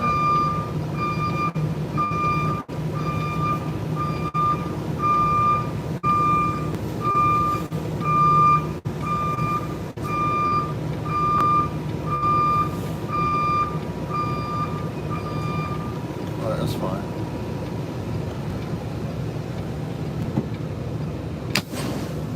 Yeah, that's fine. We made it. Yo, who's this? T-bone steak time. Yo, what's up, Jonathan? Yeah, it is T-bone steak time. We just made it to our delivery here in Miami. Oh. We're parked on the side of the road. How you doing, man?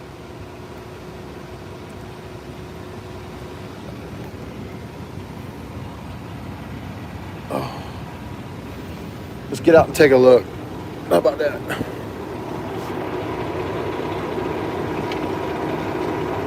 Let me fix my belt. Uh-oh. Hold on 1 second. You guys like the top of my truck? My lights?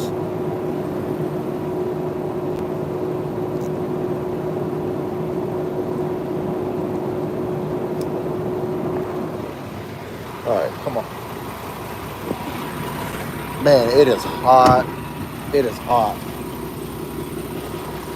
All right. So we got a BJ's. We got a KFC. Taco Bell. What else we got? This is where we're delivering. I'm guessing I'm supposed to back into this dock right here. But you see, the road's right there.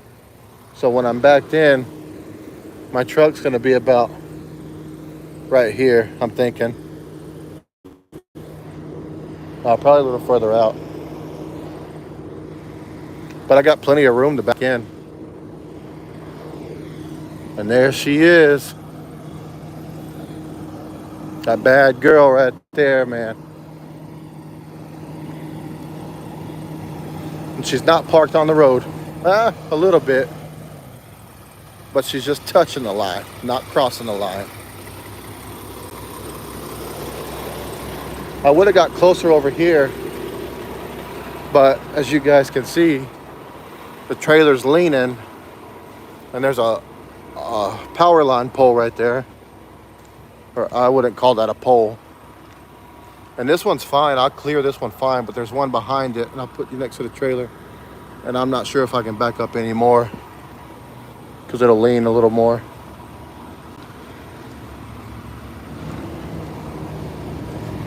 And them wheels are dirty. Damn, man. But for some reason, this is shining. And look, we got a truck driver's urinal right there. Yes, sir. We did it.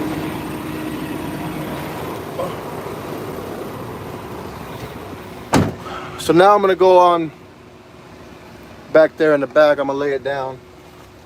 Take about a 3-hour nap until 8 o'clock when they get here. And then we can deliver this load. Then it's on to the next one. It is hot here, man. It says it's 85 degrees outside, but I don't know. It feels a little hotter than that. Yo, if you guys want to see the trip, man, you can watch the live back. We were just hanging out. If not, I don't blame you. I wouldn't want to watch it either. Oh.